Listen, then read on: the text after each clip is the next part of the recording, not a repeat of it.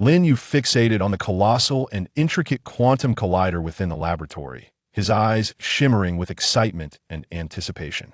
As a young and exceptionally gifted scientist, he dedicated himself wholeheartedly to this project aimed at unraveling the mysteries of the multiverse, striving to transcend the boundaries of contemporary science and seeking the pivotal connections between different space-time dimensions. It was a seemingly ordinary yet destined day within the laboratory. A myriad of indicator lights flickered incessantly, and complex circuits intertwined like a neural network, while the humming instruments continuously churned out vast quantities of data. Lin Yu and his team members busily navigated through this chaos, performing the final parameter calibrations. Energy output stabilized at a critical value of 95. Lin Yu, "We're almost there," exclaimed his assistant Xiao Li, beads of sweat rolling down his forehead, oblivious to his own distress as his hands flew over the control panel. "Good. Continue fine-tuning to ensure absolute precision. If this experiment succeeds, we shall embark on a new chapter in humanity's understanding of the cosmos." Lin Yu inhaled deeply, suppressing the tension and exhilaration within him as long, slightly fatigued fingers danced deftly over the keyboard. His gaze fixed intently on the fluctuating numbers on the screen, just as the energy was about to surge to the critical threshold, successfully triggering the photon tunneling effect and unlocking the gateway to space-time. A piercing alarm suddenly blared throughout the laboratory. "What's happening?" Lin Yu's heart raced as he shouted. Before he could react, the indicators on the main control panel flashed erratically, the red glow illuminating the entire laboratory like a scene from a harrowing nightmare. In the next moment, an unimaginably powerful wave of energy erupted from the core of the quantum collider, instantly engulfing the entire laboratory. "Energy is out of control. Cut the power quickly," someone shouted in panic, but it was already too late. The violent energy surged forth like a relentless tide, mercilessly consuming Lin Yu and his colleagues. Lin Yu felt a blinding white light flash before his eyes, his body seemingly torn into countless fragments, a profound sense of weightlessness spinning him into disorientation. As his consciousness gradually faded, he hazily perceived the laboratory walls collapsing like paper under the force of the energy, various instruments disintegrating into dust, while he himself was swept into an endless vortex, plummeting into the depths of unknown darkness. Time seemed to lose meaning, and eventually, Lin Yu slowly regained consciousness, feeling his head heavy and his body in excruciating pain. Struggling to open his eyes, he found himself in an unfamiliar forest. Towering ancient trees loomed overhead, their lush branches obscuring the sun, with only scattered beams of sunlight filtering through the leaves, casting dappled patches on the ground. The air was thick with damp, decaying scents, accompanied by the distant roars of unknown beasts and the chirping of insects. "Where am I?"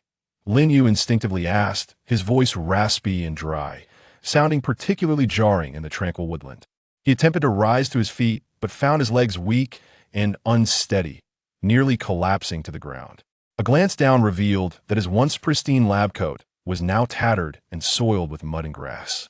Before he could comprehend his situation, a rustling sound approached from nearby, and suddenly, a massive, fearsome beast burst forth from the underbrush.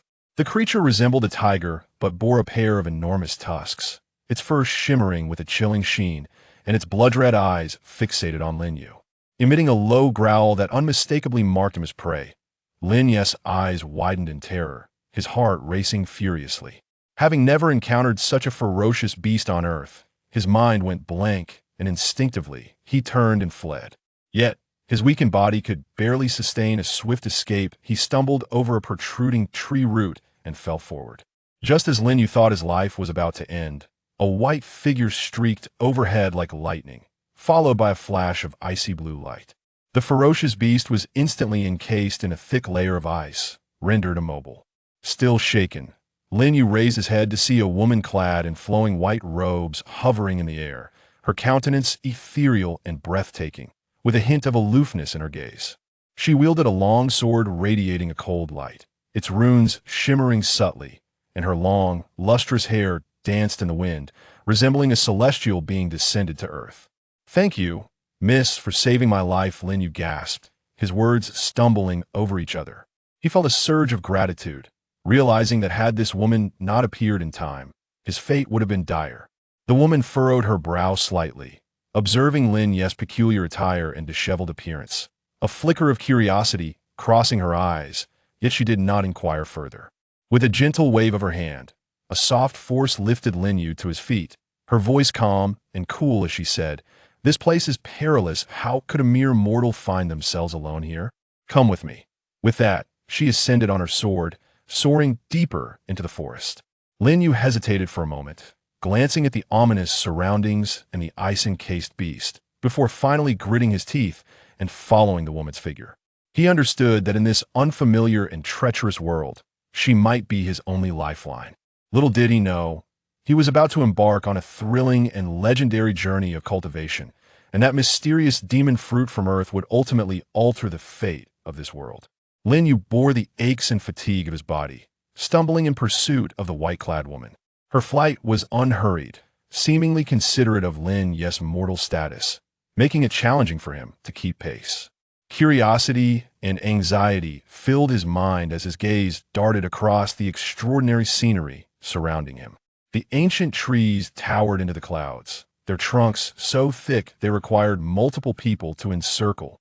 Their bark adorned with enigmatic patterns that seemed to narrate the passage of time. The flora on the ground displayed diverse forms, some glowing faintly, others exuding rich, unfamiliar fragrances, starkly different from Earth's vegetation. Lin Yu marveled inwardly, increasingly aware that he was in a wholly alien world.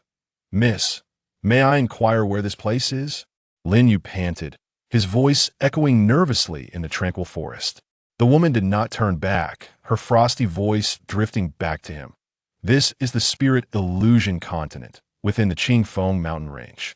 By your appearance, you must be suffering from amnesia. How could you be unaware of such basic knowledge?"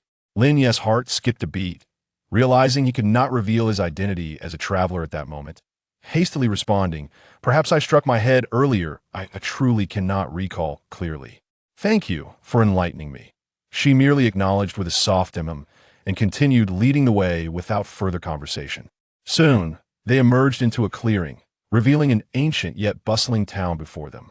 The town was built against the mountains, its cobblestone paths winding intricately, flanked by numerous shops with fluttering banners and people bustling about, some clad in traditional robes, others carrying long swords, each resonating with the aura of cultivators or those connected to the path of cultivation. Lin Yu stood agape, akin to Lu Lao entering the Grand View Garden, his heart brimming with astonishment. The white-clad woman guided him into an inn, exchanged a few words with the innkeeper, and then turned to Lin Yu, saying, "You may stay here and rest. I have already covered the lodging expenses for the next few days. Do not wander about recklessly. The area surrounding Qingfeng Mountain is rife with dangerous beasts. If you lack spiritual power, your life could be in jeopardy at any moment." Lin Yu nodded repeatedly, expressing his gratitude. "Your kindness is deeply appreciated. May I ask for your name?" "Su Yao," she replied succinctly before gracefully turning to take her leave. "Miss Su Yao, should there be an opportunity in the future, I will surely repay your kindness," Lin Yu called after her retreating figure. Su Yao paused momentarily but offered no response, quickly disappearing beyond the inn's threshold. Lin Yu remained rooted in place, reflecting on the recent perilous experiences and adventures, filled with gratitude for the woman named Su Yao. He surveyed the inn's interior, which was uniquely adorned with sturdy wooden furniture, while the walls displayed ink-wash paintings depicting fantastical scenes of celestial beings wielding swords and beasts charging forth. The innkeeper, a jovial middle-aged man, approached Lin Yu with a grin, saying, "Young sir, you are indeed fortunate to have been rescued by the fairy Su Yao. She is a talented disciple of the Qingfeng sect, not only beautiful and kind-hearted, but also highly skilled. Many in this town have benefited from her grace. Rest assured, should you require anything, do not hesitate to ask." Lin Yu graciously thanked him before being led to a room upstairs by a waiter. The room was modest yet tidy, with a soft bed awaiting him. Lin Yu collapsed onto the bed, the fatigue crashing over him like a tidal wave. Yet his mind buzzed with excitement, preventing him from sleeping. His hand inadvertently brushed against the demon fruit in his pocket, startling him as he quickly retrieved it. This demon fruit had been an unexpected discovery in his laboratory on Earth, resembling a pineapple, its surface adorned with peculiar spiral patterns. Emanating an enigmatic aura, he had sensed its extraordinary nature at the time, yet never anticipated it would accompany him into this world. That Lin Yu toyed with the fruit. He pondered its potential role in this spirit illusion continent, recalling how it had bestowed miraculous powers upon protagonists in earthly animations now, in a realm where spiritual power reigned supreme.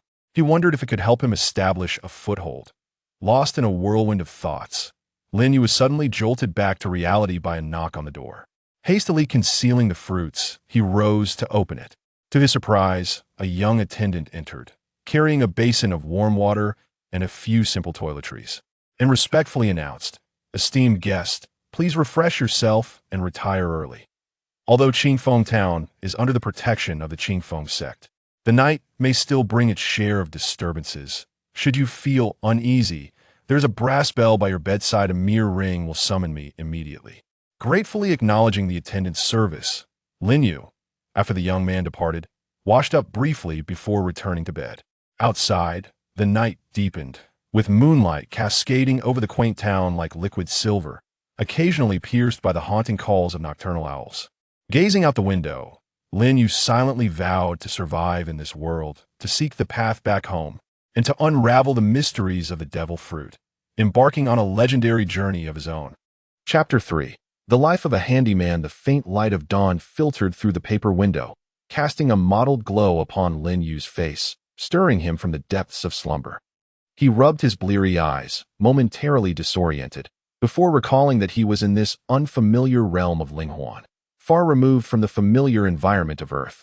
After tossing aside his covers and completing a brief morning routine, Lin Yu made his way to the inn's lobby at this hour. The lobby was bustling with patrons, most of whom were dressed in martial attire and bore weapons, engaged in animated discussions about the fierce competition for cultivation resources and the complex entanglements of sect rivalries. Lin Yu settled into an empty seat, and soon a server brought him a steaming bowl of rice porridge accompanied by several side dishes. The porridge emitted a subtle fragrance, and its soft, glutinous texture heightened his appetite. Stirring his hunger, he savored his meal. The innkeeper approached with a smile, taking a seat across from him. "Young man, you seem to be in good spirits. That I was thinking. Since you have no particular destination and lack any spiritual energy, you might want to consider finding a means of livelihood here in the town. Our Qingfeng town relies heavily on the Qingfeng sect, which often recruits handymen for various daily chores. Although the work is arduous, it provides a stable place to stay, and the wages are decent enough. Would you be interested?" Lin Yu felt a spark of hope. He had been pondering how to integrate himself into this world. He nodded in agreement. "Thank you for your advice, innkeeper. I am indeed interested and would appreciate your assistance." The innkeeper chuckled heartily, patting Lin Yu on the shoulder. "Excellent. Excellent. That I have some connections with the overseer of the handyman department at the Qingfeng sect. I shall take you there shortly." After finishing breakfast, the innkeeper led Lin Yu towards the Qingfeng sect.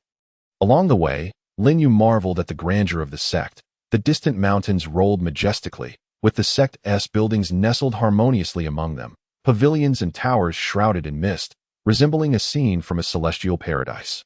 Above the grand entrance, the characters Qingfeng sect were inscribed in an elegant script, exuding an aura of formidable power. Two imposing stone beasts flanked the entrance, seemingly guarding the sect's dignity. As they approached the gate, a disciple on duty blocked their path. The innkeeper stepped forward with a courteous smile to explain their purpose. The disciple scrutinized Lin Yu for a moment before allowing them entry. They proceeded along a winding path through the mountains, where Lin Yu occasionally glimpsed young disciples practicing their swordplay in the training grounds, their blades slicing through the air with dazzling brilliance, igniting a fervor within him and intensifying his yearning for cultivation. Before long, they arrived at the handyman quarters, a somewhat dilapidated cluster of buildings, cluttered with various items. Numerous individuals clad in coarse linen were busily laboring. The overseer, a lean middle-aged man, cast a critical eye over Lin Yu and frowned. "This lad looks rather frail. Can he handle the work?" The innkeeper hastily interjected. "Zhang, do not be deceived by his appearance. He possesses considerable strength and a keen mind. Please, give him a chance." As he spoke, he discreetly slipped a storage pouch to the overseer, presumably containing some form of incentive. The overseer weighed the pouch in his hands, his expression softening slightly as he addressed Lin Yu. Very well. You may stay and give it a try. However, be warned that the work here is demanding. We start at dawn, moving supplies, cleaning the courtyards, and repairing the buildings. You must do your best, for I will not tolerate any laziness. Lin Yu promptly agreed, thus commencing his journey as a handyman. But on his first day, he was tasked with transporting heavy items. Boxes filled with cultivation materials weighed heavily upon his shoulders, causing him to stumble. The other handymen watched his struggle, some snickering while others expressed sympathy. Gritting his teeth, Lin Yu steeled himself, determined not to let anyone underestimate him as he labored. A similarly aged, slender handyman approached quietly, assisting him with one corner of a box. In a hushed tone, he said, "Brother, you're new here, right? Don't push yourself too hard. This work requires skill. Follow my lead."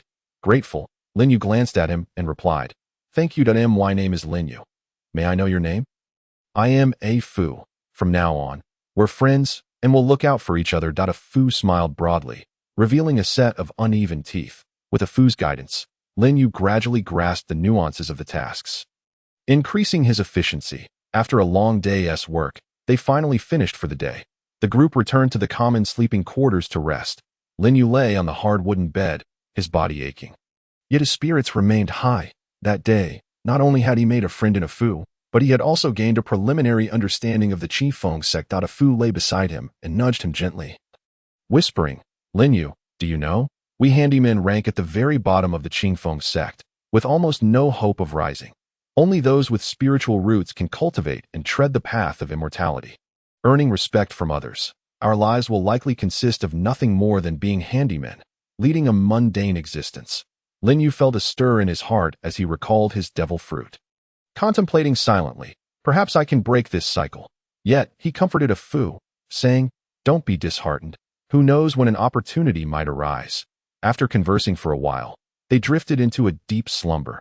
Outside, the moonlight bathed the Qifeng sect in silver, quietly concealing countless opportunities and challenges, waiting for Lin Yu to uncover them. Chapter 4.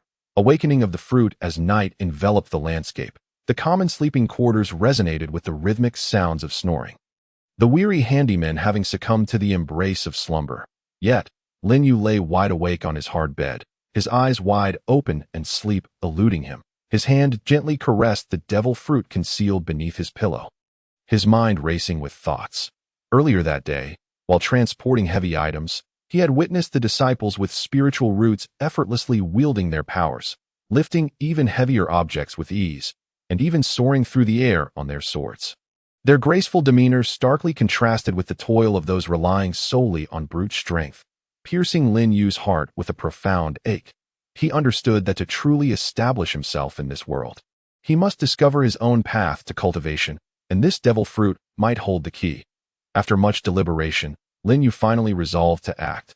He cautiously retrieved the devil fruit from under his pillow, illuminated by the faint moonlight streaming through the window, and examined it closely. The fruit's surface bore strange spiral patterns, seemingly harboring boundless mysterious power, emitting a faint glow in the darkness. Taking a deep breath, Lin Yu slowly brought his right index finger closer to the fruit. The moment his fingertip made contact, a sharp pain surged through him as his finger was easily pierced, a drop of blood trickling onto the fruit. In an instant, the devil fruit seemed to respond to some unseen call, trembling violently and radiating a blinding red light that bathed the entire sleeping quarters in crimson. Startled, Lin Yu had no time to react as a torrent of overwhelming and bizarre energy surged from the fruit. Crashing into his body like a tidal wave, he felt as though countless steel needles were piercing his meridians simultaneously, causing excruciating pain that made his body tremble uncontrollably.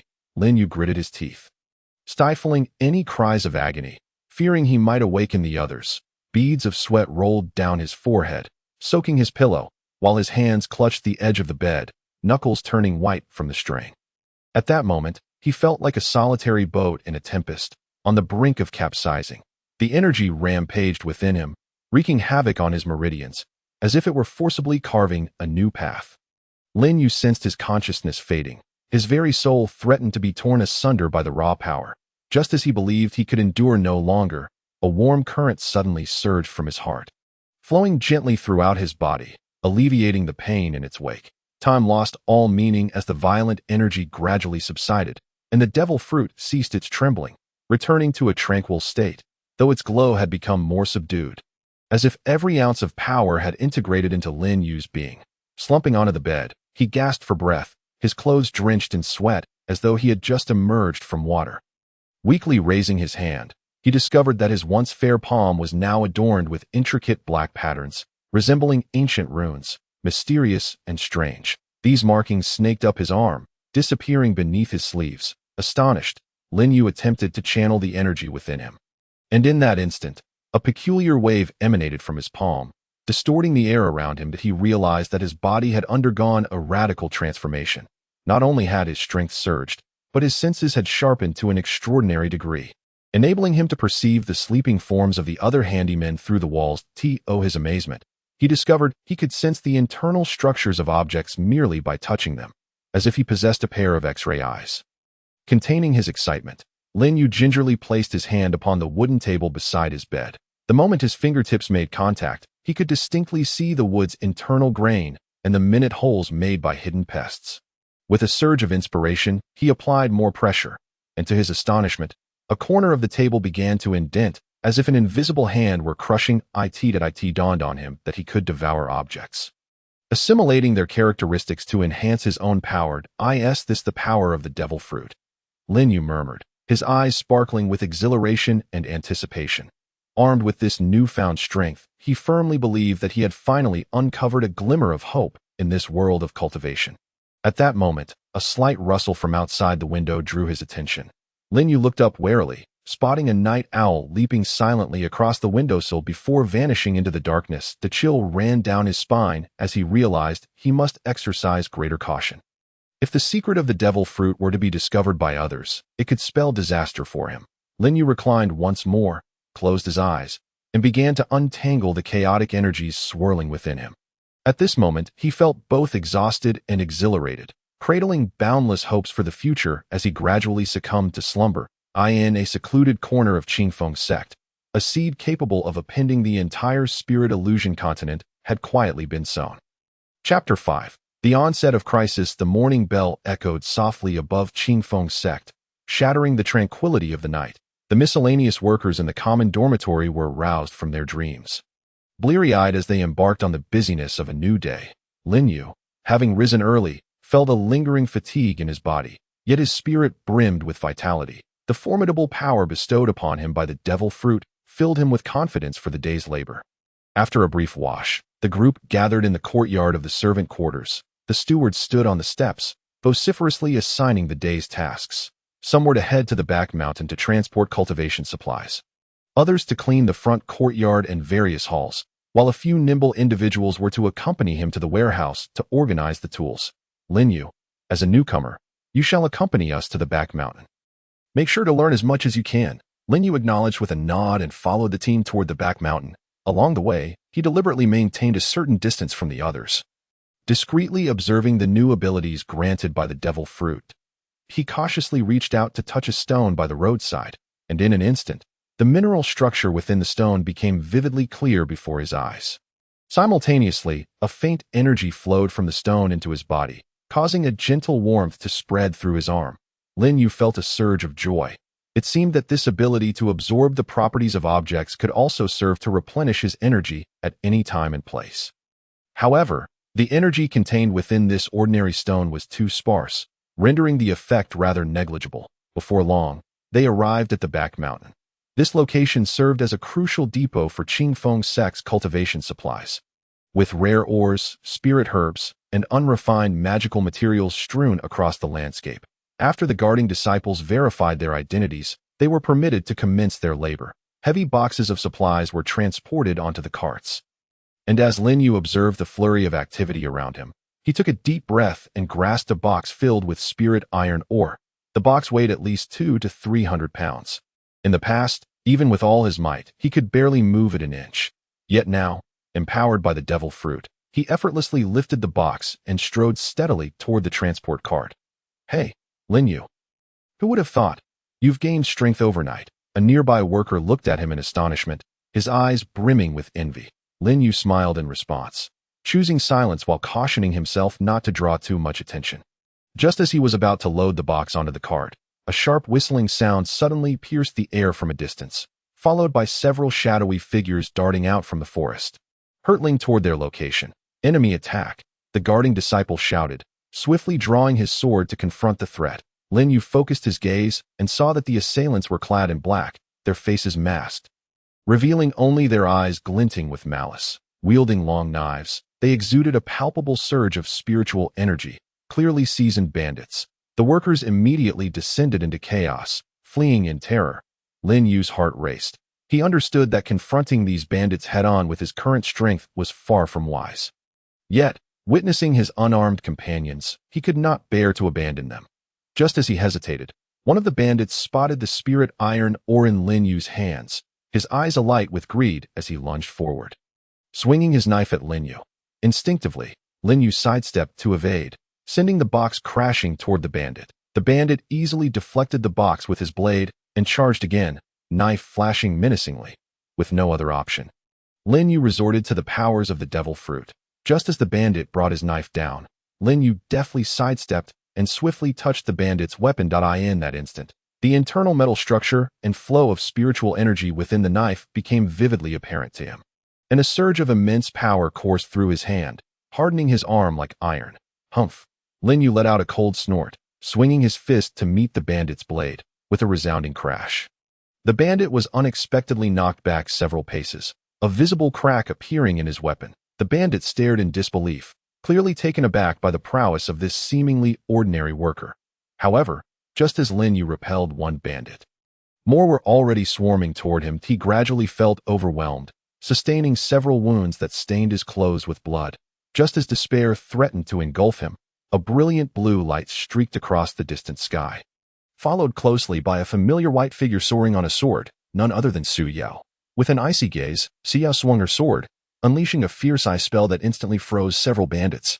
She landed gracefully, turning to Lin Yu with a slight frown and asked, "What brings you here?" Lin Yu, panting heavily, expressed his gratitude. "Thank you again for coming to my aid, Su Yao. I was assigned to transport supplies from the back mountain today, and did not expect such a turn of events." Su Yao nodded lightly, refraining from further inquiries, and instead rejoined the fray. Her swordsmanship was exceptional, and her mastery of ice magic was seamless. Wherever she went, the bandits were forced to retreat.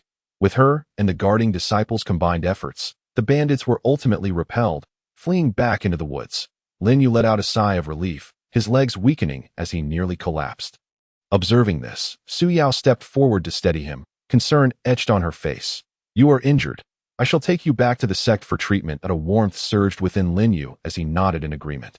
With Su Yao's support, he slowly made his way back to Qingfeng's sect. Along the journey, he gazed at her serene profile, his heart a tumult of emotions. This sudden crisis had once again unveiled the brutality of this world. Deepening his gratitude towards Su Yao, he realized that he must hasten his own growth and strength to secure his footing in this perilous spirit illusion continent. Chapter 6. The emergence of talent. Su Yao assisted the injured Lin Yu back to Qingfeng's sect, leading him directly to the Qingfeng Pavilion, a sanctuary for disciples to recuperate. A delicate herbal fragrance wafted through the air, the tranquil atmosphere providing a slight balm to their spirits. Su Yao settled Lin Yu onto a soft couch and summoned a disciple responsible for healing. The disciple quickly approached, examining Lin Yu's injuries, his brow furrowing slightly. "Though there are many wounds, fortunately, none are critical. However, you will need proper recuperation." As he spoke, he retrieved several herbs from a nearby cabinet, skillfully preparing a concoction. Before long, a steaming bowl of medicinal soup was presented before Lin Yu. Taking the bowl, Lin Yu noted its pungent aroma, yet knowing that bitter medicine often yields the greatest benefits, he tilted his head back and drank it all in one go. The warmth spread through his abdomen, and he felt the pain from his wounds gradually easing. Su Yao stood quietly beside him, watching until he finished the soup, before softly remarking, "You displayed considerable courage today. Knowing you were outmatched, you still chose to confront the bandits to protect your companions." Lin Yu offered a faint smile. "Your praise is unwarranted, Su Yao. In such a dire situation, how could I stand by idly while others suffered? Yet, my strength is lacking. Had you not arrived in time, the consequences would have been dire." Su Yao shook her head gently. Though you lack spiritual power, your bravery is commendable. Within Qingfeng sect, there are many who exploit the weak. Those with your character are indeed rare as they conversed. Elder Xianfeng entered the Qingfeng pavilion. Elder Xianfeng was a venerable figure in Qingfeng sect, clad in a flowing azure robe, his demeanor kind yet exuding an air of authority. His gaze was deep and penetrating, as if he could perceive all truths. Upon spotting Lin Yu, he expressed mild surprise. "Isn't this the lad from the servant quarters? What brings you here wounded?" Su Yao promptly recounted the events. Elder Xianfeng listened attentively, nodding slightly, his gaze falling upon Lin Yu with a contemplative expression. "To withstand several strikes against bandits, you possess some skill." He stepped closer, gently placing his hand on Lin Yu's wrist to assess his pulse. As he did so, a flicker of astonishment crossed Elder Xianfeng's eyes. He discerned that Lin Yu's pulse was robust and vigorous, an unusual force flowing within him, starkly different from that of an ordinary person. Yet, he chose to remain discreet, withdrawing his hand without comment. "Take care of your wounds and be cautious in your future endeavors." After Elder Xianfeng departed, Lin Yu pondered deeply. The elder's profound cultivation had likely revealed something during the pulse examination, and he realized he must be more vigilant in his actions moving forward. Seeing Lin Yu's serious expression, Su Yao assumed he was still worried about his injuries and comforted him. "Since the elder has seen you, rest assured that you will be fine." Lin Yu nodded in agreement, and after 2 days of recuperation in the Qingfeng pavilion, his injuries had greatly improved. Upon returning to the servant quarters, a Fu and the others gathered around him, their faces filled with concern as they inquired about his condition. Lin Yu briefly recounted the events, and everyone marveled at his bravery. A few days later, Qingfeng sect announced a minor competition. This competition aimed to select promising young disciples, providing them with better cultivation resources and advancement opportunities. Typically, the workers could only watch from the sidelines, but this year, the steward unexpectedly declared, "The higher-ups have ordered that a representative from the servant quarters must participate." "Lin Yu, you have recently made quite a name for yourself. Go and give it a try." Lin Yu was taken aback. He understood well that despite his powers from the devil fruit, he lagged far behind the formally trained disciples in terms of combat experience and skill. Yet, refusing the steward's command was not an option, so he steeled himself and accepted the challenge. On the day of the competition, the training ground was bustling with activity, alive with excitement. Disciples from various peaks gathered, their eyes sparkling with anticipation as they eagerly awaited to see who might emerge as this year's dark horse. Lin Yu stood in a corner of the arena, gazing at the formidable opponents surrounding him. Taking a deep breath to rally his spirits, with the sound of the referee's command, the competition officially commenced. Lin Yu's first-round opponent was a disciple at the 3rd level of Qi refinement. As soon as he entered the arena, he summoned a flying sword. Infusing it with spiritual power, the sword hummed ominously as it darted towards Lin Yu's throat. With a swift movement, Lin Yu utilized the exceptional perception granted by the devil fruit, effortlessly evading the fierce strike. The opponent, taken aback by his failure, revealed a look of astonishment before quickly forming hand seals and chanting incantations, unleashing a fiery spell that roared towards Lin Yu. Unfazed, Lin Yu, just as the flames were about to engulf him, abruptly reached out and touched the ground, instantly absorbing some of the stone slab's properties to enhance his leg strength. He leaped high into the air, deftly evading the fiery attack. Upon landing, seizing the moment while his opponent was still casting, Lin Yu closed the distance rapidly. Channeling the power of the devil fruit within him, a peculiar wave emanated from his palm as he struck forcefully at his opponent's chest.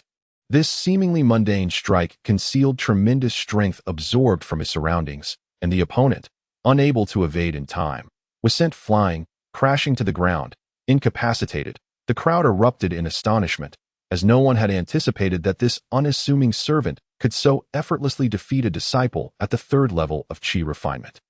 Lin Yu, observing the astonished faces below, felt an overwhelming surge of pride.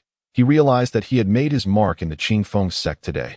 This match was merely the beginning of his legendary journey in cultivation, with more challenges and opportunities on the horizon. Chapter 7. The Elder's favor as Lin Yu, in his role as a servant, triumphed over formidable foes in the arena. His astonishing feats rippled through the spectators like a heavy stone cast into a tranquil lake, generating waves of excitement. Whispers and gasps filled the air, with curious gazes fixated on him, each trying to unveil the secrets behind this servant's remarkable rise. Not far from the arena, on the VIP platform, the elders of the Qingfeng sect observed the unfolding events with keen interest.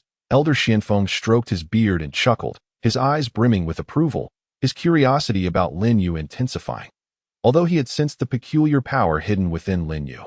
Witnessing its agile application in combat left him in silent anxiety. As the first round concluded, Lin Yu did not rush to exit, but remained standing, his eyes gently closed, focusing on regaining his depleted energy. He understood that the subsequent rounds would only grow more arduous, and maintaining his peak condition was essential. Before long, the second round commenced. This time, Lin Yu's opponent was an elite disciple at the 5th level of Qi refinement. A figure of notable repute within the Qingfeng sect, renowned for his mastery of water-based spells, wielding a shimmering, azure whip. As the battle began, the opponent seized the initiative, swinging the whip like a serpent with agility, causing splashes of water that swiftly transformed into numerous water arrows, hurtling towards Lin Yu with chilling force. Lin Yu's gaze sharpened, his feet seemingly rooted to the ground as he steadied himself, simultaneously harnessing the power of the devil fruit to sense the surrounding environment and seek out vulnerabilities. At the critical moment, he deftly sidestepped, narrowly avoiding the onslaught while reaching out to touch a nearby stone pillar. Absorbing its hardness to reinforce his defenses, the water arrows struck his back with a series of dull thuds, causing no real harm. Seeing his attack thwarted, the opponent's expression soured as he swiftly chanted incantations, manipulating the surrounding moisture to coalesce into a massive water sphere that ensnared Lin Yu within. Inside the water sphere, Lin Yu felt a constriction in his breath, his vision obscured, and his situation precarious. Nevertheless, he did not panic. Instead, he calmed his mind and once again invoked the power of the devil fruit, reaching out to touch the interior of the sphere, attempting to absorb the properties of the water elements. However, the water elements were exceptionally agile, more challenging to control than ordinary matter. In his initial attempt, he felt a chilling force seep into his body, numbing his arm and nearly robbing him of sensation. Yet, he gritted his teeth, relying on his indomitable will to persevere.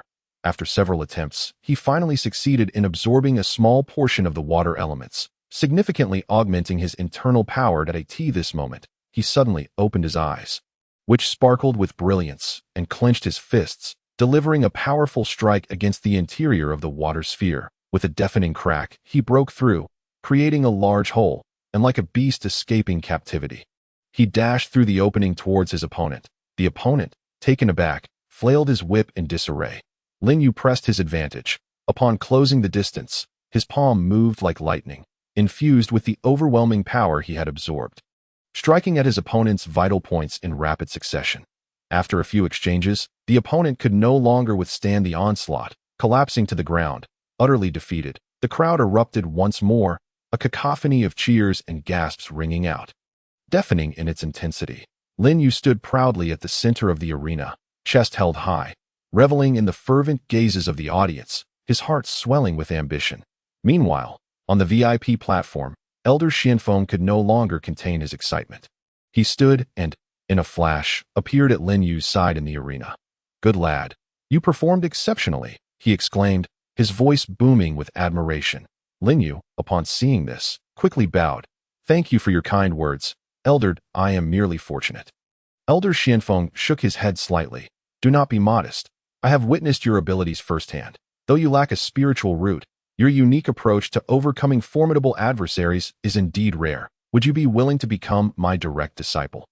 At this declaration, the arena fell into stunned silence, as everyone turned their astonished gazes toward Elder Xianfeng and Lin Yu. In the Qingfeng sect, becoming a direct disciple of an elder was a coveted honor sought by countless disciples, promising access to top-tier cultivation resources and dedicated guidance. With a bright future ahead, Lin Yu was both astonished and elated. He understood that this was a once-in-a-lifetime opportunity. He immediately knelt, bowing deeply. "Thank you for your generous offer, Elder. I am honored beyond words." Elder Xianfeng laughed heartily, lifting Lin Yu to his feet. "Excellent. From this day forth, you shall be my direct disciple." The spectators watched this moment with a mix of envy and admiration. While Lin Yu officially stepped into the core circle of the Qingfeng sect, embarking on a new chapter of his cultivation journey, Yet, he was acutely aware that the road ahead was long and fraught with challenges and opportunities. Only through diligent effort could he live up to Elder Xuanfeng's expectations and affection. Chapter 8. A new chapter in cultivation. Since Lin Yu became Elder Xuanfeng's disciple, his life underwent a monumental transformation. Once a mere servant residing in a communal dormitory, toiling daily under heavy burdens, now he was assigned to a tranquil villa designated for elite disciples of the Qingfeng sect, the environment serene and imbued with rich spiritual energy, making cultivation within the confines of the villa remarkably efficient. Elder Xianfeng took great care of him, personally crafting a unique cultivation plan and frequently summoning him to impart insights and practical techniques. Lin Yu, although you possess extraordinary powers, you must not neglect the foundational techniques on this path of cultivation. One morning, Elder Xianfeng led Lin Yu to a secluded valley in the back mountains. His expression serious as he spoke. This Qingfeng Ju is the foundational technique of the Qingfeng sect. It will aid you in absorbing the spiritual energy of heaven and earth and honing your physique. You must study it diligently. Lin Yu respectfully accepted the ancient text, noticing the runes glimmering with a mysterious aura. Recognizing the rarity of this opportunity, he immediately sat down to immerse himself in study. With the enhancement of the devil fruit's power, his comprehension exceeded that of ordinary individuals. In less than half a day, he had grasped the fundamental operations of the Qingfeng Ju as he attempted to cultivate. The surrounding spiritual energy seemed to respond to his call, flocking towards him and gradually merging into his being. As it intertwined with the power of the devil fruit, Lin Yu felt an exhilarating rush. His strength surging and his meridians growing increasingly resilient under the cleansing influence of the spiritual energy. Indeed, such talent is truly rare, Elder Xianfeng observed with satisfaction. Next, let us try this technique, Qingfeng sword technique. With that, the elder flicked his wrist, and his sword transformed into a streak of light, weaving gracefully through the air, its sword aura cleaving through massive stones effortlessly. Lin Yu, invigorated, summoned his newly acquired sword, yet initially struggled to control it. The blade wobbling uncertainly in his grasp. Undeterred, he relied on his heightened perception, continuously adjusting his force and the sword's trajectory. After numerous attempts and failures, drenched in sweat, yet oblivious to his exhaustion, he finally succeeded in executing a somewhat clumsy version of the Qingfeng sword technique. The sword traced an arc in the air, conjuring a gust of wind, though its power paled in comparison to the elder's. It filled him with exhilaration. Ha ha. Good lad. You've made progress, Elder Xianfeng exclaimed. The path of cultivation is a long one, requiring perseverance. Let us conclude for today. We shall continue our training tomorrow. Lin Yu nodded in agreement. Returning to the villa, after a brief wash, he did not immediately rest. Understanding the significance of practical experience, he practiced the techniques he had learned that day in the courtyard, meticulously refining each move until the late hours of the night. Meanwhile, within the Qingfeng sect, news of Lin Yu becoming Elder Xuanfeng's direct disciple spread like wildfire. Some were envious, believing he had merely stumbled upon good fortune. Others harbored discontent, questioning how a servant could possess such merit. Of course, many were filled with curiosity, eager to uncover the truth. In the Qingfeng pavilion, where disciples frequently gathered to converse, a group of young disciples sat together, animatedly discussing. Have you heard? That Lin Yu was once nothing more than a mere errand boy, devoid of any real skill, and yet he managed to win competitions through dubious means, astonishingly caught the eye of Elder Xianfeng, who took him as a personal disciple. Is this not sheer folly? A disciple clad in blue scoffed disdainfully, curling his lip. Indeed, I believe that his meager tricks will inevitably be exposed. I am curious to see how he will manage the aftermath, echoed another disciple in green.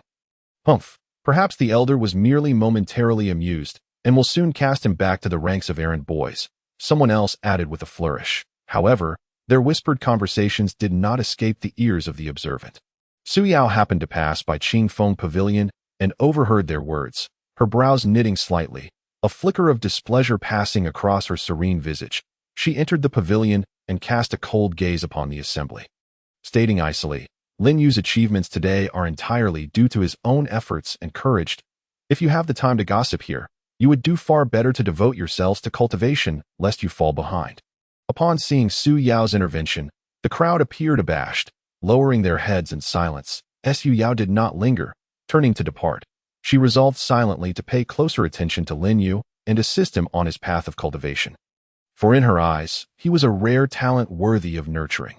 Unbeknownst to Lin Yu, he remained engrossed in the new world of cultivation, diligently studying each day, rapidly growing stronger, and steadily advancing towards higher realms.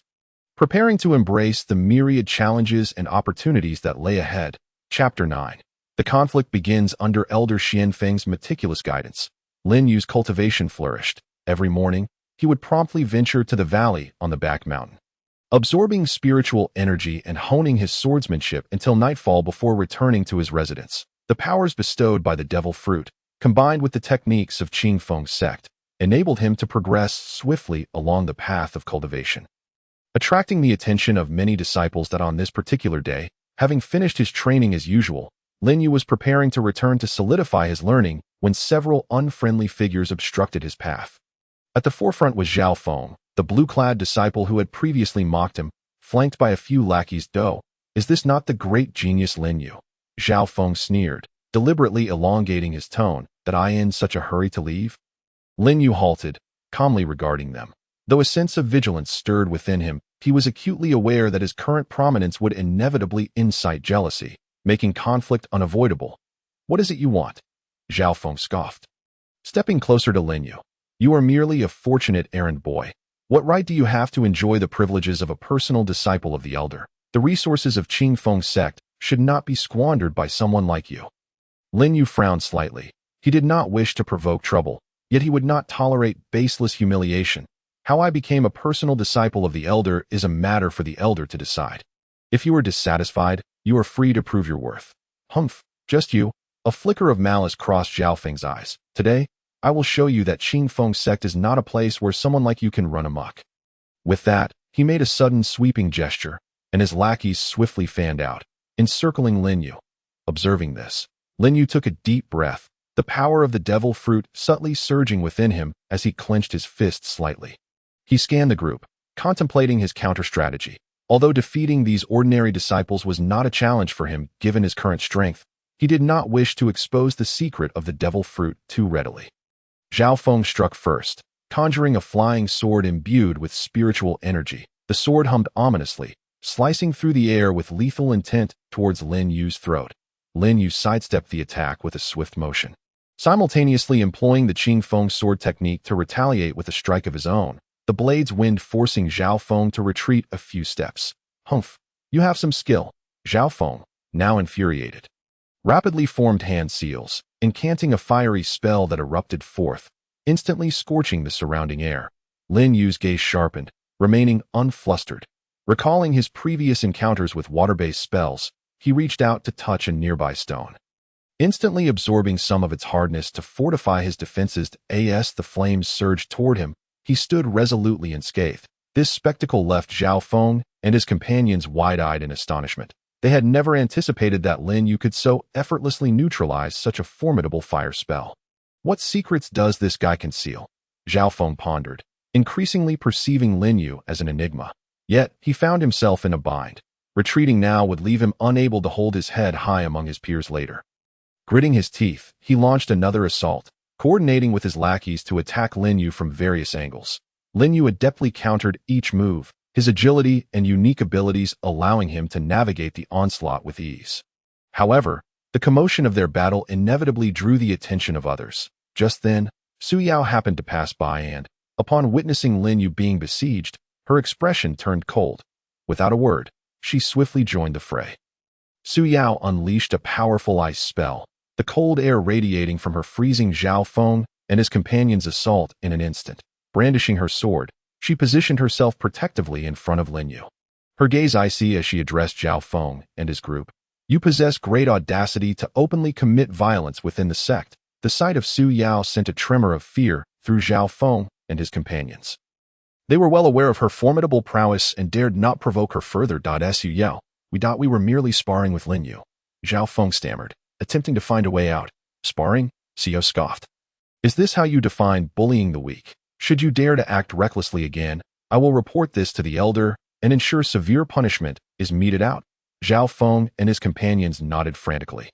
Hastily retreating, Lin Yu exhaled in relief and turned to Su Yao, his heart brimming with gratitude. "Thank you, Miss Su Yao, for coming to my aid once more." Su Yao shook her head slightly. "Your status is no longer what it once was. You will inevitably attract envy. Exercise caution in your future endeavors." Lin Yu nodded in agreement, his appreciation for Su Yao deepening. Through this incident, he understood that his rise within Qing Feng's sect would not be without its challenges. And the undercurrents of jealousy required constant vigilance that he realized that only by continuously enhancing his strength could he truly secure his position and protect all that he cherished. Chapter 10. The Secret Realm Training, Part 1. In the wake of this conflict, Lin Yu devoted himself even more diligently to his cultivation, fully aware that only absolute strength could silence those with ulterior motives. Under Elder Xian Feng's tutelage, his understanding of the Qing Feng technique deepened, and his mastery of the sword technique reached an extraordinary level, with his strength steadily increasing. One day, Elder Xian Feng summoned Lin Yu before him, his expression grave. "Lin Yu, your cultivation has reached a preliminary stage. It is time for you to venture out and gain practical experience. That I have learned that a primordial secret realm deep within the Sunset Mountain Range, under the jurisdiction of our Qing Feng sect, is about to open. This secret realm abounds with opportunities that will surely benefit you, though the dangers therein should not be underestimated. Are you willing to go?" A spark of excitement flickered in Lin Yu's eyes. He recognized the rarity of such an opportunity for training and responded without hesitation. "Thank you for your kindness, Elder. I am willing to go." Elder Xian Feng nodded slightly, a satisfied expression crossing his face. "Very well, but you will not be going alone. Su Yao and Xiao Chun will accompany you. You are already familiar with Su Yao. As for Xiao Chun, he is a promising rogue disciple of our sect, known for his forthright nature and formidable strength. Traveling together will provide mutual support." Lin Yu's heart soared with joy. With Su Yao and the capable Xiao Chun by his side, the safety of this journey was undoubtedly greatly enhanced. A few days later, the three met at the entrance of Qing Feng's sect. Xiao Chun was tall and robust, clad in a black outfit, bearing a blazing long spear upon his back, his gaze fierce and resolute. Upon seeing Lin Yu, he burst into hearty laughter, striding forward to clap Lin Yu on the shoulder with enthusiasm. "You must be Lin Yu. I have long admired you.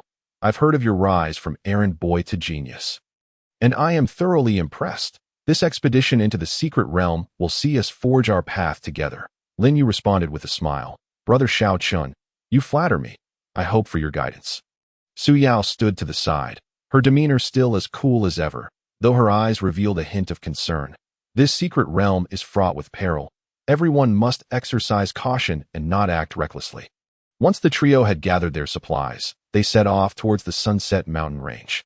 Throughout the journey, Xiao Chun remained in high spirits, regaling them with tales of past adventures, his extraordinary experiences captivating Lin Yu and dispelling much of the fatigue from their travels. Meanwhile, Su Yao intermittently offered reminders for them to stay vigilant. After several days of arduous travel, they finally arrived at the depths of the Sunset Mountain Range. Before them loomed an ancient and enigmatic stone door standing in the valley, its surface shimmering with runes that radiated potent barriers, the surrounding space subtly warping, clearly marking it as the entrance to the primordial secret realm. At that moment, numerous cultivators from various sects and families had gathered around the stone door, some in small groups, others standing alone, their eyes shimmering with desire and greed for the secret realm. Everyone awaited the moment the stone door would open. Lin Yu and his companions found a clear spot and patiently awaited. As time passed, the runes on the stone door grew increasingly radiant, humming with energy, an ancient and overwhelming presence washing over them. Quickly, the door is about to open, someone in the crowd shouted, causing everyone to tense. Their eyes fixed intently on the stone door. In an instant, the stone door began to slowly part, a blinding light bursting forth from within, followed by a powerful suction that drew everyone inside. Lin Yu felt a flash of brilliance before finding himself in an entirely new world. Within the mystical realm, ancient trees towered majestically, and ethereal mists enveloped the surroundings. Extraordinary flora radiated with a kaleidoscope of colors, and a rich spiritual energy surged forth, instilling a sense of tranquility. Yet, Lin Yu had no time to revel in the beauty. Barely steadying himself, he was met with the resounding roars of monstrous beasts echoing around him. "Everyone, be cautious," Su Yao exclaimed, swiftly drawing her longsword and scanning the vicinity with vigilance. Lin Yu and Xiao Chun immediately adopted a defensive stance, back to back, their eyes darting in different directions before them. Several colossal and grotesque beasts lunged from the mist, their bodies engulfed in black flames, revealing razor-sharp fangs and claws that gleamed like knives. Clearly no ordinary adversaries. With a thunderous shout, Xiao Chen brandished his fiery spear, igniting its tip in an inferno and thrusting it forward, unleashing a roaring fire column that struck the foremost beast. The creature sidestepped, narrowly avoiding the brunt of the attack, yet it was grazed by the flames. Emitting a pained cry, seizing the opportunity, Su Yao unleashed her ice-based spells, sending shards of ice, sharp as swords, towards the beasts, instantly freezing one of the creature's legs, hampering its movement. Lin Yu, too, was not idle. He summoned the power of the devil fruit. Touching a nearby ancient tree, swiftly absorbing its resilient qualities to bolster his own strength, with a mighty roar, he charged at one of the beasts, delivering a powerful punch to its head. The beast was caught off guard by this sudden assault. Stumbling backward, the trio, despite their initial collaboration, exhibited an extraordinary synergy as they engaged in a fierce battle for survival against the monstrous foes. Within this mysterious and perilous realm, their fates remained uncertain, as did the treasures they might uncover. Chapter 11. Trials in the Secret Realm, Part 2. Through their harmonious cooperation, the initial wave of beastly attacks was successfully repelled. However, they dared not relax. Fully aware that the realm was fraught with peril, and more formidable foes could emerge at any moment. Lin Yu panted slightly, his gaze sweeping cautiously around. After this skirmish, he had grown increasingly adept at wielding the powers of the devil fruit, bolstering his confidence. Yet, he also discerned that each use of his abilities imposed a certain burden on his body, illuminating the necessity of judiciously managing his strength to avoid fatigue in critical moments. "Are you both unharmed?" Su Yao sheathed her sword, casting a concerned glance at her companions. Though her hair was slightly disheveled and her cheeks bore traces of dirt, her ethereal beauty remained undiminished. "I'm fine," exhilarating, to encounter such formidable beasts so soon. The adventure ahead promises to be even more thrilling, Xiao Chen declared with a hearty laugh, his spear ablaze with flickering flames, embodying his indomitable spirit. Lin Yu nodded in affirmation, indicating his well-being. After a brief respite, they resolved to delve deeper into the secret realm. Along the way, extraordinary sights continually captivated their attention. Luminescent lakes, crystal-clear waters brimming with potent spiritual energy, where ethereal fish could be glimpsed beneath the surface, occasionally creating rippling waves, and massive stones suspended in midair, their surfaces inscribed with mysterious runes, exuding an ancient and timeless aura, as if recounting tales of yore. Yet, they could spare no time to admire these wonders. They ventured further. The spiritual energy thickened, and the atmosphere grew increasingly fraught with danger. Suddenly, a powerful surge of spiritual energy emanated from nearby, accompanied by shouts of alarm. "Let us go see." Xiao Chan's eyes sparkled with excitement as he dashed ahead, with Lin Yu and Su Yao closely trailing behind. Before them, in a valley, a group of cultivators were embroiled in fierce combat over a radiant spiritual plant that exuded a spectrum of colors. This plant resembled a lotus flower, adorned with 7 petals, each shimmering with a distinct hue, and at its core, a translucent spiritual pearl flickered, clearly a rare treasure. That's the 7-colored spirit lotus. It is said that consuming its petals or the spiritual pearl can significantly enhance one's cultivation and may even allow one to break through cultivation bottlenecks. Su Yao murmured, her eyes gleaming with fervor. Yet, acquiring the 7-colored spirit lotus was no simple feat. The surrounding cultivators employed various techniques, their treasures soaring through the air, as spells intertwined to create a dazzling yet perilous tapestry of light. Some cultivators adept in water manipulation summoned water vapor to form water dragons, roaring as they charged at their opponents. Others, masters of fire manipulation, unleashed flames that crackled ominously in the air, exchanging knowing glances. The trio joined the fray. Xiao Chen surged ahead, his spear like a dragon, penetrating the crowd, flames roaring from its tip, daring anyone to obstruct his path. Su Yao, stationed nearby, cast ice spells to shield Xiao Chen. Her ice shards striking true, consistently hitting vital points and leaving adversaries defenseless. Lin Yu refrained from rushing into the fray. Instead, he meticulously surveyed the environment for advantageous opportunities. He soon spotted a massive metallic or nearby and, in a flash, approached it, absorbing its hardened properties to enhance his defenses. Seizing the moment, he stealthily maneuvered behind the spiritual plant while the attention of the crowd was captivated by Xiao Chun and Su Yao. Just as he was about to touch the seven-colored spirit lotus, a dark figure darted from the side, a mysterious cultivator clad in black robes blocking his path. The figure's expression was severe, eyes glinting with cold malice, wielding a black curved dagger inscribed with pulsating runes that emanated a chilling aura. "Humph, you think you can take the easy path? Not so fast," the black-robed cultivator sneered. Swinging the dagger towards Lin Yu, Lin Yu evaded to the side, simultaneously summoning the power of the devil fruit, a strange wave emanating from his palm as he counterattacked. The two clashed fiercely. Exchanging blows in a relentless struggle, the black-robed cultivator wielded his dagger with lethal precision, each strike infused with formidable spiritual energy, attempting to force Lin Yu back. But Lin Yu, leveraging the unique perception granted by the devil fruit and his augmented physique, deftly maneuvered, continuously seeking openings. During the battle, he noticed that the runes on the dagger appeared to guide the flow of spiritual energy. Seizing an opening, he swiftly reached out to touch the dagger. In an instant, he perceived the internal structure of its spiritual energy, and a powerful force surged into his body, rendering his attacks even more ferocious. The black-robed cultivator sensed the shift, his expression turning to one of shock as he attempted to retreat. But it was too late. Lin Yu capitalized on the opportunity, delivering a decisive blow that sent the black-robed cultivator staggering back, temporarily robbing him of the will to fight.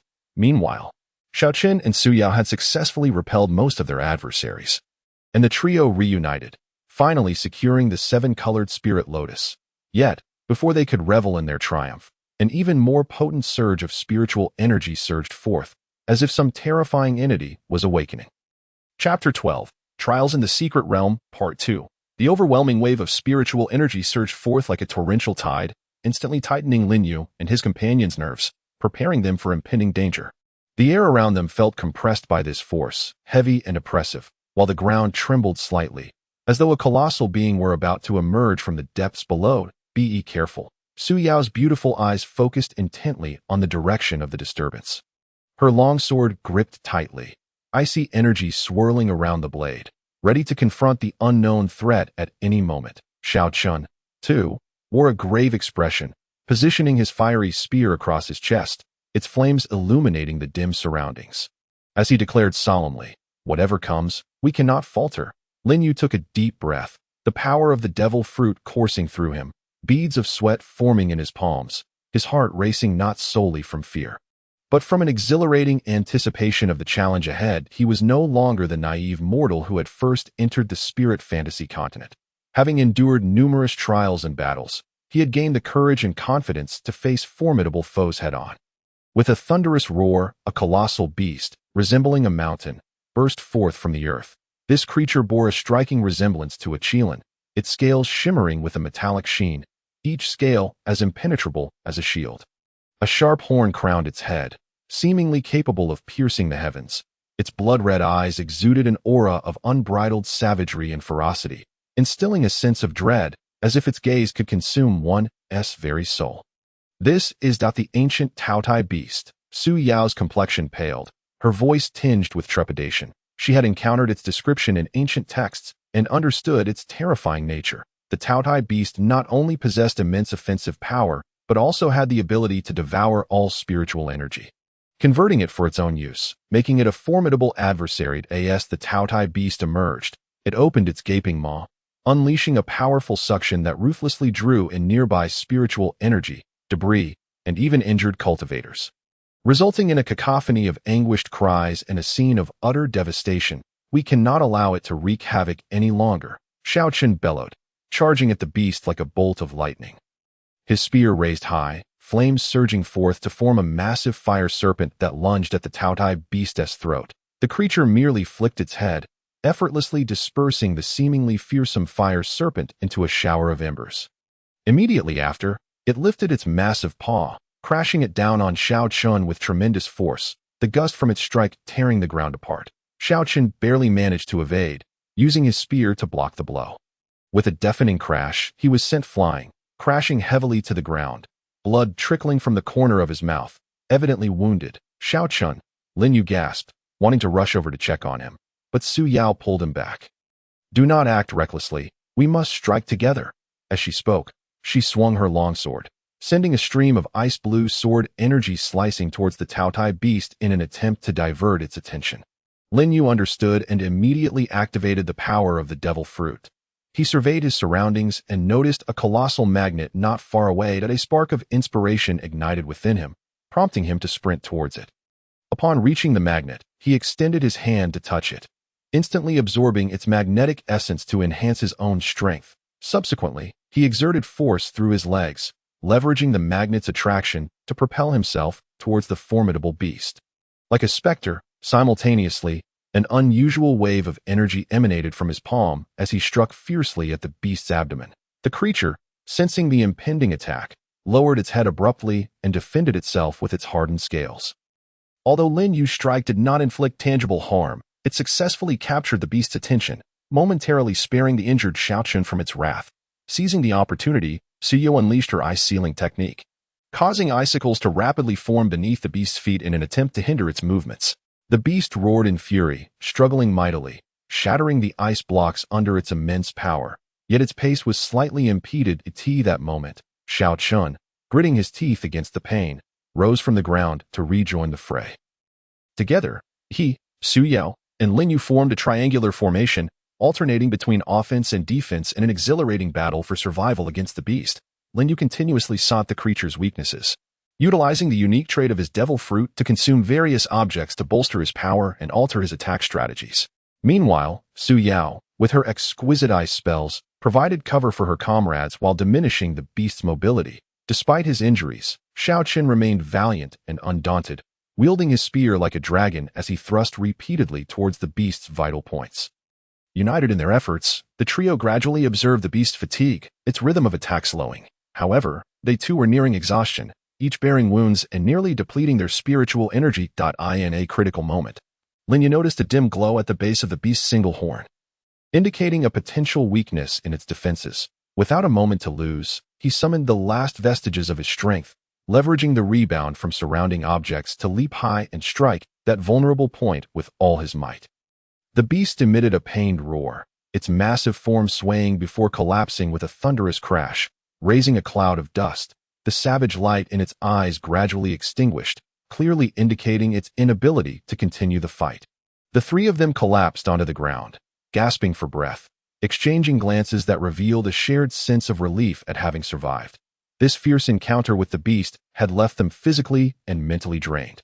Yet it had also deepened their bond and led to a significant enhancement of their abilities. Once their strength had somewhat recovered, they rose to survey their surroundings in the wake of the beast's rampage.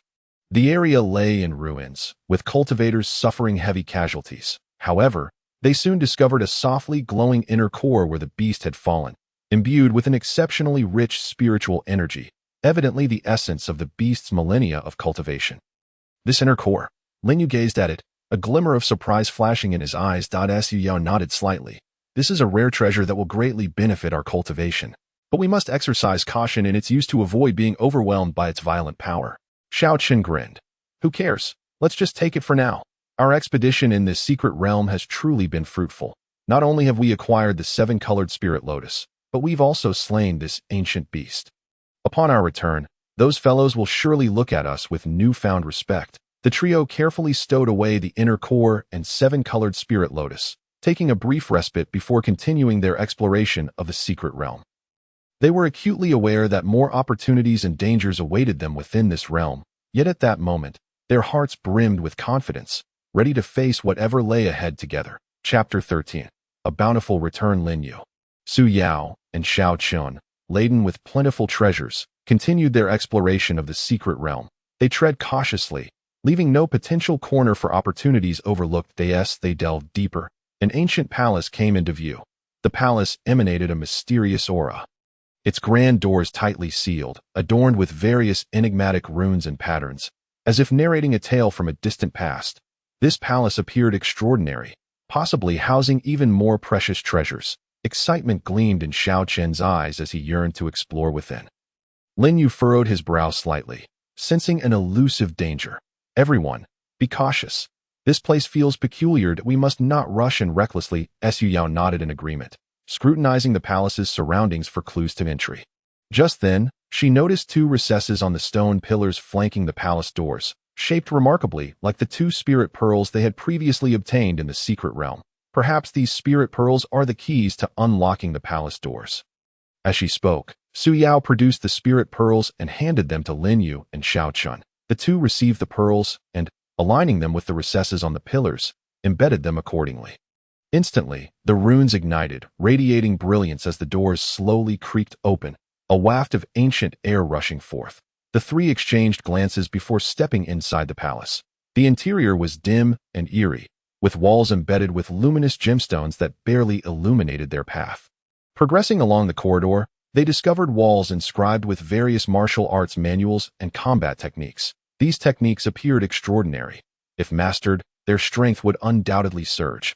Lin Yu marveled, his eyes alight with wonder.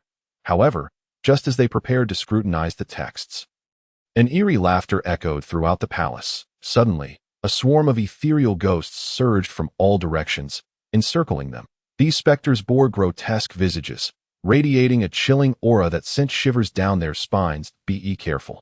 These ghosts are formidable adversaries, Xiao Chen shouted, igniting his spear in flames as he charged at the apparitions. Lin Yu and Su Yao quickly reacted, unleashing their spells to engage in battle with the phantoms. Lin Yu harnessed the power of his devil fruit, consuming the essence of nearby objects to enhance himself, engaging the ghosts in close combat. Su Yao stood at the rear, casting ice spells to support Lin Yu and Xiao Chun. Although the ghosts lacked physical forms, their sheer numbers and erratic movements rendered them difficult to combat. Lin Yu delivered a punch, but it passed through the ghostly figures, failing to inflict any real damage. This approach is futile. We must identify their weaknesses. While dodging the ghosts' assaults, Su Yao remarked, observing the ghosts' movements. Lin Yu noted their acute sensitivity to spiritual energy fluctuations. An idea ignited within him. He concentrated, merging the power of his devil fruit with his spiritual energy to create a peculiar wave. As this wave radiated outward, the ghosts seemed to be ensnared by an unseen force, their movements slowing. Listen to me. Concentrate your spiritual energy and emit waves in sync with my rhythm to disrupt their actions. Lin Yu called out. Su Yao and Xiao Chun immediately complied. United, the trio generated waves of spiritual energy, and under the influence of this force, the ghosts gradually lost their capacity to attack.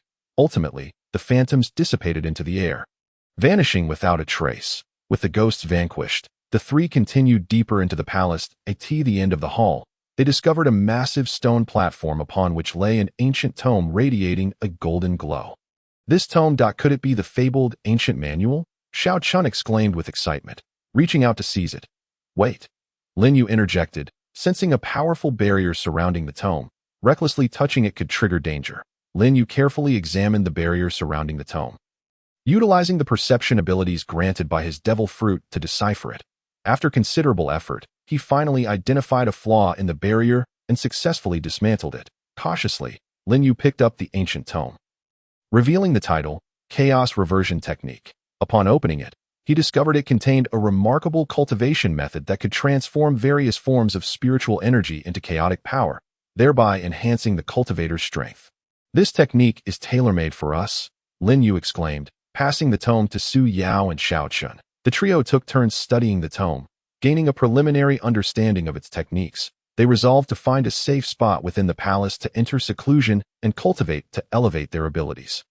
After several days of focused meditation, they successfully grasped the fundamentals of the chaos reversion technique, further enhancing their powers. At this moment, news arrived that the secret realm was on the verge of closing.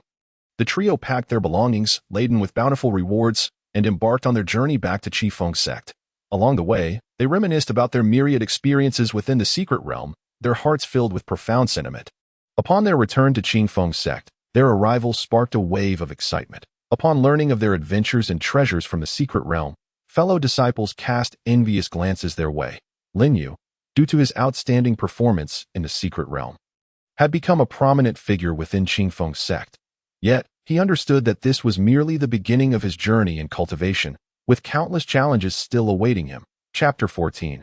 Renowned far and wide. Upon returning to Qifeng sect, the trio brought back rare treasures and martial arts manuals, particularly the chaos reversion technique, which stirred a tremendous uproar within the sect. Disciples gathered in clusters, murmuring excitedly, discussing the legendary experiences Lin Yu and his companions had during their expedition.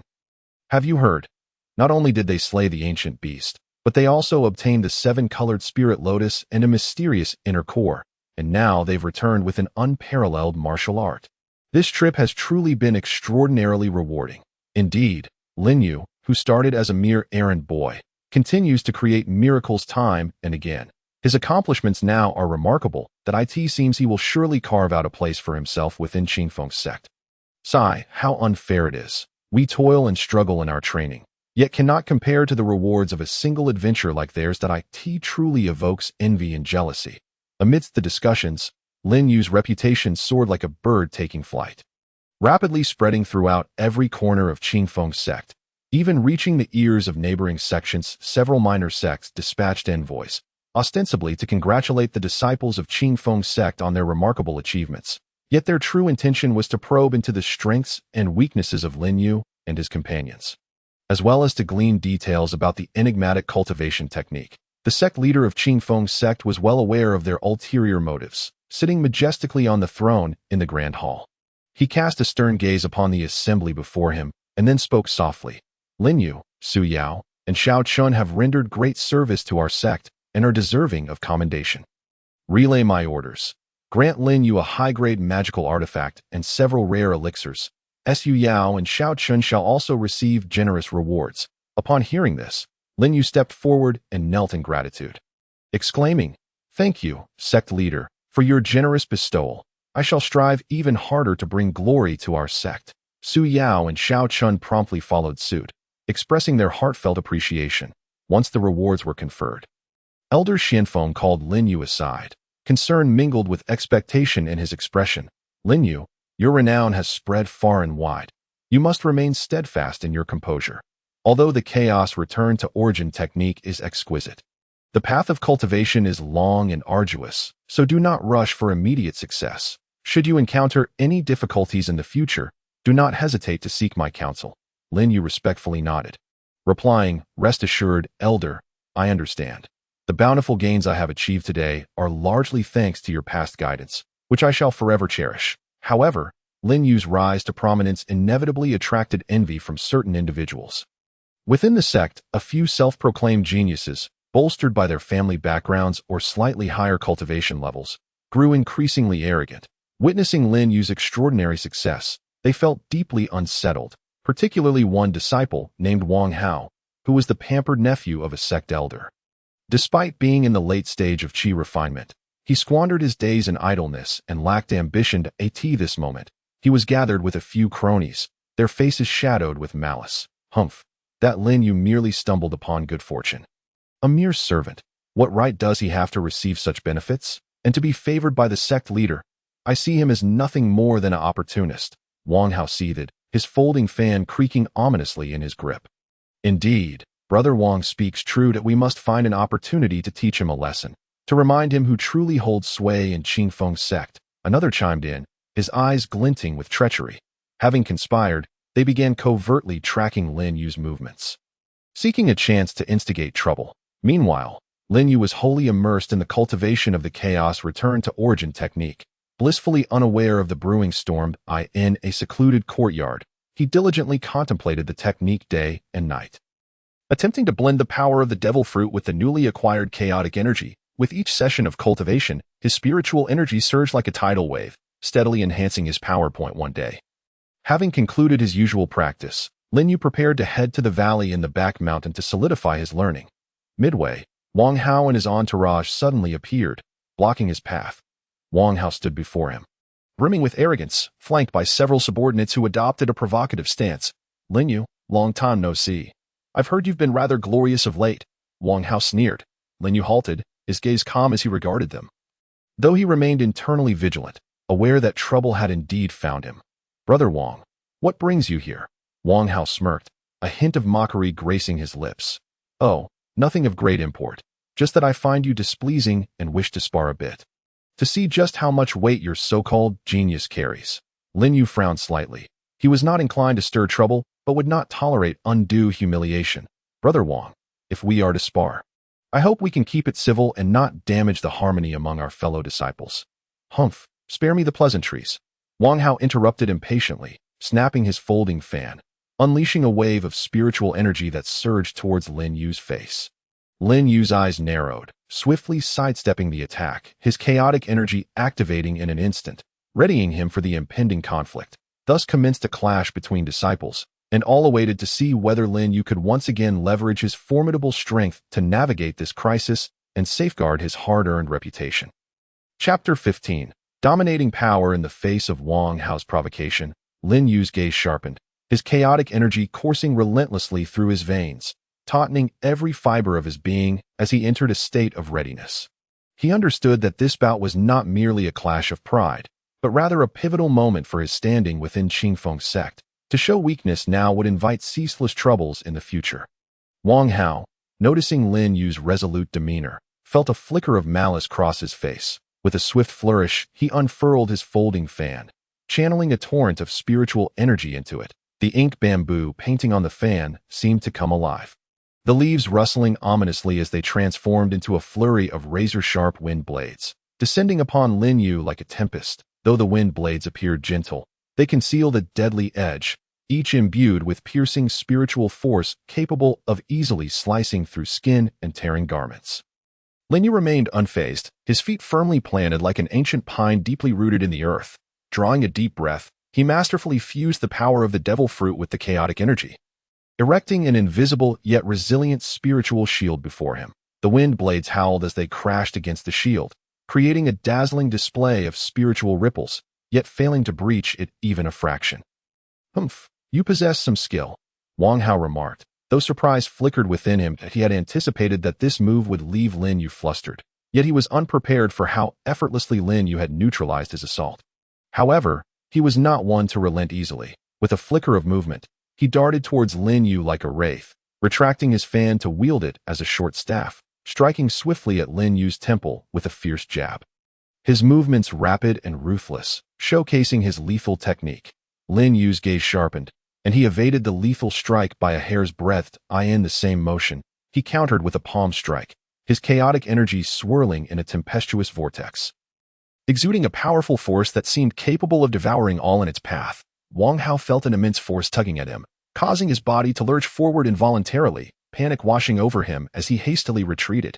What is this strange power? He thought, fear etching itself upon his features as he began to regard Lin Yu with newfound wariness. It dawned on him that this former servant had undergone a remarkable transformation.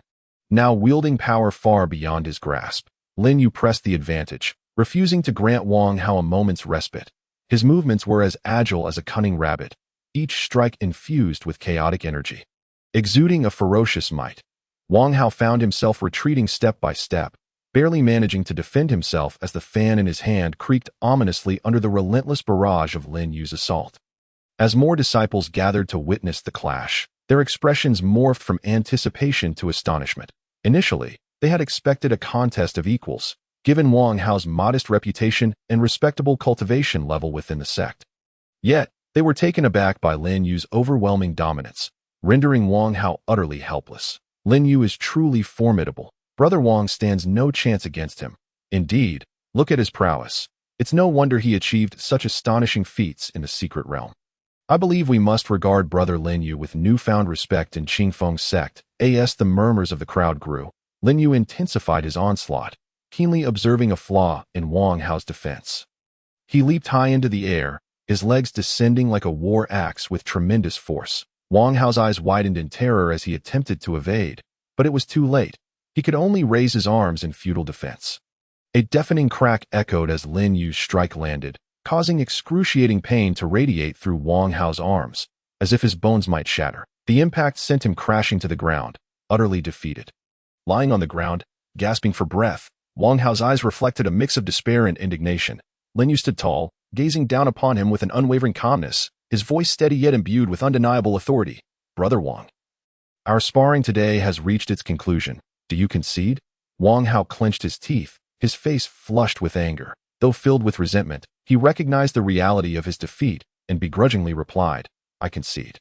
Lin Yu nodded slightly, turning to the onlookers and clasping his hands in a gesture of respect. Fellow disciples, Today's events were regrettable. I hope you will not hold it against me. Lin Yu had no desire to foster enmity, merely wishing to focus on his cultivation. Should assistance be required in the future, he would welcome their requests. The crowd nodded in agreement. Their impressions of Lin Yu significantly transformed.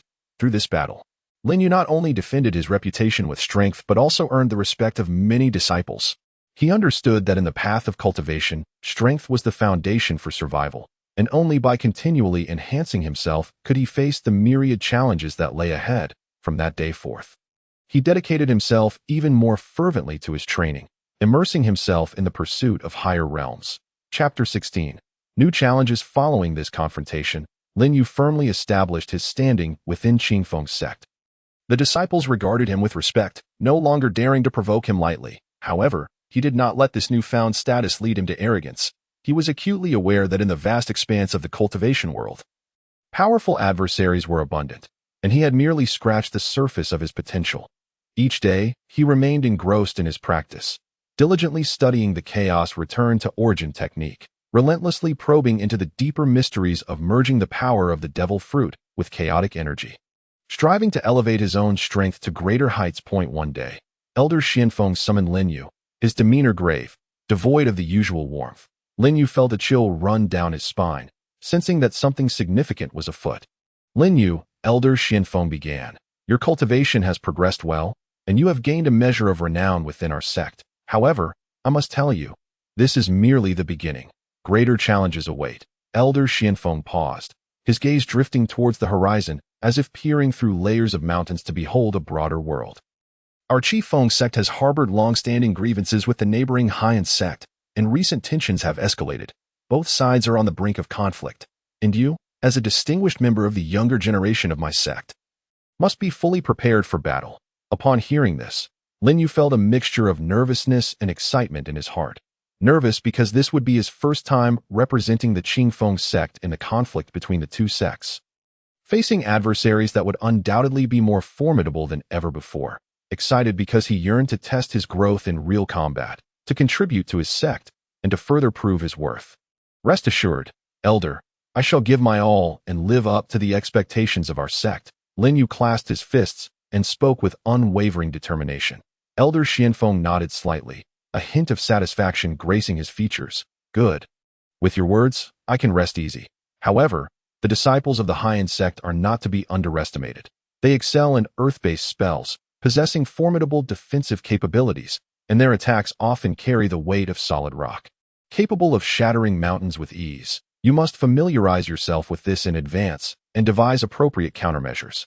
Lin Yu took the elder's teachings to heart. Upon returning to his courtyard, he began diligently gathering intelligence on the Haiyan sect, inquiring among his peers and consulting ancient texts, day and night without respite. Throughout his investigation, he discovered a formidable technique known as YNPNYSHU, which, when practiced, enveloped the user in a shield as hard as rock, rendering them nearly impervious to blades and arrows, while simultaneously allowing for fierce counterattacks, be it through smashing, piercing, or crushing, with astonishing might. Having learned of the opponent's trump card, Lin Yu fell into deep contemplation. He understood that conventional methods of assault might prove futile and resolved to seek alternative approaches. Thus, he delved deeper into the H&D in Guyuanju, hoping to uncover a means to counter this extraordinary technique. After several days of exploration, Lin Yu gradually formed a plan in his mind. He decided to exploit the unique property of chaotic energy, the ability to encompass and transform all forms of spiritual power, attempting to devour the energy within the opponent's rock shield during battle, thereby weakening their defenses and seizing the opportunity to strike. Of course, this plan carried significant risk. If executed poorly, it could easily result in a backlash from the opponent's spiritual power. Nevertheless, Lin Yu, by nature resolute and unafraid of challenges, made the bold decision to take the plunge. Just as the relationship between the two sects grew increasingly tense and war loomed on the horizon, the master of the Qingfeng sect issued a command, summoning all participating disciples to the training ground for a pre-battle mobilization and tactical briefing. On the training ground, the atmosphere was heavy and oppressive. Hundreds of disciples stood in orderly rows, each bearing solemn expressions, their eyes reflecting a determination to face death head-on. The sect master stood upon a high platform, his gaze sternly sweeping over the assembly, his voice booming like a great bell, reverberating throughout the training ground. Disciples. Our Qingfeng sect now faces the provocation of the Han sect, a matter of our sect's dignity and survival. To end this battle, we must secure victory, for defeat is not an option. You are the elite of our sect. Bearing the hopes of our lineage, you must fight valiantly on the battlefield and bring glory to the Qingfeng sect. Yes, the disciples responded in unison, their voices echoing through the heavens, the sound reverberating in the valleys for long moments.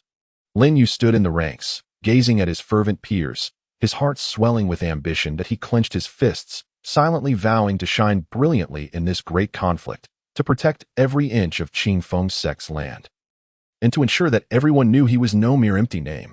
After the mobilization meeting concluded, the disciples of the Qingfeng sect, under the guidance of the elders, marched resolutely towards the border between the two sections. Along the way, dust billowed, and the atmosphere grew so tense it felt suffocating. Lin Yu took a deep breath, adjusting his state of mind, rehearsing the impending battle in his mind, as the powers of the devil fruit and chaotic energy surged within him. Poised for action, that he understood that the true test was only just beginning. Chapter 17. The fierce battle between the two sects. The disciples of the Qingfeng sect arrived at the border between the two sects, where a desolate battlefield unfolded before their eyes, with howling winds and swirling sand, as if recounting the brutal conflicts of the past. In the distance, the Han sect's forces marched forward in overwhelming numbers. Equally prepared for combat, the two sides were nearly equal in number, their expressions stern and unwavering, fixated on each other, the air thick with the acrid scent of gunpowder, signaling that battle was imminent. Lin Yu stood at the forefront of the Qingfeng sect, his gaze sharp, closely assessing several powerful figures within the Han sect's ranks, silently evaluating their strength. Beside him, Su Yao and Xiao Chun wore expressions of grave concern, their weapons gripped tightly, ready to charge into the fray at any moment. As a deafening horn shattered the silence, the battle between the two sects officially erupted. Instantly, spiritual energy shimmered and intermingled. Magical artifacts whistled through the air, and the sounds of battle cries and explosions echoed, shaking the very drums of the ears. The disciples of the Han sect struck first, their voices rising in unison as they invoked the YNPNYSHU technique. A heavy rock shield materializing around their bodies, glinting coldly in the sunlight. They then manipulated the surrounding rocks, transforming them into numerous sharp stone spears that rained down upon the disciples of the Qingfeng sect. Where the spears passed, the air was torn asunder, emitting a chilling howl. The disciples of the Qingfeng sect did not dare to be negligent. They swiftly cast spells to defend themselves. Some summoned defensive artifacts, radiant barriers forming to block the incoming spears. Others wielded water-based spells, conjuring surges of water in an attempt to counter the onslaught. Observing the scene, Lin Yu remained composed, the chaotic energy and devil fruit power within him surging rapidly. As the stone spears approached, he shouted, extending his hand forward, a powerful devouring force erupting from his palm, halting several spears in their tracks, and with a mighty squeeze, he crushed them into dust. This display left the surrounding disciples of the Qingfeng sect in awe, their morale soaring. Well done, senior brother Lin Yu. With this strength, the Han sect's disciples will surely suffer. Amidst the cheers, Lin Yu's figure flickered, slipping like a phantom into the enemy lines. His target was clear, a core disciple of the Han sect. This individual possessed formidable cultivation and significant renown among the younger generation of the Han sect, wielding earth-based spells of tremendous power. Upon seeing Lin Yu charge towards him, the core disciple smirked coldly, rapidly forming hand seals as the ground trembled violently beneath him. That a massive rock erupted from the earth, hurtling towards Lin Yu with a fierce wind. Lin Yu's expression sharpened as he sidestepped the boulder. Simultaneously, he activated the chaotic energy, attempting to devour the spiritual power within the rock to weaken the opponent's attack. However, upon contact, he was met with a powerful recoil that nearly injured him. Breaking my rock power is no easy feat, the core disciple taunted. Lin Yu's heart sank as he realized the opponent's strength far exceeded his expectations. Yet, unwilling to concede defeat, he adjusted his strategy and opted for close combat, utilizing the extraordinary physical prowess and agility bestowed upon him by the devil fruit. He swiftly closed the distance, launching a flurry of strikes aimed at the opponent's vital points. The Han sect's core disciple hastily raised his rock shield in defense, and for a time, they exchanged blows in a fierce stalemate. Lin Yu continuously sought out the opponent's weaknesses, while the adversary skillfully evaded danger time and again through adept spellcasting. Elsewhere on the battlefield, Su Yao and Xiao Chun were similarly embroiled in fierce combat. Su Yao's ice-based spells could hinder the high insect's disciples to a degree, but against their sturdy rock shields, the effectiveness was significantly diminished. Xiao Chen's fiery lance darted through the rocks, managing to shatter some smaller stone attacks, yet failing to deliver any fatal blows. Often finding himself overwhelmed by the stone spears that as the battle wore on, casualties on both sides began to mount, the battlefield littered with bodies, the ground stained red with blood. The disciples of the Qingfeng sect gradually showed signs of fatigue, while the Haiyan sect, relying on their resilient defenses and ferocious attacks, began to gain the upper hand in a critical moment. Lin Yu, amidst the intense clash with the Haiyan sect's core disciple, spotted an opening. Ignoring his own safety, he summoned all his strength, channeling the chaotic energy and devil fruit power into his palm, delivering a powerful strike to the weak point of the opponent's rock shield. With a resounding crack, a fissure appeared in the core disciple's rock shield. Seizing the moment, Lin Yu pressed on with a relentless barrage of attacks upon his opponent. The core disciple, stricken with fear, faltered in a moment of panic, leaving his defenses exposed, and Lin Yu landed a punch squarely on his chest, sending him flying backward, blood spattering from his mouth, clearly injured. Lin Yu's remarkable feat greatly invigorated the morale of the Qingfeng sect. The once weary disciples felt as though they had been rejuvenated with a surge of energy, rallying to launch a new offensive, engaging in a desperate struggle against the Haiyan sect. Chapter 18. Turning the tide of battle, Lin Yu's heavy injury inflicted upon the Haiyan sect's core disciples sent the morale of the Qingfeng sect soaring. The disciples surging forward like a tidal wave, their assault becoming increasingly fierce. However, the Haiyan sect, with its deep-rooted foundation, did not falter.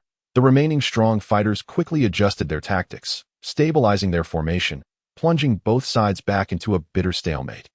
On the battlefield, spiritual energies flickered and intertwined, the sounds of colliding magical artifacts resonating incessantly, the scent of blood growing ever more pungent.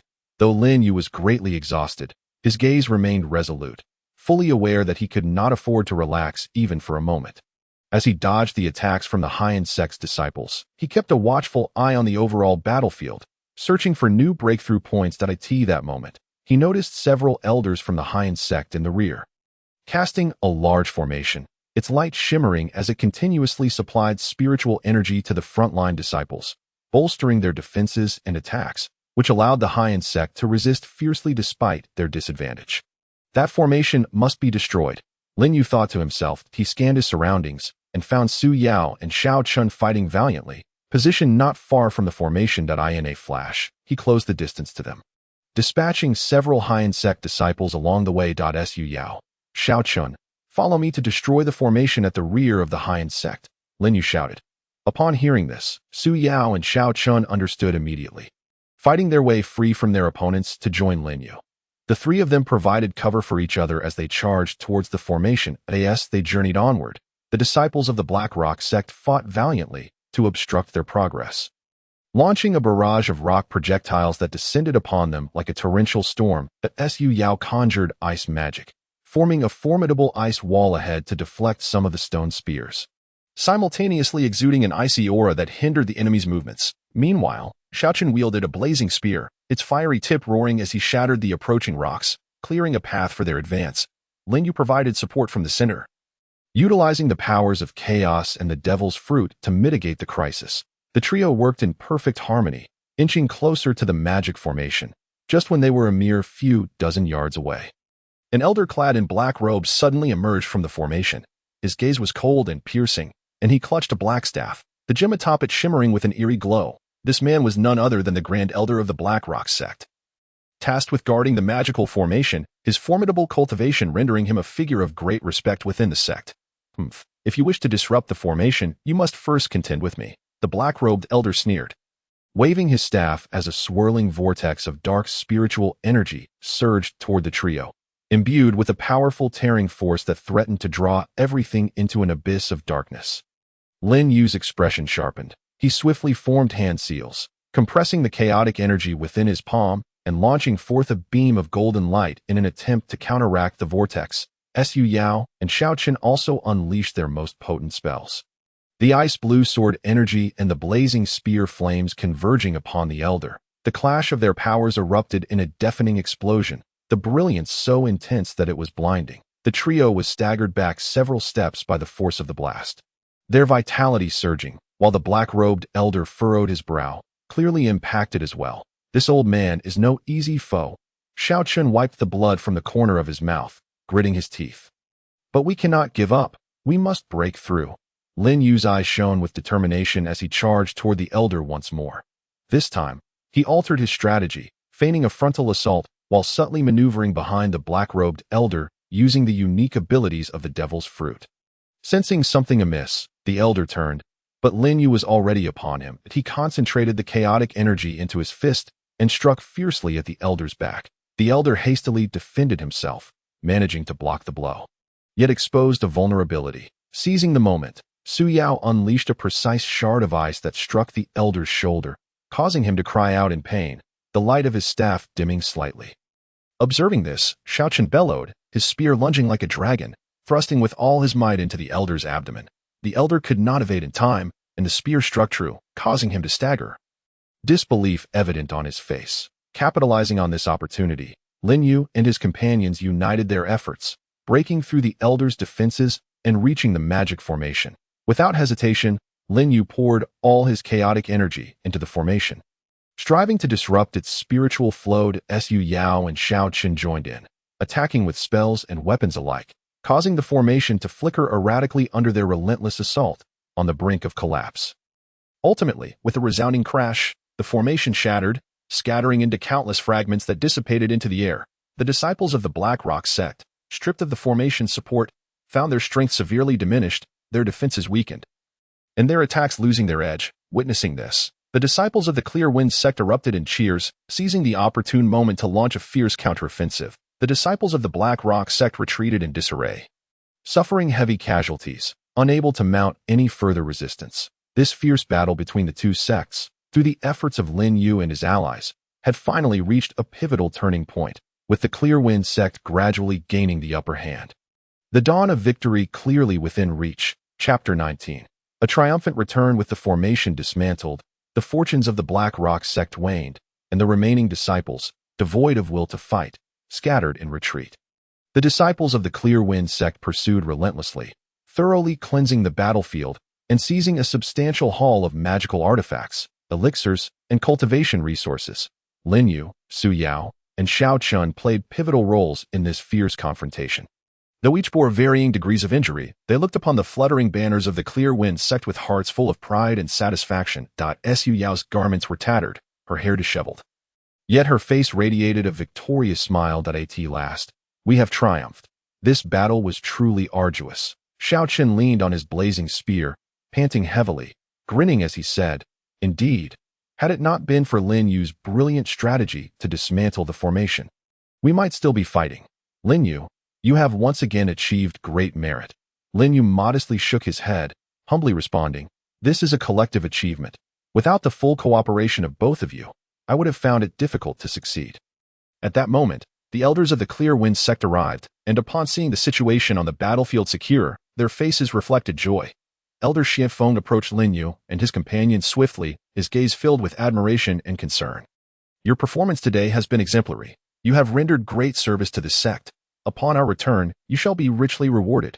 Under the elder's direction, the disciples of the Clear Wind sect quickly regrouped, clearing the battlefield and tending to the wounded, before setting off on their triumphant journey back. Along the way, laughter and chatter filled the air as they recounted the remarkable moments of the battle, the atmosphere a stark contrast to the tension they had previously faced. Upon returning to the Clear Wind sect, jubilation reigned supreme. The sect leader personally welcomed the victorious disciples at the Grand Hall, publicly announcing rewards for those who participated in the battle. Lin Yu was bestowed with the title of Hero of Clear Wind, and the rewards were exceedingly generous, including rare elixirs, top-tier magical artifacts, and a precious opportunity to cultivate in the sect's forbidden grounds, eliciting envy from many disciples. Su Yao and Xiao Qin also received substantial rewards, both filled with joy at their contributions to the sect and the honor they had earned. During the celebration feast, the hall was aglow with lights, tables overflowing with fine wines and delicacies. The disciples raised their cups, reveling in the joy of victory. As one of the focal points of the celebration, Lin Yu naturally attracted much attention, with numerous disciples coming forth to toast him. Expressing their admiration and gratitude, Brother Lin Yu, today, thanks to you, our Clear Wind sect has achieved a resounding victory. I raise this cup to you. Indeed, Brother Lin Yu possesses extraordinary strength and unmatched wisdom. Surely he will lead our sect to an even brighter future. In response to the enthusiastic toasts from his juniors, Lin Yu reciprocated each one, his heart filled with myriad emotions. He understood deeply that this journey had been fraught with challenges. And the honor he now received was not only a validation of his efforts, but also a weighty responsibility. He silently vowed to train even harder, to safeguard the Clear Wind sect, and to live up to everyone's expectations. After several rounds of drinks, Elder Xianfeng called Lin Yu aside, his expression somewhat grave. Lin Yu, your status within the sect has changed dramatically, but do not let it lead to arrogance and complacency. Although the Black Rock sect has suffered defeat this time, we cannot guarantee they will not return with vengeance. Moreover, in this realm of cultivation, there are many more powerful forces. The challenges ahead will only grow. Lin Yu nodded solemnly. Rest assured, Elder, I understand. This victory is but temporary, and I will redouble my efforts to enhance my strength in preparation for all future challenges that I in the days that followed. Lin Yu devoted himself wholeheartedly to his cultivation. He seized the opportunity to practice in the Forbidden Grounds, diligently studying the Chaos Return to Origin technique, striving to achieve a more perfect fusion of the powers of the Devil's Fruit and Chaos, steadily enhancing his strength with each session of training. Meanwhile, the Clear Wind sect, having endured this fierce battle, grew even more cohesive, with disciples taking Lin Yu as their example, diligently honing their skills, and the entire sect radiated a vibrant atmosphere of growth. Chapter 20. A new crisis. While Lin Yu was engrossed in his secluded training and the Clear Wind sect basked in the joy of victory and vibrant development, a lurking crisis was silently approaching. 1,000 miles away from the Clear Wind sect, a mysterious organization known as the Shadow Alliance lay in wait. They had long concealed themselves in the shadows, operating with secrecy, adept in various assassination and conspiracy tactics. This time, the Shadow Alliance had set its sights on the Clear Wind sect's spiritual mine. The Clear Wind sect's spiritual mine was rich in spiritual energy, yielding high-quality spiritual crystals that were invaluable resources for cultivators.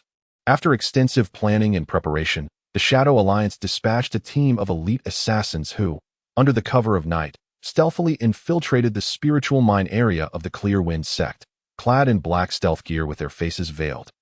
Revealing only their cold, piercing eyes, the assassins wielded blades that glimmered with an eerie light, moving without a sound. The guards at the spiritual mine remained blissfully unaware of the impending danger. Suddenly, one guard felt a chilling presence behind him.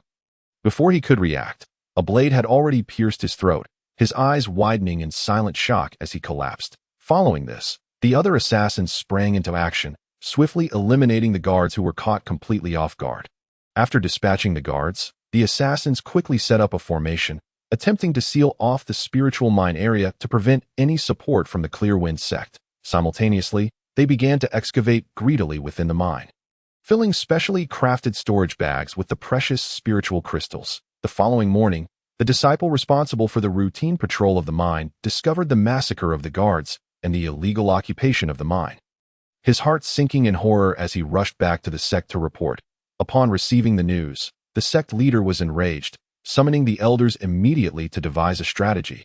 How outrageous! The Shadow Alliance dares to brazenly seize our Clear Wind sect's spiritual mine. The sect leader slammed his palm on the table, his eyes ablaze with fury. Elder Xianfeng furrowed his brow, his expression grave as he remarked, "The Shadow Alliance has always operated with cunning. Their approach this time is fierce." Suggesting they come prepared. We must not underestimate them and must quickly formulate a countermeasure. The other elders nodded in agreement, the atmosphere tense and oppressive. At that moment, one elder proposed, "Shall we recall Lin Yu immediately?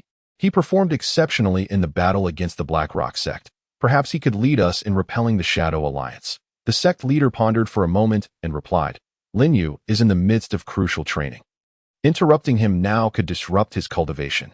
However, given the urgency of the situation, we may have no choice." Soon, a disciple hurriedly arrived at Lin Yu's seclusion place, exclaiming loudly, "Brother Lin Yu, trouble is afoot. The Shadow Alliance has invaded our spiritual mind, and the sect leader commands you to convene immediately." Lin Yu, who was fervently striving to break through to a new realm, was abruptly interrupted by the unexpected shout, causing his heart to tighten.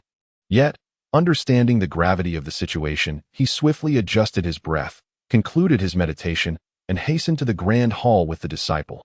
Upon grasping the situation in the hall, Lin Yu's gaze instantly transformed into one of sharp determination. Sect leader. Elders, we of the Qifeng sect must not cower in the face of the Shadow Alliance's aggression. The spiritual mind is one of the cornerstones of our sect. We cannot allow them to succeed. The sect leader nodded with approval. Lin Yu, what strategies do you propose? After a moment's contemplation, Lin Yu replied, since the Shadow Alliance dares to seize our spiritual mind, they must have some form of backing. We should not launch a blind assault but first send someone to ascertain their strengths and weaknesses, particularly regarding the formations they have laid out. Simultaneously, we should organize a group of elite disciples to flank them, diverting their attention, while I will lead a small team to seek an opportunity to sabotage the formations. Once the formations are dismantled, we can initiate a full-scale attack and ensnare them in one fell swoop. The elders nodded in agreement upon hearing this. Thus, the Qingfeng sect swiftly mobilized, adhering to Lin Yu's plan, and an intense confrontation with the Shadow Alliance was on the horizon. What challenges Lin Yu would face this time, and whether the Qingfeng sect could successfully protect the spiritual mind, remained an enigma. Chapter 21. Delving into the tiger's lair, the Qingfeng sect acted according to plan, swiftly selecting a group of elite disciples. Lin Yu personally led a small team, which included Su Yao, Xiaochen, and several other formidable peers, each bearing a solemn expression and resolute gaze as they stealthily advanced towards the spiritual mind of the Shadow Alliance. Clad in lightweight garments, they concealed their figures and cautiously approached their target, utilizing the forest cover. Throughout the journey, Lin Yu continually urged everyone to exercise caution, for the assassins of the Shadow Alliance were exceptionally skilled. Any misstep could reveal their whereabouts and jeopardize their mission. As they neared the spiritual mind, a palpable aura of menace enveloped the air. Lin Yu signaled for the group to halt and, relying on his acute perceptiveness, discerned that the surroundings were rife with hidden sentinels of the Shadow Alliance. He quietly conferred with his teammates and devised a detailed plan for their breakthrough. Su Yao took the lead, casting an ice-based spell to create a veil of frost in the distance, swiftly obscuring the sentinel's line of sight. Simultaneously, Xiaochen led several peers to launch a rapid incursion from another flank, deliberately generating noise to attract the sentinel's attention. The sentinels of the Shadow Alliance fell for the ruse, rushing towards the source of the sound. Seizing the opportunity, Lin Yu and the remaining members glided through the trees like phantoms, stealthily approaching the core area of the spiritual mind. However, just as they were about to arrive, an invisible barrier obstructed their path. Lin Yu reached out to touch the barrier and felt a powerful rebounding force. Contemplating inwardly, the Shadow Alliance indeed possesses some formidable techniques. Having set up such a sophisticated barrier, he immediately focused his mind, channeling chaotic energy to seek out the barrier's vulnerabilities. Su Yao and Xiao Chen assisted from the side, each employing their spiritual energy to disrupt the barrier's operation. After considerable effort, Lin Yu finally identified a weak point in the barrier. With a mighty shout, he concentrated the chaotic energy into his palm and struck fiercely, causing the barrier to shatter. The group successfully passed through the barrier and entered the interior of the spiritual mind. At that moment, they beheld the assassins of the Shadow Alliance busily transporting spiritual crystals. The mind in utter disarray. A flicker of fury ignited in Lin Yu's eyes as he prepared to issue the command to attack. Suddenly, an eerie laughter echoed through the air. Humph, little pups of the Qingfeng sect. Since you've arrived, don't expect to leave alive. As the voice faded, a figure clad in black robes emerged from the shadows, his gaze cold and menacing, wielding a serpentine staff adorned with two glimmering red gems. This man was the leader of the Shadow Alliance's operation, possessing unfathomable strength. Lin Yu's heart sank. Realizing he was facing a formidable adversary, he quickly shielded his companions behind him, warily watching the black-robed elder. Are you the leader of the Shadow Alliance? Today, as you dare to seize our Qingfeng sect's spiritual mind, you should have anticipated this outcome. The black-robed elder let out a derisive laugh. With just a few greenhorns like you, do you truly believe you can thwart the Shadow Alliance? How utterly foolish. With that, he waved his staff, unleashing a torrent of black mist that surged forth, enveloping Lin Yu and the others. The mist carried a pungent odor, obscuring their vision and constricting their breathing, rendering their movements sluggish. Upon witnessing this, Lin Yu immediately summoned chaotic energy, forming a protective shield of spiritual power around his comrades to shield them from the mist's corrosive effects. "Everyone, be careful. This mist is toxic," Lin Yu shouted. Hearing this, Suyo and Xiaochen held their breaths and unleashed spells to disperse the mist. However, the black-robed elder seized the opportunity to launch a more ferocious assault. He manipulated the black mist, transforming it into numerous sharp black spikes that lunged toward Lin Yu and his companions. Lin Yu's gaze sharpened, his hands swiftly forming seals as chaotic energy converged in his palms, manifesting as golden beams of light that collided with the black spikes, producing a series of thunderous booms to Su Yao and Xiao Chun. Refusing to be outdone, each unleashed their most powerful spells. The ice-blue sword energy intertwined with the blazing flames of their spear, engaging in a desperate battle against the black-robed elder. The fierce clash deep within the spiritual mind was about to erupt, and whether Lin Yu and his companions could break through the encirclement and successfully dismantle the Shadow Alliance's formations to safeguard the Qingfeng sect's spiritual mind hinged on this life-and-death struggle. Chapter 22. A desperate counterattack deep within the spiritual mind. Lin Yu and his companions were locked in a fierce confrontation with the leader of the Shadow Alliance. The black-robed elder commanded the black mist like a surging tide, crashing upon them in relentless waves, with the spikes weaving ominously, intensifying their assault.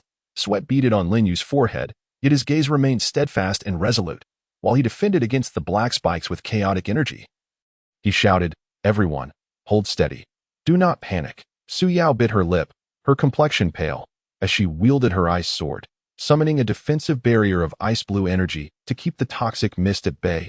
Xiao Chun, engulfed in flames, wielded his spear like a dragon, each thrust igniting a blaze that incinerated the encroaching black mist. Nevertheless, the black-robed elder's prowess was undeniably formidable. After several exchanges, Lin Yu and his companions found themselves gradually overwhelmed, forced to retreat. Witnessing the dire situation of his comrades, Lin Yu felt a surge of urgency. He understood that without a countermeasure, they would all perish here today. Suddenly, a spark of inspiration struck Lin Yu as he recalled a technique he had employed during his battle with the Blackrock sect, wherein he had absorbed the opponent's spiritual energy using chaotic power. Although the Shadow Alliance's energy was malevolent and peculiar, it was a risk worth taking. He began to channel chaotic energy, attempting to capture and devour the spiritual energy within the black mist. Initially, the black energy surged within him like a wild stallion, causing intense pain, but Lin Yu gritted his teeth and persisted, continually striving to tame and transform it with chaotic power. You think you can resist? How laughable. The black-robed elder sensed the anomaly and scoffed, intensifying his energy output, causing the mist to thicken and the spikes to multiply.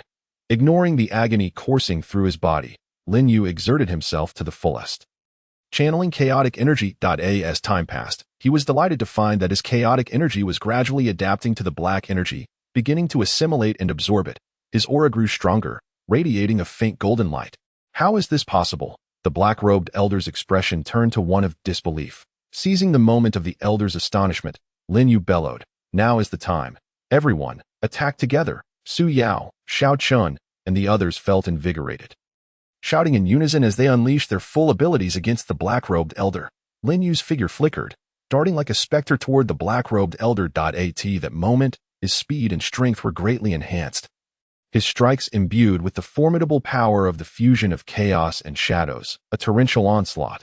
The black-robed elder struggled to respond, his staff flailing defensively, yet he could not regain his previous composure. Seizing the opportunity, Su Yao deftly launched her attack, sending several ice shards like arrows toward the black-robed elder's back. The elder, caught off guard, was struck by the shards on his shoulder, causing him to gasp in pain. Observing this, Xiao Chun thrust his spear, igniting a fiery serpent that lunged ferociously at the black-robed elder. Under the relentless assault from Lin Yu and his companions, the elder found himself in a precarious position. Desperate to escape, he contemplated that if he did not unleash his trump card today, he might very well meet his demise. Thus, he bit his tongue, spitting a mouthful of essence blood onto his staff, which immediately radiated an intense glow, warping the surrounding space. Shadow ceiling, the black-robed elder roared, as a black light shield rapidly expanded from him, enveloping Lin Yu and the others within. Inside the shield, an immense pressure bore down upon them, making movement increasingly arduous, and their spiritual energy became sluggish. Lin Yu's heart sank, realizing the elder was determined to fight to the death. However, he was unwilling to sit idly by, scanning his surroundings. He noticed a spot where the energy fluctuations were slightly weaker, likely a flaw due to the elder's hurried casting. "Everyone, concentrate your attacks on that weak point," Lin Yu shouted, pointing at the vulnerable area. Upon hearing this, everyone rallied their strength, converging all their spiritual energy towards the weak point of the shield and striking it with all their might. With a thunderous roar, the shield trembled violently, and cracks began to form at the weak point. The black-robed elder's expression changed drastically upon seeing this. He attempted to reinforce the shield, but it was already too late. With a crisp shattering sound, the shield collapsed spectacularly. Lin Yu and his companions seized the opportunity, providing the black-robed elder with no respite. Under the relentless assault akin to a tempest, the elder finally faltered. Struck in the chest by Lin Yu's powerful punch, and was sent hurtling through the air like a kite severed from its string, crashing heavily to the ground, blood spilling from his mouth. His breath faint. "Humph, the Shadow Alliance dares to provoke our Qingfeng sect today. This is their fate." Lin Yu coldly regarded the black-robed elder, his eyes brimming with sternness and authority, having dealt with this formidable nuisance. Lin Yu and his companions dared not linger, swiftly making their way toward the formation within the spirit mine. They understood well that only by hastily dismantling the formation could they thoroughly alleviate the crisis facing Qingfeng sect, heralding the dawn of ultimate victory in this battle of protection. Chapter 23. Safeguarding the spirit mine. After vanquishing the black-robed elder, Lin Yu and his group did not dare to rest. Adhering to their predetermined plan as they rushed toward the formation within the spirit mine. Along the way, the remnants of the Shadow Alliance attempted to obstruct them, yet they had long since lost their fighting spirit and, under the might of Lin Yu and his allies, were swiftly routed and fled in disarray. The group soon reached the site of the formation, where they beheld its flickering brilliance, the runes swirling. Emanating a mysterious and perilous aura, Lin Yu recognized the formation's intricate complexity. Understanding that a reckless assault could easily trigger hidden lethal traps and incur a backlash of spiritual energy, he immediately instructed Su Yao and Xiaoqun to maintain vigilance on the periphery, to prevent any stragglers from interfering, while he cautiously approached the formation to scrutinize its structure and the trajectory of its spiritual energy flow. Lin Yu's gaze was fixed on the pulsating runes. Leveraging his acute sensitivity to spiritual energy and the knowledge he had amassed from previous studies of cultivation techniques, striving to decipher the crucial nodes and methods to dismantle the formation. Time was of the essence. Each passing moment posed a greater threat to Qingfeng's sect. Beads of sweat formed on Lin Yu's forehead as his mind raced. Suddenly, he noticed a black crystal at the heart of the formation, where all lines of spiritual energy seemed to converge. It resembled the heart of the formation, continuously supplying energy to the entire structure. "I've found it," Lin Yu exclaimed inwardly. Whispering to himself, he quickly devised an action plan and turned to Su Yao and Xiaoqun, calling out, "When I destroy that crystal, it will undoubtedly provoke a violent reaction from the formation. You must hold your ground and ensure nothing interferes with me. Rest assured, senior brother Lin Yu." Su Yu and Xiaoqun replied in unison, their eyes shining with determination and resolve. They gripped their weapons tightly, bracing themselves, their spiritual energy surging around them, ready to face the impending onslaught. Lin Yu took a deep breath, channeling the chaotic power and the power of the devil fruit to their peak. In a flash, he darted toward the center of the formation like a leopard springing for its prey, aiming straight for the black crystal. Just as he was about to touch the crystal, the formation seemed to sense the impending danger, erupting in a surge of blinding light, with countless bolts of black lightning striking toward Lin Yu from all directions. Anticipating this, Lin Yu swiftly formed seals with his hands, and a golden spiritual shield appeared before him, deflecting the bolts of lightning. Nevertheless, the impact of the lightning momentarily halted his advance. "Humph, you shall not impede me." Lin Yu's gaze sharpened, and he shouted defiantly, disregarding the pressure on his body as he forced his way through the lightning blockade, reaching for the black crystal. The moment his fingers made contact with the crystal, a tremendous backlash surged forth, nearly shattering his arm. Lin Yu gritted his teeth, channeling all his strength into his palm, chaotic energy flooding into the crystal, attempting to disrupt its spiritual structure and ultimately destroy it. Simultaneously, the formation began to tremble violently, its radiance intensifying, and the runes seemed to come alive, swirling chaotically in the Su Yao and Xiaoqun, along with the others on the periphery, endured immense pressure as waves of spiritual energy bombarded them. They fought valiantly to defend their position, sustaining multiple injuries yet steadfastly holding their ground without retreating an inch. Under Lin Yu's relentless effort, the black crystal finally succumbed under the strain, fissures appearing on its surface. With a resounding crack, the crystal shattered completely, disintegrating into countless fragments that dispersed into the air in an instant. The entire formation collapsed like a mansion deprived of its pillars, its brilliance swiftly dimming.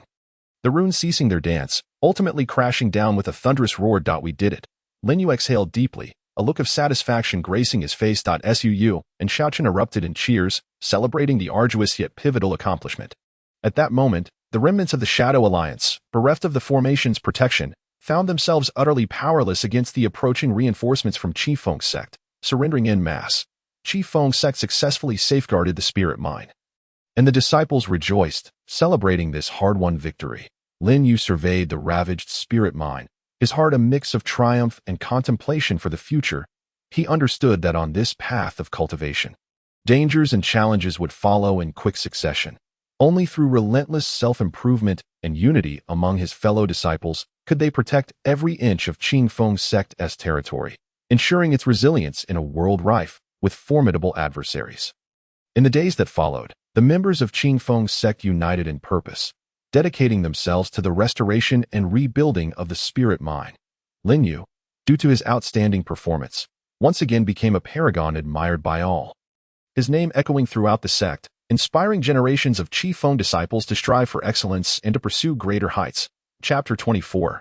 Aftermath of War. The news of Qi Feng's sect's successful defense of the spirit mine spread rapidly, like the thunder of spring, resonating through the surrounding regions. Upon hearing this, various sects re-evaluated their estimation of Qi Feng's sect's strength. Many smaller factions that had previously harbored thoughts of taking advantage of Qi Feng's sect's moment of weakness quickly retracted their ambitions and sought to curry favor, sending envoys laden with gifts to offer their congratulations. Within the sect, a bustling scene unfolded. Although the disciples were utterly exhausted after the fierce battle, the joy of victory invigorated them, prompting active participation in the restoration and reconstruction of the spirit mine. The clanging of mining tools and the shouts of those transporting spiritual crystals intertwined, composing a symphony of industriousness. Following the conflict, Lin Yu gained widespread renown, emerging as the undisputed leader in the eyes of the younger generation of disciples. Each day, countless disciples sought him out, either to seek guidance on their cultivation dilemmas or to listen to his recounting of battle experiences and techniques. Lin Yu always responded patiently, generously sharing his insights.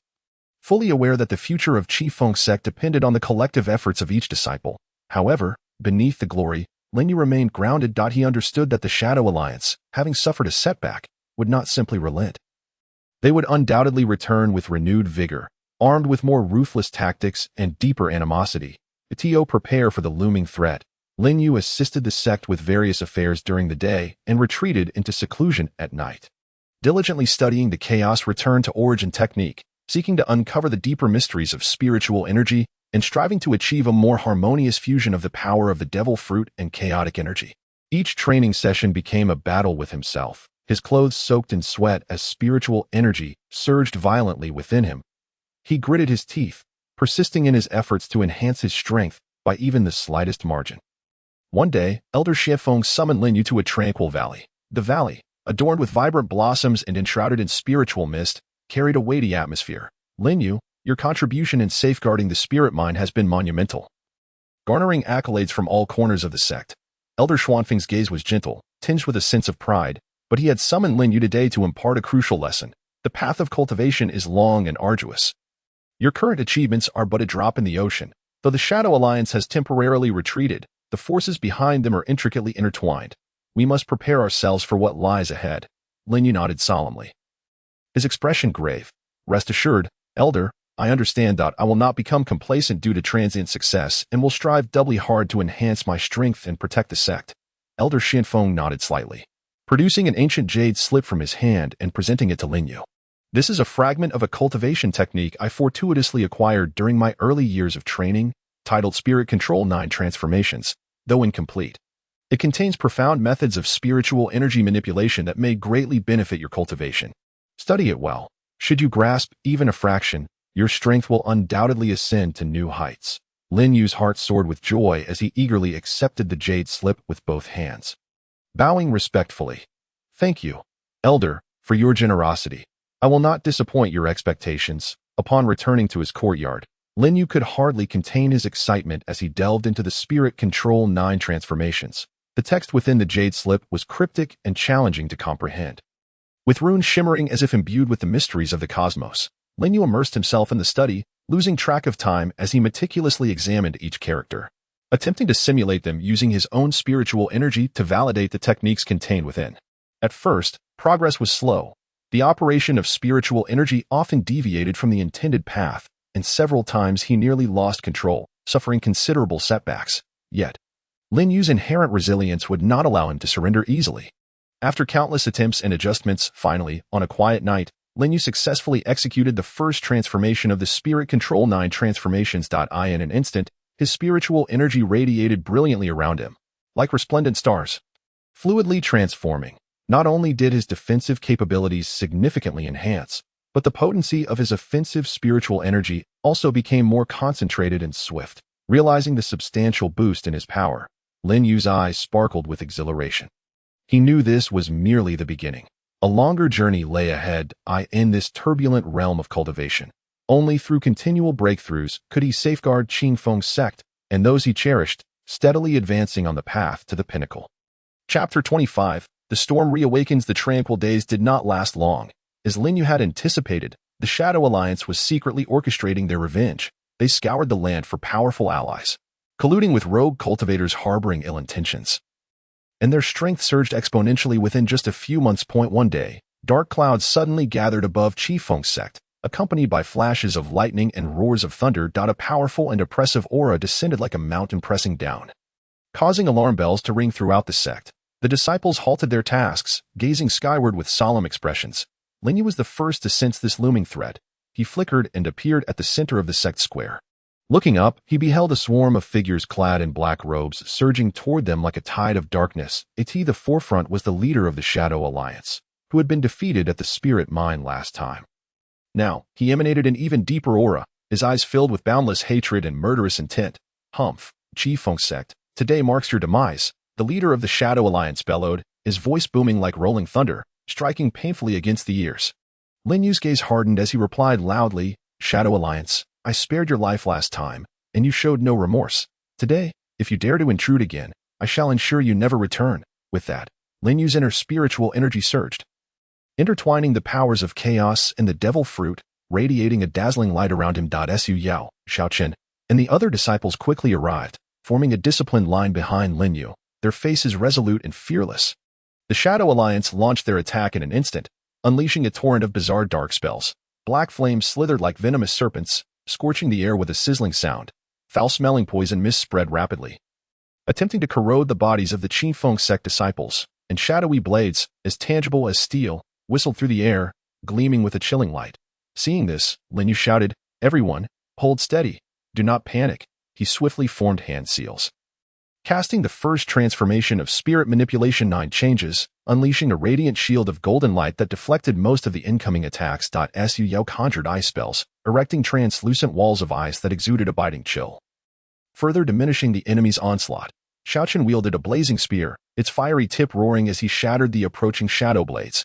However, it was evident that the Shadow Alliance had come prepared, their assault relentless and unyielding. Although the Qifeng sect disciples fought valiantly, they gradually began to falter, casualties mounting. Lin Yu was filled with urgency. He understood that if the tide of battle did not turn swiftly, the consequences would be dire.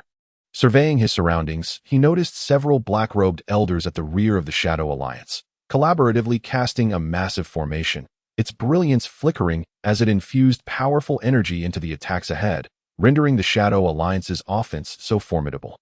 "We must disrupt their formation," Lin Yu thought to himself. Turning to Su Yao and Xiao Chun, their eyes met, and an unspoken understanding passed between them. The three immediately broke away from the main battlefield, charging toward the rear of the Shadow Alliance. Along the way, the disciples of the Shadow Alliance fought fiercely to obstruct them, dark spells raining down like a torrential downpour. Lin Yu and his companions advanced while engaging in combat, utilizing their seamless coordination and indomitable spirit, inching closer to the formation. When they were merely dozens of paces away, the black-robed elders sensed danger. ceasing their actions and warily observing Lin Yu and his companions. One elder scoffed coldly, "If you wish to destroy the formation, you must first pass us." With that, he waved his hands, sending forth a swirling vortex of black spiritual energy toward the trio, imbued with a powerful tearing force. As if seeking to draw everything into an endless abyss of darkness, Lin Yu's eyes narrowed as he compressed the chaos energy into his palm, releasing a beam of golden light in an attempt to counter the spiritual vortex. Su Yu and Xiaochen also unleashed their strongest spells, ice blue sword energy and roaring flames from the spear converging upon the black-robed elder. The collision of their powers erupted in a deafening explosion. The brilliance so intense it was blinding. Lin Yu and his companions were pushed back several steps by the shockwave, their blood surging, while the black-robed elders frowned slightly, clearly affected by the impact. "These old geezers are not easy to deal with." Xiaochen wiped the blood from the corner of his mouth, gritting his teeth. "But we cannot give up. We must break through." Lin Yu's gaze was resolute as he charged once more toward the black-robed elders. This time, he altered his strategy, feigning a frontal assault while stealthily utilizing the unique abilities of the devil fruit to maneuver behind the black-robed elders. Sensing something amiss, the elders began to turn. But Lin Yu was already upon them. He concentrated the chaos energy into a fist and struck fiercely at one elder's back. The elder hastily defended, blocking the blow, but a gap was exposed. Seizing the opportunity, Su Yao accurately shot an ice shard into another elder's shoulder, causing him to cry out in pain, the light of the formation dimming in his grasp. Witnessing this, Xiaochen roared, his spear darting like a dragon, thrusting with all his might toward the abdomen of the third elder. The elder was caught off guard, the spear piercing him, his body swaying as disbelief flickered across his face. Taking advantage of this moment, Lin Yu and his companions united their efforts, breaking through the obstruction of the black-robed elders and reaching the formation. Without hesitation, Lin Yu channeled chaos energy into the formation, attempting to disrupt its spiritual flow. Su Yu and Xiaochen also joined in, either launching spells or striking with their weapons, causing the formation to flicker erratically, on the verge of collapse. Finally, with a resounding crash, the formation shattered into countless fragments, dissipating into the air. With the formation's support lost, the disciples of the Shadow Alliance instantaneously weakened, their attacks losing their ferocity. The disciples of Qi Feng's sect erupted in cheers, seizing this opportune moment to launch a more vigorous counterattack. The Shadow Alliance disciples retreated in disarray, suffering heavy casualties, unable to resist any longer. In this renewed clash with the Shadow Alliance, the Qi Feng sect, thanks to the valor and fearlessness of Lin Yu and the others, successfully defended their sect once more. Yet, Lin Yu understood that the strife within the realm of cultivation would never cease, and only through continuous enhancement of their strength could the Qi Feng sect endure the storms that lay ahead. Chapter 26. Post-battle reconstruction. In the wake of this battle, although Qi Feng's sect had once again repelled the Shadow Alliance, the sect had sustained severe damage. Many structures lay in ruins from the fierce combat, with broken walls and debris scattered everywhere. The spirit fields had been ravaged by dark spells, the spiritual energy thrown into disarray, leaving the crops wilted. Casualties among the disciples were significant, and most of the survivors bore injuries, an atmosphere of exhaustion and sorrow enveloping the entire sect. Lin Yu gazed at the devastated scene, his heart heavy with grief, yet he knew he must rally and lead everyone in rebuilding their home. He swiftly summoned Su Yao, Xiaochen, and other key disciples to discuss reconstruction efforts. The sect had been gravely injured. The immediate priority was to repair the buildings, restore the spirit fields, and tend to the wounded. If anyone has ideas, please speak up, Lin Yu said, his expression grave as he scanned the crowd. Su Yao was the first to speak.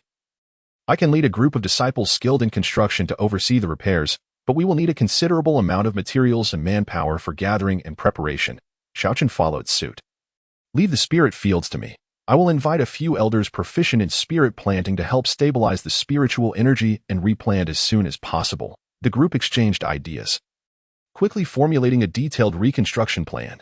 Soon, the entire Qi Feng sect united in effort, immersing themselves in the busy work of rebuilding. Lin Yu led by example, tirelessly moving between various sites, transporting large stones and cutting timber, appearing wherever there was difficulty. His actions inspired every disciple, their spirits invigorated, turning the arduous labor into a powerful endeavor. In terms of tending to the wounded, the sect's pharmacists exerted themselves to the utmost. Lin Yu also contributed some rare medicinal pills he had seized during the battle, distributing them to the critically injured to aid in their recovery. As time passed, the reconstruction progressed steadily. The buildings gradually regained their former appearance, with new pavilions arranged harmoniously, their carved beams and painted rafters exuding an ancient and solemn aura. The spirit fields, under the careful nurturing of the elders, once again brimmed with spiritual energy. Tender green seedlings breaking through the soil. Embodying new hope, the wounded, under attentive care, began to recover one by one, ready to re-engage in cultivation and the sect's rebuilding efforts. However, Lin Yu did not allow himself to relax. He knew that the Shadow Alliance had only been temporarily repelled, and future threats loomed still. Thus, amidst the busy schedule, he continued his cultivation, persistently experimenting with the fusion of new spiritual techniques to enhance his own strength. One day, while Lin Yu was in closed-door cultivation, he suddenly felt a familiar yet strange fluctuation of spiritual energy. Alarmed, he ended his retreat and followed the sensation. Arriving at the sect's rear mountain, he saw an elderly man with white hair standing there. Clad in a simple robe, the man appeared gaunt yet possessed deep, abyss-like eyes, exuding a mysterious and powerful aura. "Who are you? Why have you trespassed into the rear mountain of Qifeng sect?" Lin Yu asked warily. The elder turned slightly, looking at Lin Yu with a faint smile. "Young man, do not be alarmed. I mean no harm. I am a wandering cultivator named Qianfeng Yi, traveling through the realms. Upon passing by this place, I sensed the extraordinary spiritual fluctuations within your Qifeng sect, so I came to investigate." Lin Yu scrutinized the elder, secretly assessing his strength, feeling that this person was unfathomable and certainly not ordinary. However, seeing his sincere demeanor and lack of malice, he relaxed somewhat. "Oh, it is Senior Qianfeng Yi. I apologize for my rudeness. Our Qifeng sect has recently endured a great battle and is currently preoccupied with reconstruction. If my hospitality falls short, I hope you will forgive me," Lin Yu said respectfully. Qianfeng Yi waved his hand gently. "No matter. I see you possess remarkable talent. In this chaotic era, you bear significant responsibilities. Would you be willing to exchange cultivation insights with this old man? It may prove beneficial for your future practice." Upon hearing this, Lin Yu's heart surged with joy, and he quickly replied, "I could not ask for more. If I could receive guidance from you, Senior, I would be immensely grateful." In the tranquil embrace of the secluded mountains, Lin Yu and Qianfeng Yi sat cross-legged, engaging in profound discussions on the path of cultivation. Qianfeng Yi's insights were remarkably unique, and his comprehension of spiritual power far surpassed that of ordinary individuals. The myriad techniques and reflections he shared were like treasures to Lin Yu, illuminating the long-standing bottlenecks in his cultivation that had begun to show signs of loosening. As the sun dipped below the western hills, Qianfeng Yi finally rose to take his leave, expressing, "Today's exchange has been most delightful. Should you encounter any challenges in the future, feel free to seek me out. Though my travels may be unpredictable, fate will surely bring us together again." With that, he vanished in a flash. Lin Yu gazed in the direction of the elder's departure, standing still for a long time, his heart brimming with gratitude and contemplation.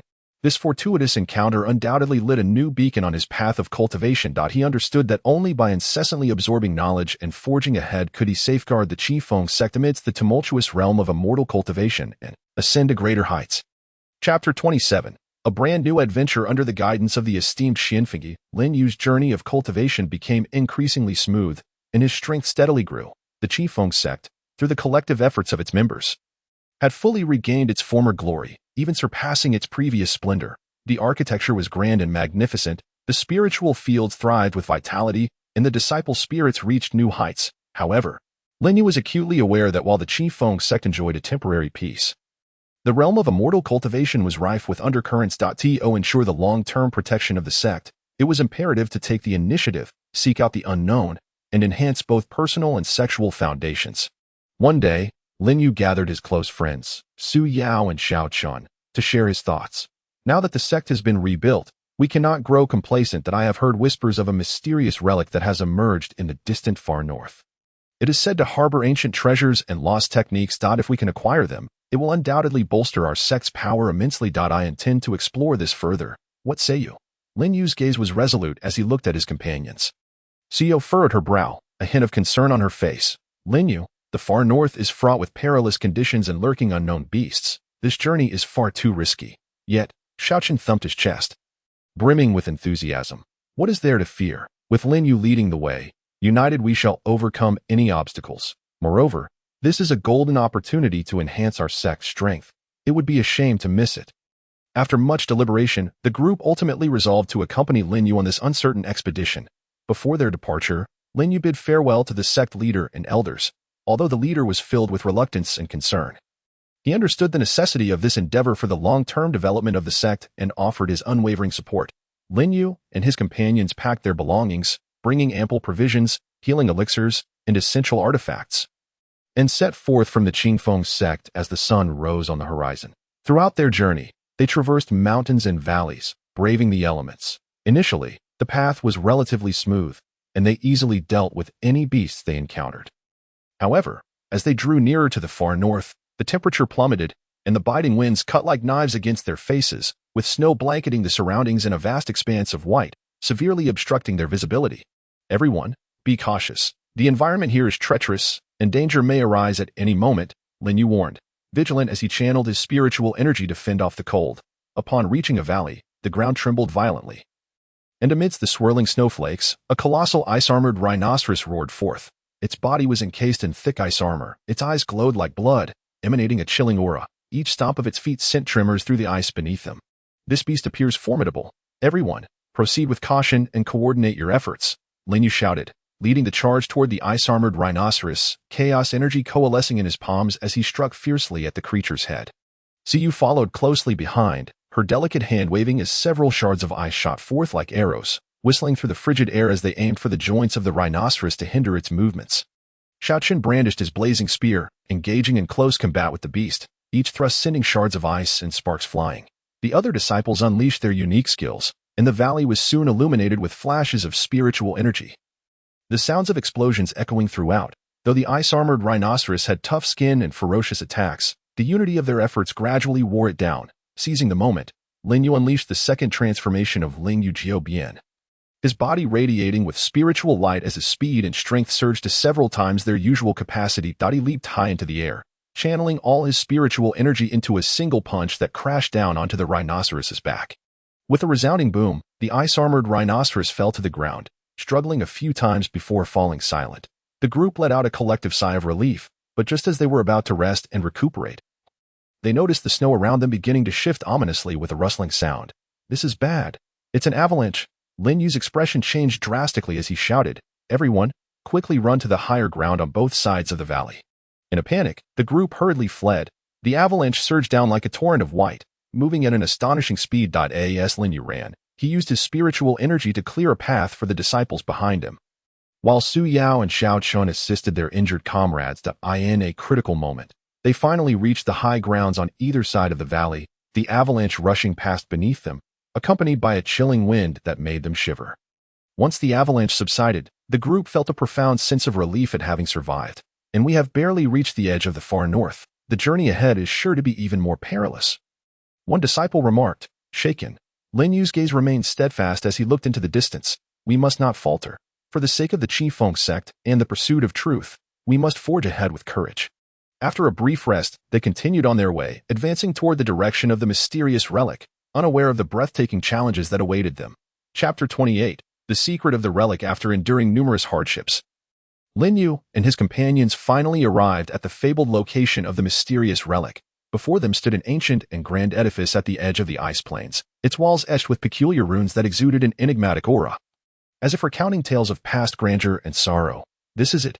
Everyone, tread carefully, Lin Yu cautioned in a hushed tone as he stepped forward. The others followed closely behind, cautiously crossing the threshold of the relic and stepping inside. Upon entering, the light dimmed instantly, and the air was thick with the scent of antiquity. They surveyed their surroundings, discovering the vast space was filled with a labyrinthine network of corridors extending in all directions. Resembling a colossal maze, the torches on the walls flickered erratically, casting light upon faded murals depicting scenes of battles between humans and beasts, as well as practitioners in bizarre attire casting various mysterious spells. Yet, many details were obscured by the passage of time. This place feels peculiar. We must not stray apart, Yu said nervously, gripping her ice sword tightly. After conferring, the group decided to proceed along a seemingly wider corridor, leaving distinctive marks on the walls to avoid losing their way. Along the way, they inadvertently triggered several minor traps, including spikes suddenly jutting from the ground and massive stones plummeting from above.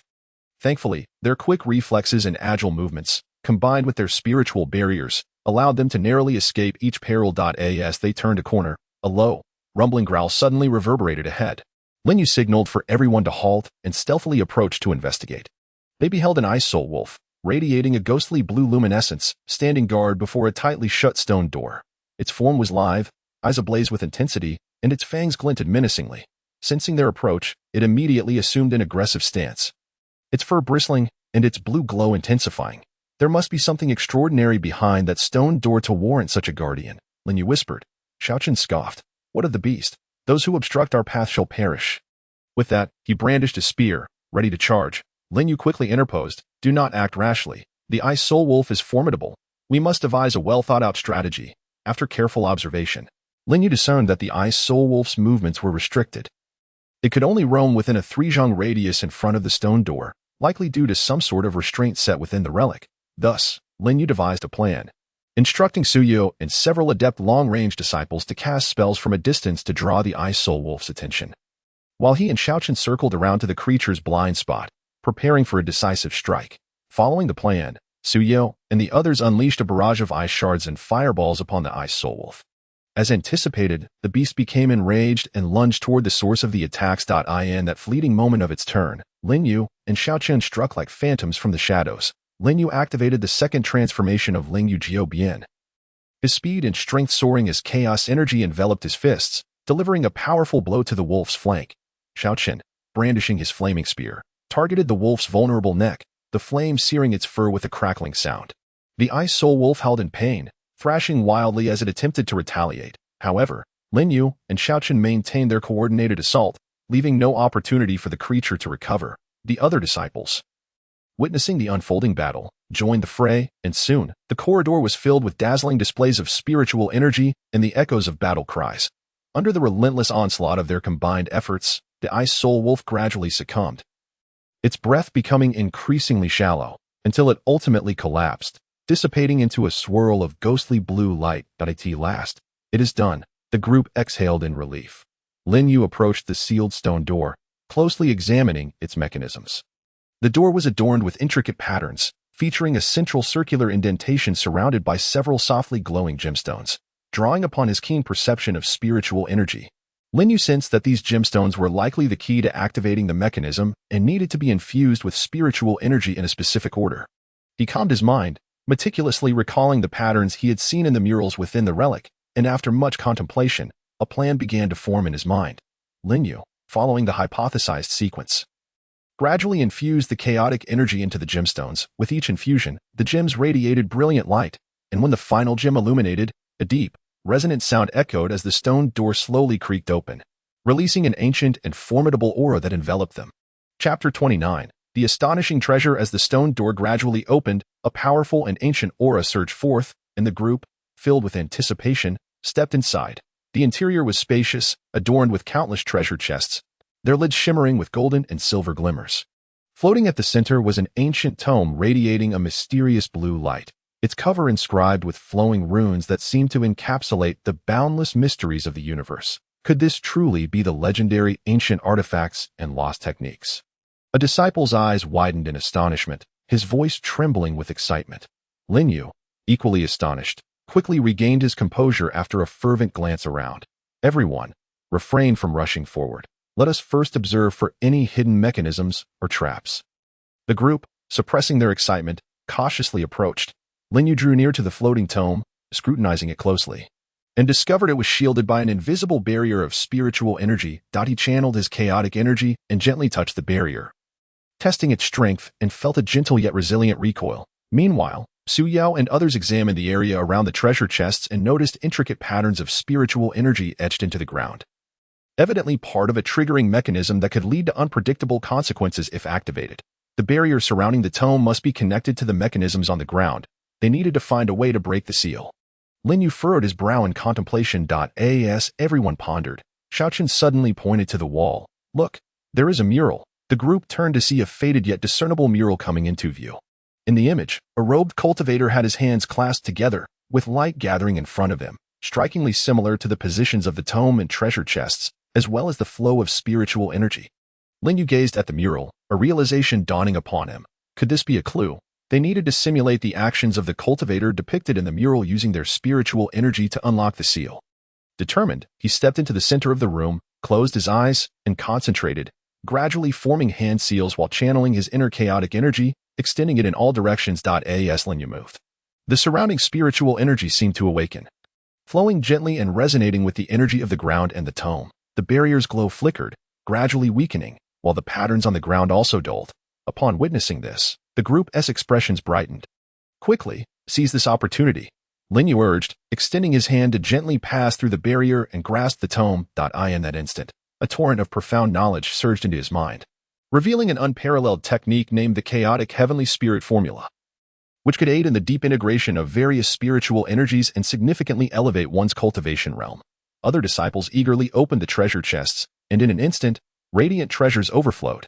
Inside were rare elixirs that could instantly restore spiritual energy, uniquely shaped artifacts that either amplified attacks or provided defense against powerful impacts, and various high-quality spiritual crystals, offering ample spiritual energy support for cultivation. The harvest far exceeded their expectations. Su Yao could hardly contain her excitement. Her cheeks flushed. However, their joy was short-lived. Just as the group prepared to leave with their treasures, the ruins suddenly shook violently, with sand and stones raining down from above. This is bad. The ruins are collapsing. Lin Yu's expression darkened. Quickly, retreat the way we came. The group hurriedly gathered their belongings and sprinted through the trembling passageway. Along the way, massive boulders tumbled down, presenting perilous obstacles. Lin Yu, while clearing a path with his spiritual energy, urged everyone to hasten their pace. After a harrowing escape to the entrance, they were met with a raging snowstorm outside, fierce winds howling, and visibility nearly zero. What now? Venturing out in this weather seems fraught with peril. One disciple expressed despairingly. Lin Yu's gaze hardened. We cannot sit idly by. Everyone, close in. I will shield you with my spiritual energy, and we will charge forward. With that, he unleashed a surge of spiritual energy, forming a transparent protective barrier that enveloped them, and they plunged into the tempest. The winds lashed like blades against the barrier, and the blizzard obscured their vision, yet Lin Yu gritted his teeth and persevered, navigating with the direction etched in his memory. Each step felt as heavy as lead, but the safety of those behind him spurred him onward without a moment's hesitation. After what felt like an eternity, just as their spiritual energy was nearly depleted and they were on the brink of collapse, the storm began to abate, revealing the familiar silhouette of the mountain range ahead towards the Qifeng sect. We are back. The group erupted in jubilant cheers, their voices echoing through the valley. Having braved countless dangers, they returned triumphantly, bringing hope and strength to the Qifeng sect. Yet Lin Yu understood that this was merely the beginning of new challenges, and the road ahead remained long and arduous. Chapter 30. Legacy and Responsibility. Upon their return to the Qifeng sect, Lin Yu and his companions were met with an enthusiastic welcome from the entire sect. Upon hearing of their harrowing journey and bountiful rewards, the crowd felt both anxious and filled with admiration and joy. Lin Yu promptly presented the chaotic heavenly spirit formula to the sect leader. Recounting in detail everything he had witnessed within the ruins, the sect leader, gently caressing the tome's cover, his eyes gleaming with excitement and satisfaction, said, Lin Yu, you have rendered great service to our sect. This technique holds profound significance for Qifeng sect, and if thoroughly studied, it will undoubtedly elevate our sect to new heights. Subsequently, the sect leader summoned the elders to discuss the matter of passing down the technique. After deliberation, they decided to select particularly talented and resilient disciples from within the sect, with Lin Yu at the helm, to study the chaotic heavenly spirit formula together. This way, Lin Yu could share his insights and provide guidance, while the disciples could engage in mutual practice to grasp the essence of the technique more swiftly. In the days that followed, Lin Yu devoted himself wholeheartedly to the legacy of the technique. Each morning, he arrived at the training ground to practice alongside the selected disciples. The chaotic heavenly spirit formula was intricate and profound, requiring exceptional control over spiritual energy in its initial stages. And many disciples faced repeated setbacks, leading to frustration. Observing this, Lin Yu patiently encouraged them, sharing his own cultivation experiences without reservation, guiding them step by step on how to manipulate their spiritual energy and resolve conflicts in the technique's operation. Do not rush. The path of cultivation is inherently fraught with challenges, and the chaotic heavenly spirit formula is especially enigmatic. Let us take it one step at a time. Look, when the spiritual energy reaches this point, you must slow the rhythm and calmly feel its integration with the chaotic energy. As Lin Yu demonstrated, his voice was gentle yet filled with strength. Su Yao, Xiaochen, and other disciples also played to their strengths, assisting Lin Yu in teaching. Su Yao, with her exquisite mastery of ice-type spiritual energy, helped the disciples understand the condensation and transformation of spiritual energy, while Xiaochen, drawing on his combat experience, enlightened the disciples on the application techniques of the formula in battle. As time passed, the participating disciples gradually grasped the foundational principles of the chaotic heavenly spirit formula. The training ground frequently sparkled with flashes of spiritual energy, and the disciples' auras grew increasingly steady and powerful.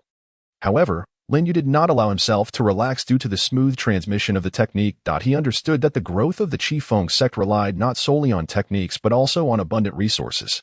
Though the sect had gained a certain foundation from their recent harvests, they still needed to prepare for the fierce competition in the world of cultivation. One day, Lin Yu approached the sect leader, proposing a venture to explore more resource-rich areas. Sect leader, our sect is currently developing well, yet our resource reserves remain limited. I have heard of some mysterious islands in the southeastern sea, which may harbor rare spiritual herbs and minerals. If we can exploit these resources, it would greatly benefit our sect. I am willing to lead a team to investigate. The sect leader nodded slightly, filled with approval. Lin Yu, your idea is excellent, but the southeastern sea is fraught with danger. You have risked much for the sect before, and this time. Lin Yu clasped his hands in respect, his expression resolute. Rest assured, sect leader. As a disciple of the Qifeng sect, it is my duty to protect the sect and seek its development. Moreover, my strength has also improved. I am confident in facing numerous challenges. Ultimately, the sect leader granted Lin Yu's request. Before departing, Lin Yu reiterated to the disciples involved in the study of the chaotic heavenly spirit formula to practice diligently and not waste their time. Thereafter, he set out with Su Yao, Shaoqin, and other trusted companions, embarking on a new journey toward the southeastern sea, bearing the responsibility of expanding the Qifeng sect and seeking resources, venturing into the vast unknown ocean. Chapter 31. Mysterious islands and new crises in that vast and boundless realm of cultivation, suffused with spiritual energy. Su Yu, wielding the extraordinary powers of the devil fruit within him, had carved a path through countless challenges, becoming a figure of great renown. Yet he remained unsatisfied, for the journey of cultivation was long, and his heart burned with the desire for higher realms. One day, Su Yu, along with his friends Lin Yu and Ling Yao, set forth on a quest to explore unknown lands. They navigated with their artifacts, weaving through the clouds and mists, heading toward a mysterious island. This island, mentioned only in scattered records within ancient texts of the cultivation world, was said to harbor endless treasures and opportunities, albeit fraught with unimaginable dangers. Su, do you really think there will be treasures on this island that can help us break through our realms? Ling Yu asked, her bright eyes filled with anticipation. Su's lips curled into a confident smile. Whether or not there are treasures, we have come this far. We must explore it thoroughly. Besides, with our current strength, what danger could we possibly fear? Lin Yu nodded in agreement. Indeed, with Su Yu's devil fruit abilities, coupled with our seamless cooperation, we are sure to reap rewards. As they descended upon the mysterious island, an ancient and enigmatic aura enveloped them. The island was lush with vegetation, exotic flowers, and plants exuding a mesmerizing luster, as if narrating tales of bygone eras. They tread carefully forward, when suddenly, a colossal python emerged before them. The serpent was enveloped in a shroud of black mist, its eyes gleaming with an eerie crimson light, unmistakably a harbinger of malevolence. Be cautious, for this serpent emanates an overwhelming aura, Su Yu remarked, his expression grave as he activated the powers bestowed by the devil fruit. Instantly, his form was enveloped in a radiant golden glow, and a sharp light sword coalesced in his grasp. Lin Yu, unwilling to be outdone, formed hand seals, summoning a multitude of ice blades that swirled around him. Meanwhile, Ling Yu wielded her staff, casting forth beams of healing light to safeguard her companions. The air crackled with tension as the battle was poised to erupt. The serpent opened its cavernous maw and lunged towards them. Su darted aside with an ethereal swiftness, evading the serpent's attack, before cleaving at its vulnerable neck with his light sword. The serpent, quick to react, twisted its body, narrowly evading the lethal strike. Observing this, Lin Yu immediately unleashed the ice blades, which rained down upon the serpent, leaving a trail of wounds in their wake. In agony, the serpent roared in fury, the black mist thickening and engulfing the battlefield. In this critical moment, Su Yu discerned the serpent's weakness. Harnessing the speed conferred by the devil fruit, he swiftly maneuvered behind the serpent and thrust his light sword with force. The serpent let out a pained cry, its body collapsing slowly, dissipating into a cloud of black smoke. With the serpent vanquished, they pressed deeper into the island, soon arriving at the threshold of an ancient ruin. This site radiated a mysterious aura, as if beckoning them forth. It seems there are secrets concealed within this ruin. Let us venture inside, Su Yu proposed. They entered the dim, eerie interior, where the walls were etched with strange symbols and patterns. Just as they began to study these markings, the ground quaked violently, and countless spikes erupted from below. This is bad. There are traps, Su Yu shouted, immediately conjuring a protective shield with the powers of the devil fruit to shield his companions. However, the traps were relentless, and their situation grew increasingly perilous. Just as they teetered on the brink of despair, Yu discovered a hidden mechanism. Utilizing the powers of the devil fruit, he successfully disabled the traps, bringing the chaos to an end. Continuing their exploration, they delved deeper into the ruins, ultimately uncovering a jewel that radiated a kaleidoscope of colors. This orb contained formidable energy, leaving them in awe. Could this be the fabled spirit pearl? Lin Yu exclaimed in astonishment. As Yu reached out to grasp the jewel, a voice echoed ominously from all directions. If you wish to take the spirit pearl, first inquire of me. Chapter 32. The mysterious black-robed figure and the secret of the spirit pearl. Just as Yu and the others prepared to touch the spirit pearl, a shadow darted from the darkness like a wraith, appearing before them in an instant. Cloaked entirely in black, the figure's features were obscured, exuding a chilling presence that sent shivers down their spines. Do you truly believe you can claim the spirit pearl? The black-robed figure spoke coldly, their voice resonating with the echoes of the underworld, laced with an unfathomable chill. Yu furrowed his brow, warily regarding the figure. Who are you? Why do you impede our progress? The black-robed figure let out a sinister laugh. My identity is of little consequence. What matters is that I discovered this spirit pearl first. If you are wise, you will depart at once. Otherwise, the threat lingered unspoken. Heavy in the air, Lin Yu scoffed. You think you can monopolize the spirit pearl? We are determined to obtain it today. With that, he summoned the ice blades once more, poised for action. The black-robed figure regarded Lin Yu with disdain, gesturing subtly, unleashing a wave of formidable power that struck Lin Yu, sending him crashing against the wall of the ruin, blood spilling from his lips. Lin Yu, and Lin Yu gasped in shock. Rushing to his side, Yu produced a healing pill, administering it to Lin Yu, before turning to the black-robed figure, fury igniting in his eyes. You dare harm my brother? Today shall be your demise. Yu activated the powers of the devil fruit, golden light enveloping him anew, his light sword sharpened to an even greater edge. He lunged at the black-robed figure. Unfazed, the figure swiftly formed hand seals, unleashing dark beams of energy that collided with Yu's assault. Lin Yu, meanwhile, cast healing spells to bolster Yu and Lin Yu while searching for an opening to strike at the black-robed figure. The clash intensified, and Yu gradually realized the figure's immense strength, their attacks effortlessly deflected. Moreover, the black-robed figure's strikes bore an insidious quality, evading defense with ease.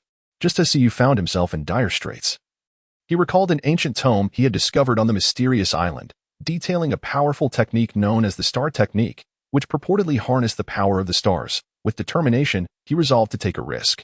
Closing his eyes, he concentrated, striving to sense the celestial energy. Moments later, he felt an overwhelming force from the heavens resonate with his being. Opening his eyes, they sparkled with the brilliance of the stars. He wielded his light sword, channeling the stellar energy into a fierce assault against the black-robed figure. For the first time, the figure's expression shifted, sensing the immense power behind Yu's attack. They could no longer afford to underestimate him. The black-robed figure unleashed their full might, their hands ablur as dark energy surged forth, clashing with Yu's starry force. The ruin was illuminated with flashes of light, the sound of explosions reverberating throughout. Lin Yu and Lin Yu joined the fray, flanking the black-robed figure in an attempt to divert their attention. United in their efforts, the trio gradually breached the black-robed figure's defenses.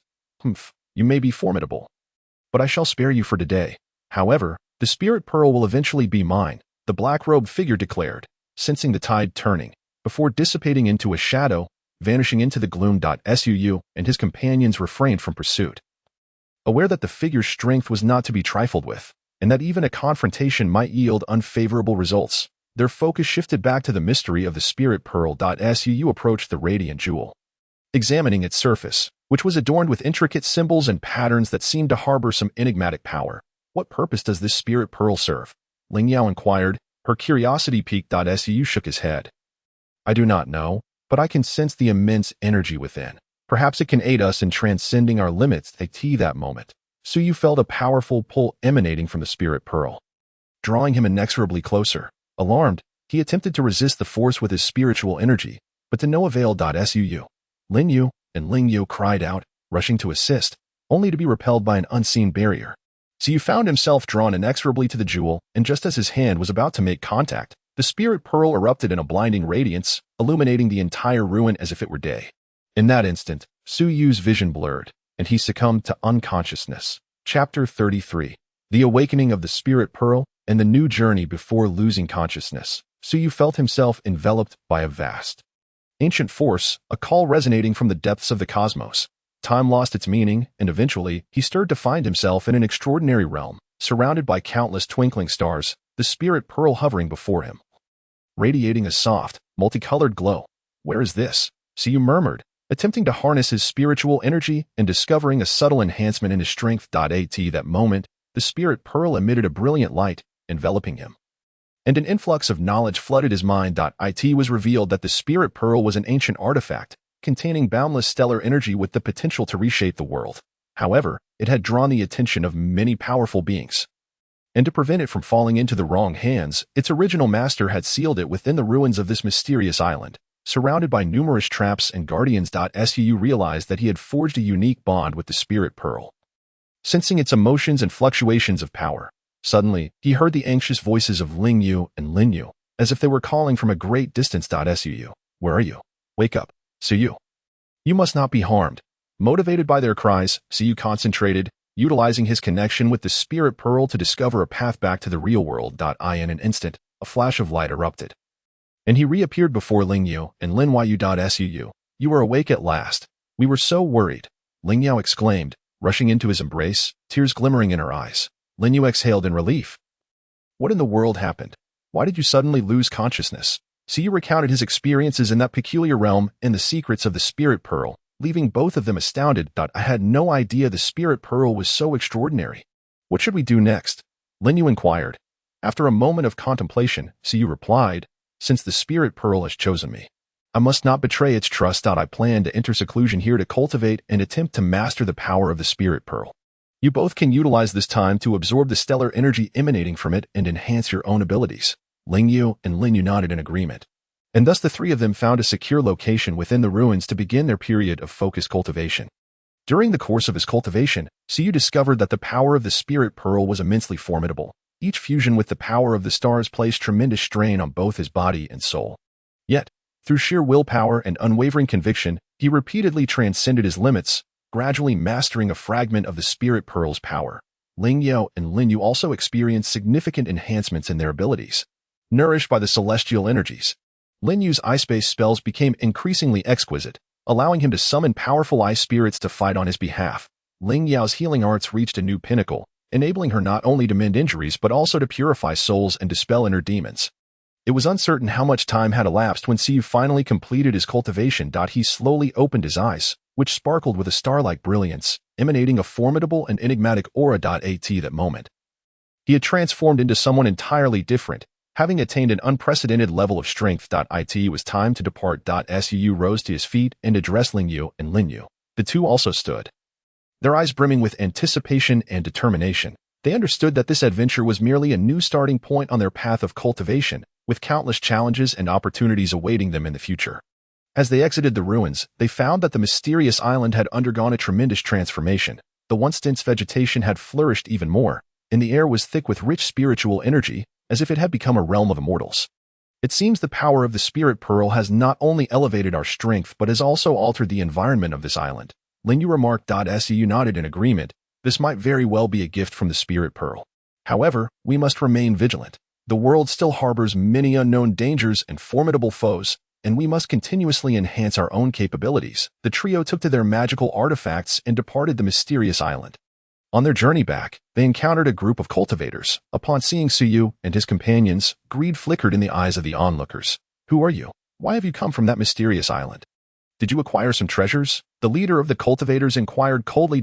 Su frowned, sensing the malice emanating from them. He replied calmly, we are merely ordinary cultivators, having trained on that island, and possess no treasures. Humph, spare me the nonsense. Just by looking at you, it's evident you must have acquired quite a few valuable items. Hand them over willingly, or do not blame us for being rude, the cultivator threatened fiercely. A glint of cold light flashed in Suyu's eyes. You think you are worthy of claiming treasures from me? With that, he unleashed a powerful aura that enveloped the group of cultivators. As they felt the overwhelming presence of Suyu, their faces paled, filled with terror. They realized they had provoked someone they should not have. Who exactly are you? Stammered the leader of the cultivators. Siyu did not answer but merely said, leave now. If you dare to provoke me again, do not expect mercy. The group of cultivators fled in haste, as if granted a reprieve, watching their retreating figures. Siyu sneered, such is the cultivation world, where the weak are preyed upon by the strong. We must grow even more powerful to establish our place in this world. Lin Yu and Lin Yu nodded in agreement. fully aware that the path of cultivation was fraught with trials and tribulations. Yet, they felt no fear, for they had each other as companionship and a shared belief in pursuing higher realms. After a considerable journey, Suyu and his companions finally returned to their sect. Their arrival stirred quite a commotion among the disciples, with many speculating about their experiences on the mysterious island and the reasons for their remarkable enhancement in strength. Suyu and the others chose not to elaborate, retreating to their quarters to sort through the spoils of their adventure. Suyu understood that the days ahead would bring forth more challenges. But he was prepared. Armed with the powers of the devil fruit and the mysterious energies of the spirit pearl, he felt confident in traversing further along the path of cultivation. Chapter 34. The storms within the sect. The news of Suyu and his companions' return to the sect spread like wildfire. Akin to a bombshell detonating within the cultivation realm, countless cultivators cast envious and jealous glances their way, while some with ulterior motives began plotting against them in the shadows, just as Suyu settled into his quarters. He was summoned by the sect leader. He dared not delay and promptly made his way to the Grand Hall. Suyu, your journey to the mysterious island has yielded bountiful rewards, the sect leader remarked. A glint of barely concealed greed flickering in his eyes. A chill ran through Suyu. He sensed the leader's hostility. Nevertheless, he responded respectfully. It is entirely due to the leader's guidance and the support of my fellow disciples that I have returned safely. The sect leader scoffed. Enough with the flattery. Tell me, what treasures did you acquire on that mysterious island? Suyu understood that this matter could not be concealed any longer, so he recounted the events regarding the spirit pearl, omitting the details of his connection with it and his mastery over some of its powers. Upon hearing this, the leader's expression darkened. The spirit pearl? An ancient artifact. Do you understand its value? It could send the entire cultivation world into a frenzy. Suyu was inwardly astonished. He had not anticipated the spirit pearl's worth to be so immense. Yet, he maintained his composure. Leader, I recognize the spirit pearl's significance. However, it was through chance that I came into possession of it. And I intend to harness its power to enhance my strength and bring glory to our sect. The leader's expression turned grim as he weighed the pros and cons in his mind. After a long pause, he said, the spirit pearl is a thing without an owner. Whoever possesses it claims it. I will not make things difficult for you. Simply hand over the spirit pearl, and the sect will reward you handsomely. Suyu's heart turned cold. How could he possibly relinquish the spirit pearl? It was not only the key to his own power, but also the foundation of his standing within the cultivation realm. Leader, I have forged a bond with the spirit pearl and cannot part with it. I hope you will understand, Suyu asserted firmly. The leader's expression hardened. Suyu, do not test my patience. Do you think that now that you possess some strength, you can disregard the sect? Suyu felt a surge of anger but suppressed it. Leader, I am wholeheartedly loyal to the sect, with no ulterior motives. However, I must ask you not to force my hand regarding the spirit pearl. Seeing Suyu's resolute stance, the leader realized that he could not force the issue. He snorted coldly. Very well, since you are so ungrateful, do not blame me for being harsh. From this day forth, you are expelled from the sect and are no longer one of our disciples. Suyu's heart ached. He had never anticipated such ruthlessness from the leader. Yet, he felt no lingering attachment. He bowed to the leader.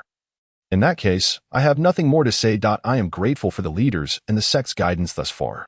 With that, Suyu turned and exited the Grand Hall. He understood that from this moment on, he would sever all ties with the sect, and the road ahead would be even more arduous. Just as Suyu stepped out of the hall, he encountered Lin Yu and Lin Yu.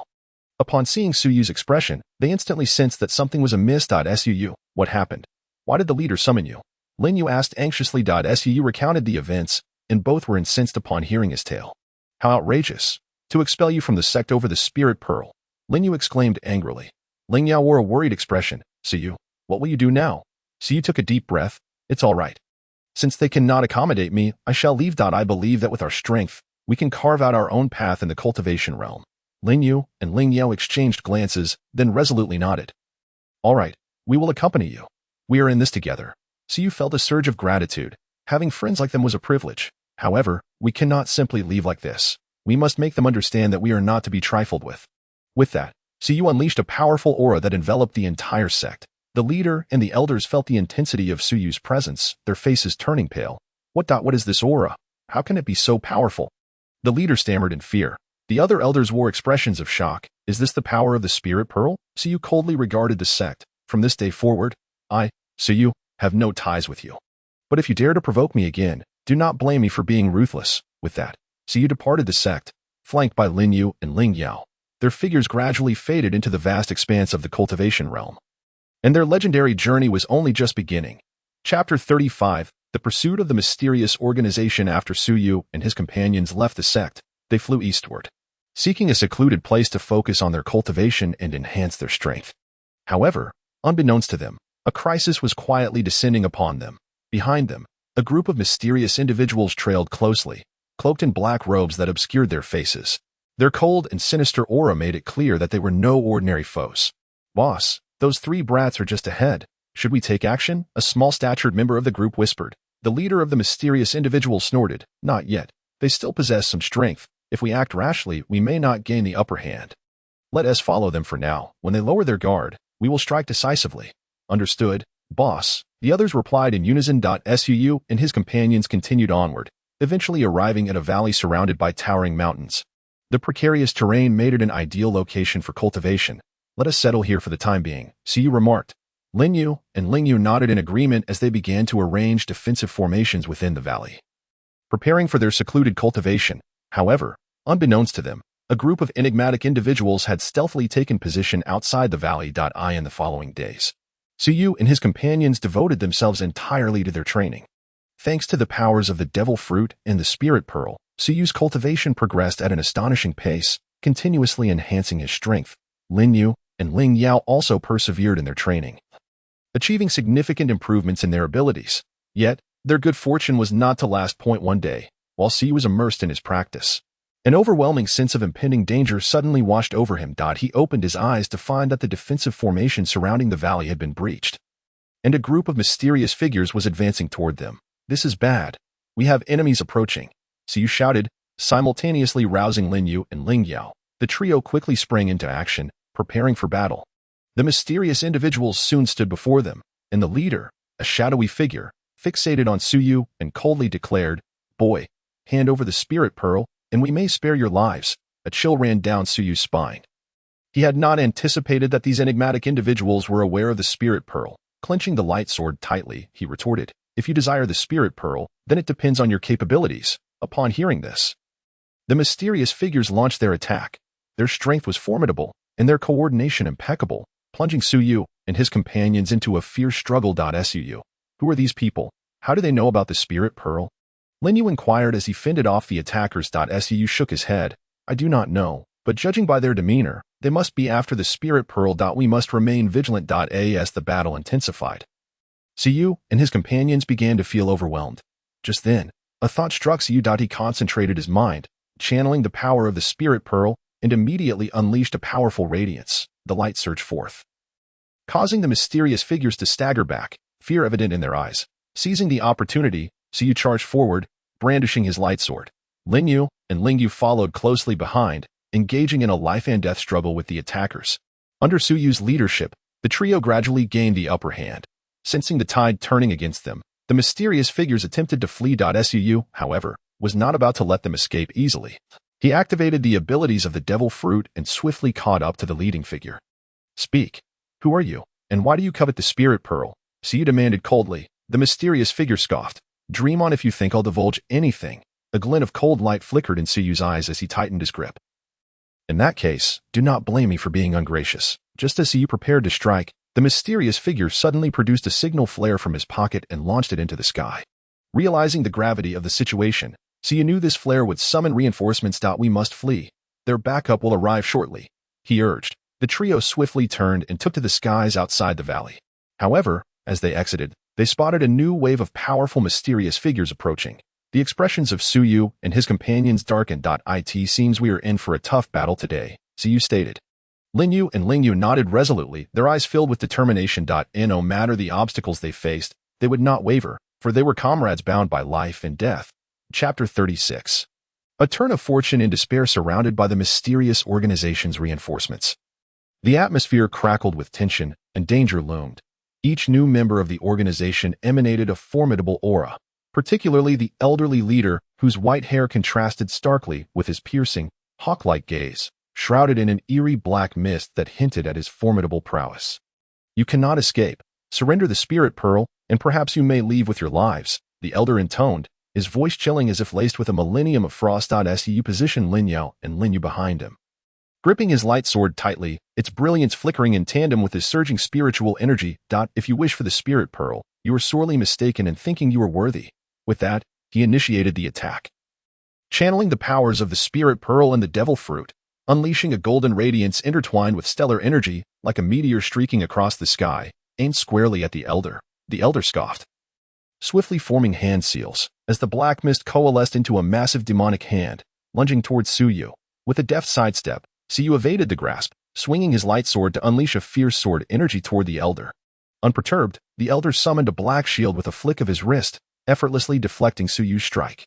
Meanwhile, Lin Yu and Lin Yu were not idle. Lin Yu deftly conjured a flurry of ice blades, sending them hurtling like a tempest toward the mysterious organization's members. Lin Yu wielded her staff, casting healing and supportive spells to bolster Su Yu and Lin Yu while searching for opportunities to exploit the enemy's weaknesses. As the battle escalated to a fever pitch, Su Yu and his companions began to falter under the relentless onslaught. The sheer number of adversaries, coupled with their strength, overwhelmed the trio, just as despair threatened to engulf them. Su Yu sensed a fluctuation in the power of the spirit pearl. Focused, he reached out to commune with it, discovering a hidden reservoir of greater strength within, one that required a special trigger to unleash. Gritting his teeth, he defended against the adversaries while feverishly seeking the means to unlock the spirit pearl's dormant power. Suddenly, he recalled the mysterious symbols and patterns he had encountered in the ruins, which seemed intrinsically linked to the spirit pearl's power. With his eyes closed, the enigmatic symbols and patterns swirled in his mind. Following their guidance, he channeled his spiritual energy, striving to resonate with the latent power of the spirit pearl. In that moment, the spirit pearl erupted in a blinding radiance, enveloping Su Yu. As the light receded, Su Yu's aura transformed dramatically, emanating a potent and mysterious energy, as if he had fused with the very essence of the universe. His eyes sparkled like stars, and his light sword gleamed with newfound brilliance. What kind of power is this? The elder's expression shifted to one of alarm, a wave of unease washing over him. Su Yu offered no response but instead unleashed a flurry of rapid strikes against the members of the mysterious organization. This time, his speed and power were extraordinary. Each swing of his sword conjured fierce gusts of wind, forcing the adversaries to retreat several paces. Lin Yu and Lin Yu, witnessing Su Yu's transformation, felt a surge of elation. Inspired by Su Yu's newfound strength, they too found their abilities heightened. The trio's synergy allowed them to gradually turn the tide of battle. Sensing their imminent defeat, the members of the mysterious organization attempted to flee, yet Su Yu would not let them escape so easily. He harnessed the spirit pearl's power to conjure a colossal barrier in the sky, trapping the adversaries within. Escape? Not so easily, Su Yu declared coldly. Under the relentless assault of Su Yu and his companions, the members of the mysterious organization fell one by one, until only the elder remained. Gazing at Su Yu, fear and resentment filled his eyes. Who are you? How do you possess such immense power? Ignoring the elder's question, Su Yu raised his light sword, preparing to deliver the final blow. The elder, despairing, closed his eyes, bracing for death. However, just as Su Yu's sword was about to strike, a shadow suddenly swooped in from afar, whisking the elder away. Su Yu was taken aback, attempting to pursue, but he found his strength nearly depleted. This debt, we shall settle another day, Su Yu coldly remarked, watching the shadow vanish into the distance. Chapter 37. The origins of the mysterious organization and a new conspiracy. The mysterious organization's phantasmagoric reinforcements faltered under Su Yu's relentless onslaught. Yet simultaneously, the trio endured grievous injuries. After an exhilarating and perilous battle for their lives, they found themselves utterly exhausted and bruised, dragging their weary and battered bodies. Su Yu and his companions searched for a temporary refuge to recuperate. Finally, their efforts bore fruit as they discovered a concealed cave nestled deep within the mountains, surrounded by dense foliage and obscured by robust vines, making it nearly impossible to detect without diligent searching. Upon entering the cave, the trio wasted no time, each finding a spot to sit and immediately began to circulate their energies, tending to their wounds. Su Yu settled onto a stone, eyes tightly shut. Yet his brow furrowed in deep concentration, as if pondering a matter of great significance. He understood that although they had successfully repelled the mysterious organization's reinforcements, given their modus operandi, they would undoubtedly return, and the next assault would likely be even more ferocious and perilous. With this thought, Su Yu clenched his fists, vowing to restore his strength swiftly in preparation for the impending crisis. Who are these mysterious individuals? And why are they so intent on obtaining the spirit pearl? Lin Yu queried, wiping the blood from the corner of his mouth. Filled with uncertainty, Su Yu's gaze deepened as he replied thoughtfully. I have heard whispers of a clandestine organization within the cultivation world known as the Dark Star Alliance. They operate with secrecy, specializing in the theft of treasures and the assassination of formidable beings. They may very well be associated with them. Ling Yao's delicate brows knitted in worry as she remarked, if it is indeed the Dark Star Alliance, we are in grave trouble. Their influence is vast, and their ranks are filled with powerful individuals. What shall we do next? After a moment of contemplation, Suyu's tone turned resolute. Our immediate priority must be to bolster our strength. I intend to embark on a perilous journey to a treacherous realm, fraught with dangers yet brimming with opportunities that may elevate us to new heights. Lin Yu and Lin Yu exchanged knowing glances and nodded in agreement. After a brief respite, they set forth towards the abyss. Meanwhile, at the headquarters of the Dark Star Alliance, the atmosphere was stifling. The rescued elder knelt on one knee, his face etched with reluctance. Alliance leader, our mission has failed due to our incompetence. However, that Suyu possesses a peculiar strength, capable of unleashing the hidden power of the Spirit Pearl, and we must not underestimate him. Clad in a black robe, the leader emanated a chilling aura. Snorting disdainfully, the Spirit Pearl rightfully belongs to my Dark Star Alliance. Relay my orders to summon all elites. We must eliminate him before he enters the abyss. As Suyu and his companions soared through the skies, they keenly sensed they were being pursued. They feigned ignorance and secretly laid traps. When the members of the Dark Star Alliance caught up, they triggered a formation, unleashing countless blades from the ground and a rain of fire from above. Not good. It's a trap, the Alliance members exclaimed. Seizing the moment, Suyu and his companions broke free. Suyu wielded his lightsaber infused with the power of the stars, delivering devastating strikes with each swing. Lin Yu's ice spells slowed their enemies' movements, and Ling Yu provided support from behind, healing her comrades while intermittently unleashing offensive spells. Amidst the fierce battle, Suyu suddenly noticed an individual from the Dark Star Alliance casting a strange spell. Attempting to break the formation, he immediately flew towards the person, engaging in an intense confrontation. If you wish to break the formation, you must first pass through me, Suyu bellowed, channeling the power of the Spirit Pearl to envelop the individual in radiant light.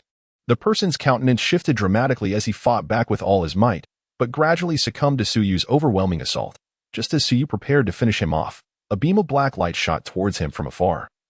Aiming for his vital points, Suyu swiftly dodged, yet the light grazed him, leaving a bloody mark on his arm. Do you think you can obstruct my Dark Star Alliance? A frigid voice echoed. Suyu looked up to see a figure in black robes approaching, exuding a terrifyingly potent aura.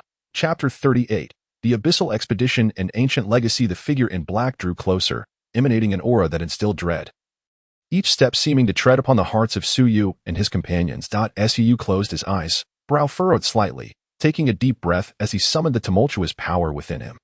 As time passed, a faint glow enveloped Suyu, growing increasingly bright, akin to a blazing flame. At the same time, Lin Yu and Ling Yao, standing beside him, concentrated intensely, channeling their own energies to form a tightly knit unity with Suyu.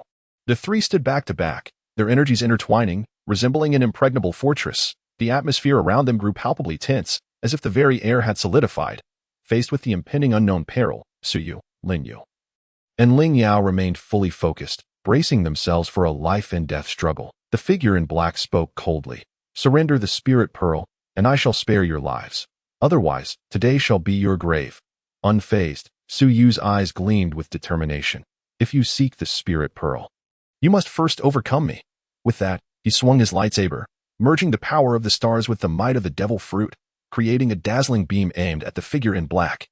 The figure scoffed, swiftly forming seals with his hands, conjuring a formidable shield of black mist that effortlessly deflected Suyu's attack. Almost instantaneously, he vanished, appearing before Suyu, striking out with a fist that howled with destructive force. Suyu hastily dodged, but still felt the sting of the wind against his arm. Seeing this, Lin Yu immediately summoned the ice sprite, unleashing a torrent of ice blades towards the figure in black. Unperturbed, he waved his hand, and the black mist devoured the ice blades entirely. Lin Yu cast powerful healing and support spells, restoring Suyu and Lin Yu's stamina while searching for openings to attack the figure's vulnerabilities. However, the figure's strength was overwhelmingly formidable. Their assaults seemed mere irritations to him. Just as despair threatened to engulf Suyu and his companions, he suddenly sensed a mysterious force emanating from the depths of the abyss. Resonating with the Spirit Pearl within him, a thought struck him. Could there be secrets hidden within the abyss? Without a moment's hesitation, he called out to Lin Yu and Ling Yao. We must flee deeper into the abyss. There may lie our salvation. They nodded in agreement, and the three of them surged forward with all their might. heading into the depths of the abyss. The figure in black pursued relentlessly, a sinister smile creeping onto his face. Do you think you are safe here? Today, none of you shall leave alive. Suddenly, an ancient palace appeared before them, emanating an aura of mystery. The grand door stood closed, adorned with strange symbols and patterns. A strong premonition surged within Suyu. He sensed a profound connection between this palace and the secrets of the Spirit Pearl. Without further contemplation, he charged towards the palace with Lin Yu and Ling Yao and TOW. As they approached, the grand door slowly creaked open, a powerful pull drawing them inside. The figure in black was also ensnared by this force and entered the palace alongside them. Inside, they discovered a vast stone chamber, its walls embedded with countless luminous gems that illuminated the space as bright as day. At the center stood a colossal statue, its features indistinct yet exuding an air of authority. Cautiously, Suyu and his companions approached the statue, when suddenly, its eyes ignited with light, and a voice resonated throughout the chamber. Intruders, why have you trespassed here? Chapter 39. The statue's trial and the unveiling of legacy. In response to the statue's inquiry, Suyu inhaled deeply and replied respectfully, Elder, we have been pursued by formidable foes and, out of desperation, have entered this place with no intent to offend. This Spirit Pearl has forged a connection with me.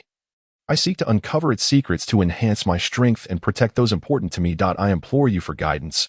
After a moment of silence, the statue's voice echoed once more. If you wish to uncover the secrets of the Spirit Pearl, you must first pass my trial. This trial shall test your resolve and courage. No sooner had the words left its lips than the chamber transformed, and Suyu and his companions found themselves in a desolate expanse where fierce winds howled and dust swirled violently. The figure in black, ensnared in a suffocating mist, appeared trapped within an invisible cage. His expression darkened like the clouds before a storm, his eyes glinting with cold intensity, yet even he could not escape the daunting trial ahead. Humph, he scoffed, the sound low yet brimming with disdain and determination. No matter the obstacles before me, I shall obtain that invaluable Spirit Pearl. With that, he clenched his teeth, resolutely steeling his resolve. Meanwhile, a torrent of black mist surged around him. Like a relentless tide, spreading outward, the mist seemed alive, swirling around him, forming a solid barrier to fend off the myriad threats of the hostile environment. Su steadied his mind, addressing Lin Yu and Ling Yao. Do not panic. We shall face this together. The three formed a protective barrier with their combined energies. At that moment, three paths emerged before them, each shrouded in mystery, leading to unknown destinations. One of these paths must hold the key to their escape. But which one? Lin Yu furrowed his brow, filled with uncertainty. Ling Yao observed intently, suddenly pointing towards the middle path. Look, the dust seems less intense here. Could it be the way? Suyu pondered briefly before nodding. Let's give it a try. As they were about to step forward, the figure in black dashed ahead, sneering. You think you can get ahead of me? Not so easily. However, as he set foot on the middle path, he triggered a trap, and numerous sharp stone spikes erupted from the ground. The figure reacted swiftly, retreating just in time, though he still sustained a wound to his arm. Seeing the figure's misfortune, Suyu felt a surge of caution. He closed his eyes, calming his mind to sense the fluctuations of spiritual energy around him, and discerned a faint resonance with the Spirit Pearl emanating from the left path. Let us proceed down the left path, he declared decisively. The three ventured down the left path, where ancient images gradually emerged along the sides, as if narrating tales of yore. In these images, a powerful cultivator wielded the Spirit Pearl, using the power of the stars to combat evil forces and protect the world.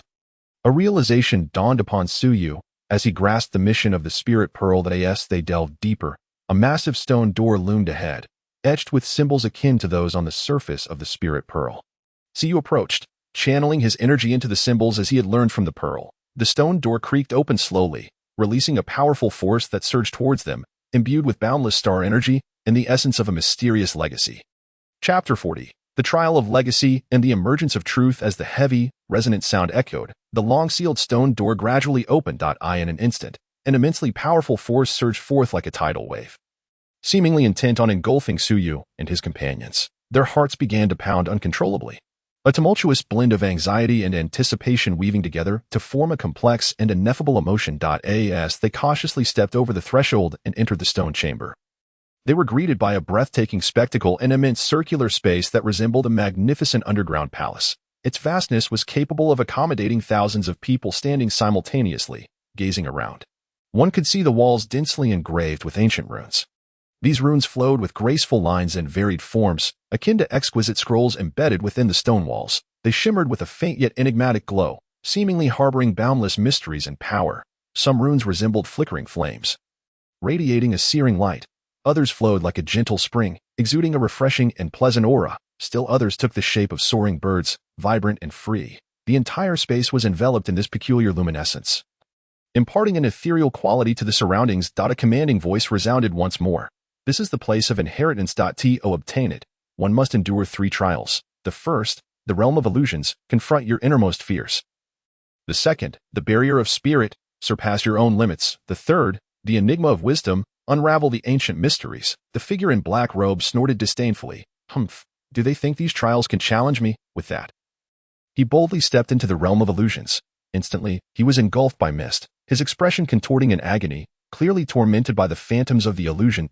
Su took a deep breath and said to Lin Yu and Lin Yu, "We shall face this together."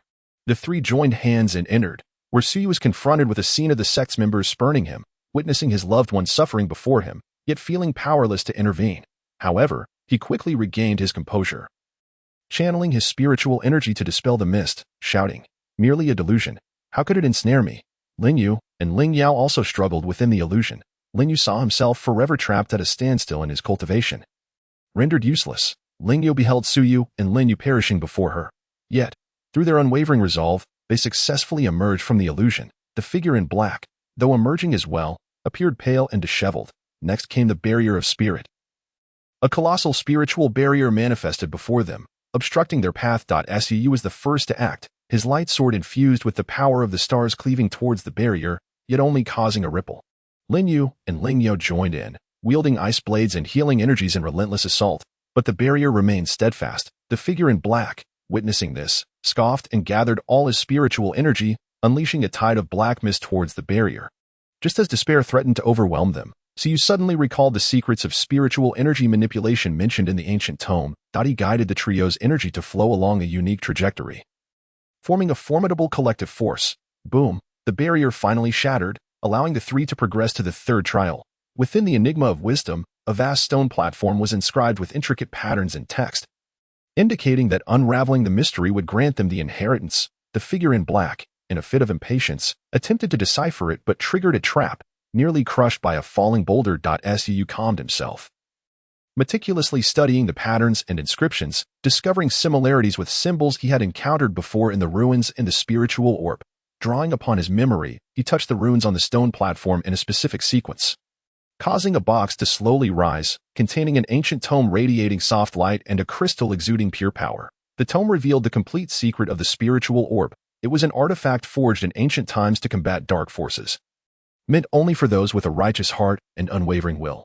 The Dark Star Alliance sought to exploit the orb's power to dominate the realm of cultivation, resorting to unscrupulous means to seize it.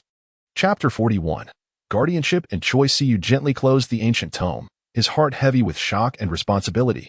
Now aware of the truth behind the spiritual orb, the power of inheritance surged within him like a scalding current, a constant reminder of the mission he bore.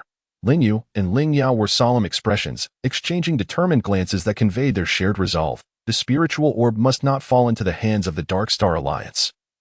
Otherwise, the realm of cultivation would be plunged into despair. Su grasped the box containing the tome and crystal tightly, his tone resolute. Ling Yu nodded slightly, her spirited eyes gleaming with unwavering determination. Su Yu, we must protect it, even at the cost of our lives. However, before they could step out of the place of inheritance, a sinister laughter echoed from behind. The figure in black had somehow regained some of his vitality, his eyes gleaming with greed as he fixed his gaze on the box in Su Yu's hands. "Humph, boy, hand it over. The power of the spiritual orb should belong to me. Do you really think you can thwart the Dark Star Alliance? You overestimate yourselves." With that, he vanished in a flash, his black robe billowing like a specter as he lunged at Su Yu, his hands weaving through the air, black spiritual energy coiling like 2 roaring dragons, aimed directly at Su Yu's throat. Su sidestepped, drawing his light sword in an instant, its blade humming with energy as it carved a brilliant arc, colliding with the figure's serpentine energy, sending sparks flying. Lin Yu, witnessing this, wasted no time in unleashing the ice blade technique, sending countless ice shards hurtling towards the figure in black, aiming to disrupt his rhythm. Ling Yu stood nearby, her hands clasped in prayer, murmuring incantations as waves of gentle healing energy formed a protective barrier around Su Yu and Lin Yu, shielding them from potential counterattacks. Yet, the figure in black was formidable. After several exchanges, Yu and his companions found themselves increasingly strained. The place of inheritance trembled violently from their fierce battle, the surrounding runes flickering erratically as if issuing a final warning. Yu, filled with urgency, understood that if this continued, not only would their lives be at stake, but the spiritual orb would undoubtedly fall into the hands of the figure in black. Suddenly, a flash of inspiration struck Yu's mind. He recalled the ancient tome mentioning a unique resonance between the spiritual orb and the surrounding energy.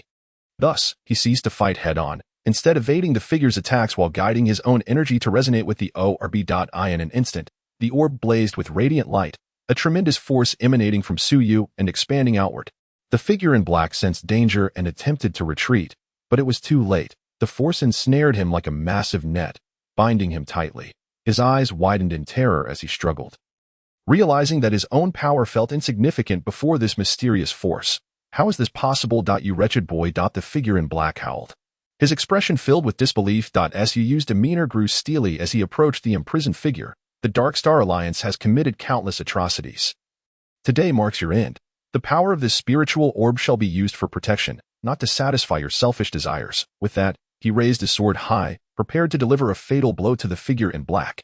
Yet, just as the sword was about to descend, Yu hesitated. To kill a defenseless man would contradict the moral principles he held dear. However, to spare the figure in black would undoubtedly be akin to releasing a tiger back into the wild, leaving a lingering threat for the Dark Star Alliance. Lin Yu and Lin Yu seemed to sense his inner turmoil. The entire space fell into a profound silence, with only the flickering runes of the place of inheritance witnessing this moment of difficult choice. Chapter 42. The Path to Resolution. Yu gripped the sword tightly, its tip hovering above the throat of the figure in black, his hand trembling slightly. The decision of whether to kill or spare weighed heavily upon him, like an immense burden pressing down on his heart. The figure in black, observing this, flashed a cunning glint in his eyes. Although bound, he attempted to disrupt Yu's resolve with his words. Humph. If you kill me, the Dark Star Alliance will never let you go. You and your friends will face a fate worse than death. Yu furrowed his brow, his heart filled with turmoil.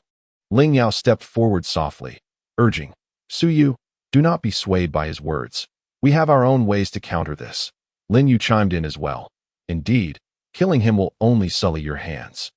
We must think of a way to escape and safely return the spiritual orb to our sect. Taking a deep breath, Yu gradually lowered his sword. As the figure in black revealed a fleeting smirk, Yu suddenly struck, casting a sealing spell that bound much of the figure's power. I will not kill you, but I will ensure you cannot cause harm again. The figure in black's expression shifted dramatically, ready to curse, but Yu quickly sealed his mouth and turned to his companions. This place is no longer safe. We must leave. The three hurried toward the exit, only to discover the stone door was firmly shut, the surrounding runes flickering as if presenting an unsolvable riddle. Yu's heart raced, and he frantically flipped through the ancient tome, hoping to find clues to unlock the stone door. Ling Yao, sensing the runes, attempted to decipher them alongside him. Suddenly, her eyes lit up. Yu, look at these runes. They bear a resemblance to those we encountered in the realm of illusions. Could it be?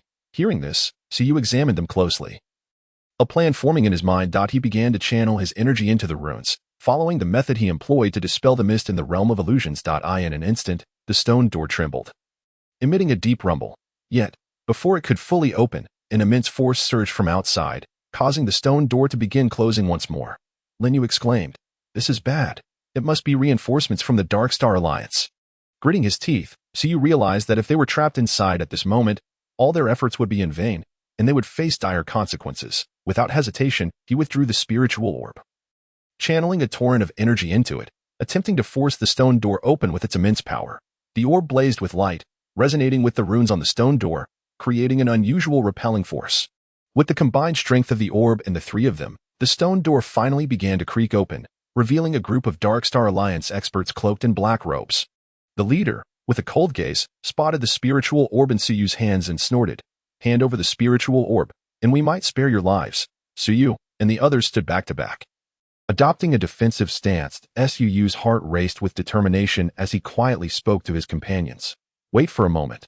I will use the power of the Spirit Pearl to create an opening. Yu seized the chance to rush out and alert the sect. Just as Lin Yu and Ling Yao were about to protest, Yu did not give them a chance. The Spirit Pearl in his hand erupted with a brilliant light as he swung it forcefully forward, unleashing a tumultuous wave of spiritual energy that scattered the front ranks of the Dark Star Alliance. Hurry, Yu shouted. Lin Yu and Ling Yao, tears brimming in their eyes, took advantage of the chaos to flee into the distance. The experts of the Dark Star Alliance, witnessing this, attempted to pursue, but Su Yu stood resolutely in their way, the spirit pearl hovering above his head, its radiance enveloping him like a battle deity. If you want the spirit pearl, you must first pass through me. At that moment, Su Yu disregarded life and death, his sole belief being to buy time for his companions and safeguard the last hope of the spirit pearl. Chapter 43. Survival and Desperation. The experts of the Dark Star Alliance momentarily froze, taken aback by Su Yu's sudden resolve, but they quickly regained their composure, their eyes revealing cruelty and determination. The leader waved his hand, and a group of black-clad figures fanned out in a semicircle, surrounding Su Yu completely, their spiritual power surging as if to tear apart the very fabric of space. A man is trying to stop a chariot. Today, you shall not escape. The spirit pearl will belong to the Dark Star Alliance. The leader mocked, his form darting forward like a specter, his hands transforming the black energy into sharp claws aimed directly at Su Yu's throat. Su Yu sidestepped, his light sword flashing as it clashed with the claws, producing a piercing metallic sound accompanied by a shower of sparks, despite his fervent resistance. The overwhelming numbers and exceptional strength of his opponents led to numerous wounds adorning his body, blood staining his garments. Yet, his gaze remained resolute, teeth clenched tightly, as the spirit pearl hovered above him, continuously supplying him with power to sustain his fighting spirit. Just as Su Yu felt his strength waning, a melodious flute sound suddenly resonated from afar. The music wafted through the air like a gentle breeze, dispersing some of the murderous aura that permeated the battlefield.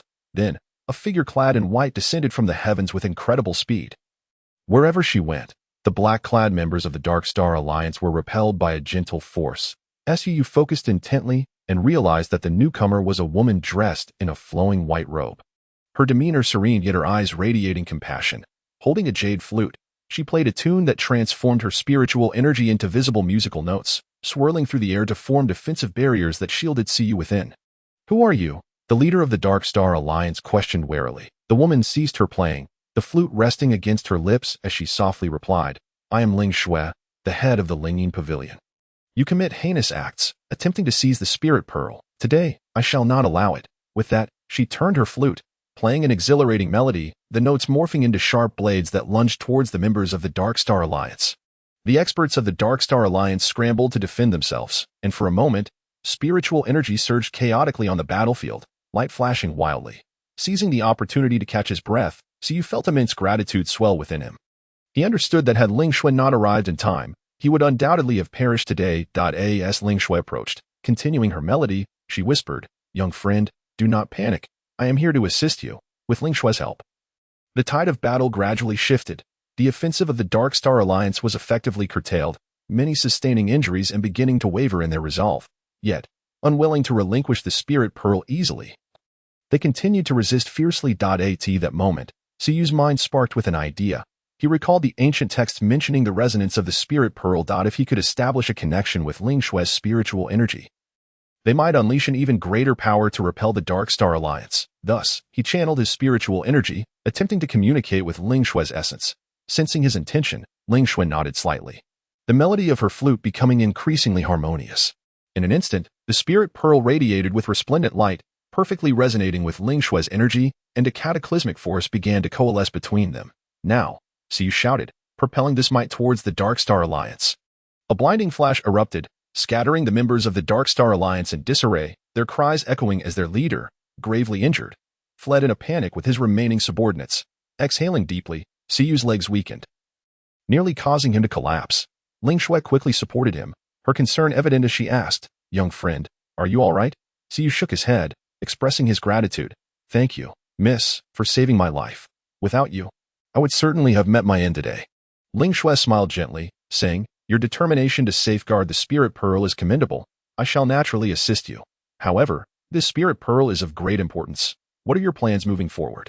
Su Yu gazed steadfastly at the spirit pearl in his hand. Resolute in his answer, "I will take it back to the sect, allowing it to fulfill its true purpose of protecting the realm of cultivation." Ling Shui nodded appreciatively. "That is excellent. I shall accompany you, providing assistance along the way." Thus, Su Yu, having escaped from the brink of despair, set out on the journey home with Ling Shui, while behind them lay the land still bearing the scars of battle. Though the path ahead was uncertain, the dawn of hope had already begun to rise. Chapter 44. Waves. On the return journey, Su Yu and Ling Shui traveled together on the road back to the sect. Along the way, they exchanged insights on cultivation, with Suyu learning much about the application of spiritual energy and the mysteries of runes from Ling Shui, who, in turn, admired Suyu's unwavering spirit. As they reached a secluded valley, a serene stillness enveloped them, broken only by the whispering wind. Just as Suyu was about to speak, he suddenly stiffened, halting in his tracks as he gazed toward one side of the valley. Miss Ling Shui. Be cautious. Their S movement. At is warning. Ling Shui positioned her jade flute defensively across her chest. Emerging from the shadows of the valley was a group of individuals, and leading them was none other than Suyu's senior brother, Li Xian. Upon seeing Suyu, Li Xian paused for a moment, then a broad smile spread across his face. Junior brother Suyu, you have finally returned. Everyone has been quite worried about you. Yet, Suyu astutely sensed an unusual glint hidden within Li Xian's eyes. Senior brother, what brings you here? Suyu inquired nonchalantly. Li Xian chuckled awkwardly. The sect learned of the potential danger you faced and sent us to escort you back. Suyu's heart filled with suspicion. Logically, if the sect was aware of the danger here, the rescue team should not be so meager. Ling Shui quietly warned, Suyu, be wary of deceit. Suyu nodded slightly, preparing to probe further, but Li Xian preempted him, casting a glance at Ling Shui, his eyes flashing with admiration. And who might this young lady be? Suyu introduced, this is Miss Ling Shui, the head of the Lingyan Pavilion. I owe her my life for her timely assistance. Li Xian responded with a casual acknowledgement. Oh, I see. And is the spirit pearl still in your possession, junior brother? Suyu's heart tightened, grasping the storage pouch containing the spirit pearl more firmly, yet maintaining an air of calm. Of course, the spirit pearl is of great significance. I will ensure its safekeeping. At that moment, several of Li Xian's companions began to subtly shift positions, forming a loose encirclement. Observing this, Suyu inwardly lamented. He truly did not wish to turn against his fellow disciples, but the situation demanded caution. Ling Shui likewise sensed the underlying tension, her flute trembling slightly as spiritual energy surged within her. Senior brother Li Xian, what is the meaning of this? Suyu's voice was low, tinged with accusation. Li Xian's expression darkened, his smile vanishing. Suyu, hand over the spirit pearl. It is for the good of the sect. The Dark Star Alliance is wreaking havoc. Keeping the spirit pearl in your hands is far too perilous. It must be entrusted to the elders for unified management to maximize its efficacy. Suyu, filled with anger, replied sarcastically, Senior brother, do not invert right and wrong. I risked my life to protect the spirit pearl precisely to prevent it from falling into the hands of evildoers. Yet now you demand I surrender it willingly. What are your true intentions? Tension mounted as both sides faced off, the atmosphere charged with hostility. Li Xian snorted coldly and struck first, his sword slicing through the air with a formidable energy aimed at Suyu. Suyu dodged to the side, drawing his light sword to engage Li Xian in combat. Ling Shui, not one to be outdone, began to play her flute, unleashing waves of spiritual notes against Li Xian's companions. In the valley, spiritual energy clashed fiercely, cries of battle ringing out. As Suyu fought, he contemplated his options, acutely aware that if they continued to entangle in this manner, both sides would suffer. Moreover, should remnants of the Dark Star Alliance arrive, the consequences would be dire. Suddenly, he recalled a hidden cave deep within the valley. Perhaps he could lead them there and exploit the terrain to escape. Thus, Suyu pretended to falter, retreating while continuing to fight. Making his way toward the depths of the valley. Li Xian, believing Suyu was attempting to flee, relentlessly pursued him with his companions. As they neared the cave, Suyu abruptly turned, extracting the spirit pearl, which shone brilliantly, momentarily blinding everyone. Everyone, close your eyes, Li Xian shouted, panic spreading among them. Seizing the moment, Suyu pulled Ling Shui into the cave, utilizing the complex terrain to set up several rudimentary barriers of spiritual energy, temporarily halting their pursuers. This place is not suitable for a prolonged stay. We must quickly devise a plan to escape, Suyu gasped. Ling Shui nodded as they delved deeper into the cave, seeking an alternate exit. Outside the cave, Li Xian and his companions, frustrated, were attempting to dismantle the barriers, and a new crisis was silently approaching. Chapter 45. The labyrinth of the cave. As Suyu and Ling Shui hurried through the cave, darkness enveloped them, illuminated only by the faint glow of the spirit pearl, barely lighting their path. The cave was filled with grotesque rock formations. The uneven, damp walls occasionally dripped with water, creating a rhythmic, eerie sound that echoed in the stillness. Suyu, this cave is intricate and convoluted. We must be cautious not to lose our way, Ling Shui whispered, gripping her jade flute tightly, prepared for any eventuality. Suyu nodded, inwardly regretting his decision. He had thought to use the cave to evade his fellow disciples, yet he found himself ensnared in this predicament. After traversing a stretch of the cave, they discovered several forks in the path, resembling a maze. Su came to a halt, meticulously surveying his surroundings, attempting to glean any clues from the cave's stone walls, the ground, or the very air itself to ascertain their direction. Yet he found nothing. This was troubling. If they chose the wrong path, not only would they be unable to escape, but they might also encounter even more perilous threats. This is a predicament, Su remarked. Furrowing his brow, Ling Shui stepped forward, closed her eyes, and harnessed her formidable spiritual power to sense any trace of energy from outside the cave. However, it was as if the cave had severed all connection. Her perception was severely hampered. Just as the two were engulfed in uncertainty, a cacophony of footsteps and shouts echoed from behind them. Clearly, Li Xian and his companions had breached the spiritual barrier and were in pursuit. Su Yu, there's no escape for you. Hand over the spiritual pearl obediently. Li Xian's voice reverberated within the cave. Tinged with frantic urgency, Su's heart tightened. There was no time for hesitation. He decisively seized Ling Shui's hand and sprinted down the leftmost fork in the path. They dashed forward, yet the sounds of their pursuers remained relentlessly close behind them. Suddenly, they encountered a raging underground river ahead, the water roiling and crashing, splashing up waves that barred their passage. What should we do? We can't get across, Ling Shui exclaimed anxiously. Su stared at the raging waters, his brow knitted in concentration as he pondered a solution. Suddenly, he noticed some vines by the riverbank, of moderate thickness and appearing quite resilient. A spark of inspiration ignited within him. He swiftly drew his light sword and severed a length of vine, securing one end to a large stone at the river's edge while gripping the other tightly in his hand. Ling Shui, hold on to the vine. We shall swing across, he instructed. Ling Shui nodded slightly, and in perfect harmony, they grasped the vine and leaped with all their might, successfully swinging to the opposite bank, just as they steadied themselves. A cry of alarm erupted from behind. One of Li Xian's companions had attempted to replicate their crossing but, due to a miscalculation, plunged into the tumultuous waters, instantly swallowed by the current, without daring to linger. Su Yu and Ling Shui continued to flee down the fork. After a short while, they were ecstatic to discover a glimmer of light ahead, seemingly the exit of the cave. Wonderful!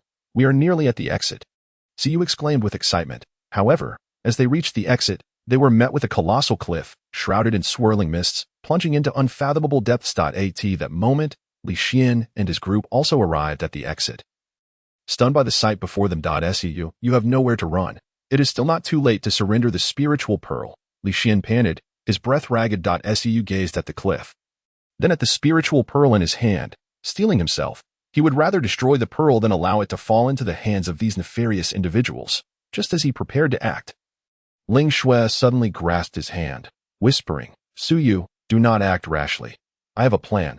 With that, she produced a paper crane from her bosom, chanting softly. The paper crane instantly expanded, hovering in the air. Quickly, let us board, Ling Shui urged. With no time to ponder, Su Yu climbed onto the paper crane alongside Ling Shui. The crane flapped its wings and gently ascended, flying toward the opposite side of the cliff.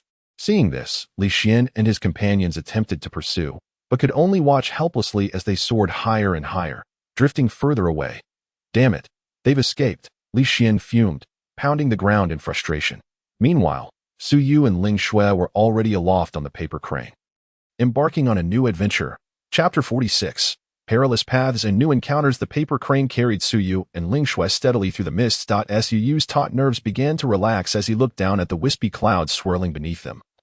Then turned to observe Ling Shui, who was intently steering the crane. Gratitude welled within him. Ling Shui, I owe you my life. Without this miraculous paper crane, we surely would have met our end at the cliff. Ling Shui smiled softly, her gaze fixed ahead.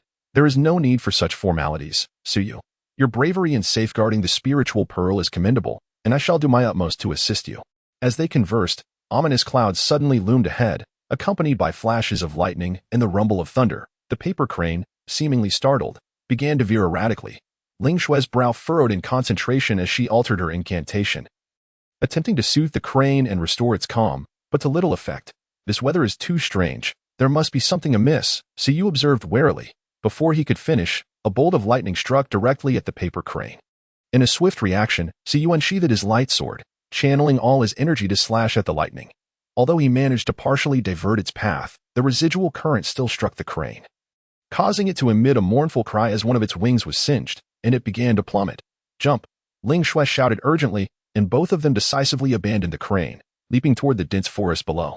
Upon landing, Su Yu utilized his spiritual energy to cushion their fall, While Ling Shui steadied herself thanks to her cultivation, looking around, they found themselves surrounded by towering ancient trees with lush foliage, allowing only fragmented rays of sunlight to penetrate through, creating a dim and eerie atmosphere that sent chills down their spines. This place is foreboding.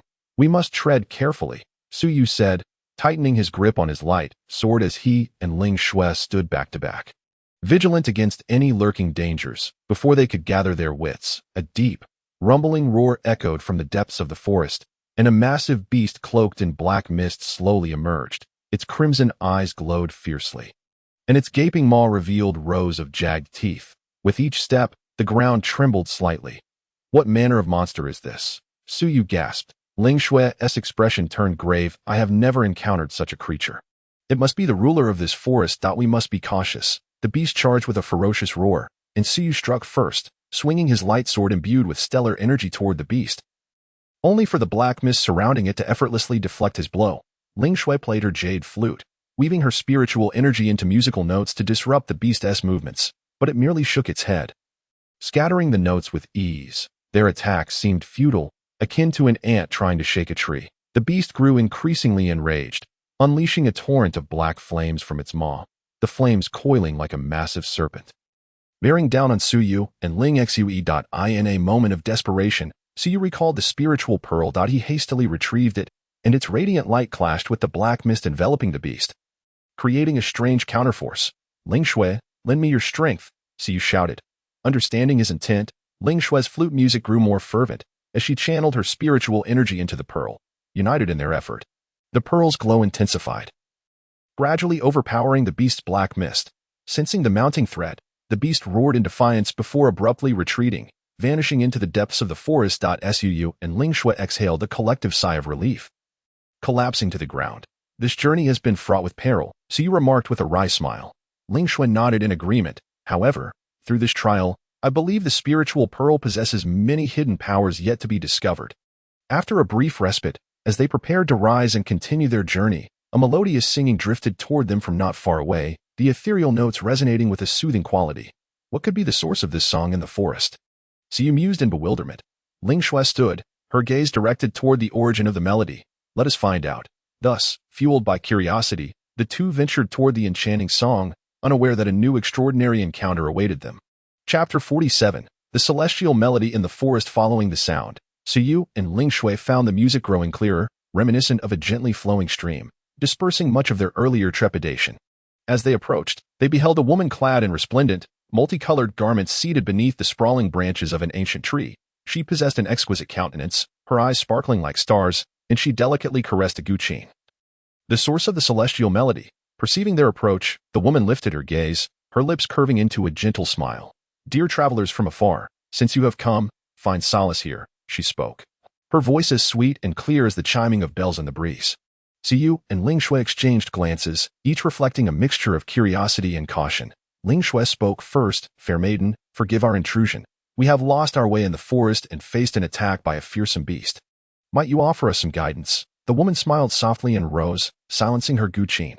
Fate has brought us together. I would not turn a blind eye. She approached the ancient tree, gently caressing its bark as she murmured an incantation.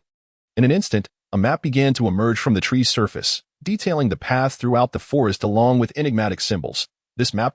Su Yu exclaimed in astonishment. The woman elaborated. This is a map of the forest pathways. If you follow this main route, you shall find your way out. As for these mysterious symbols, they signify hidden opportunities and dangers within the woods, so do remain vigilant. Ling Shui nodded in gratitude.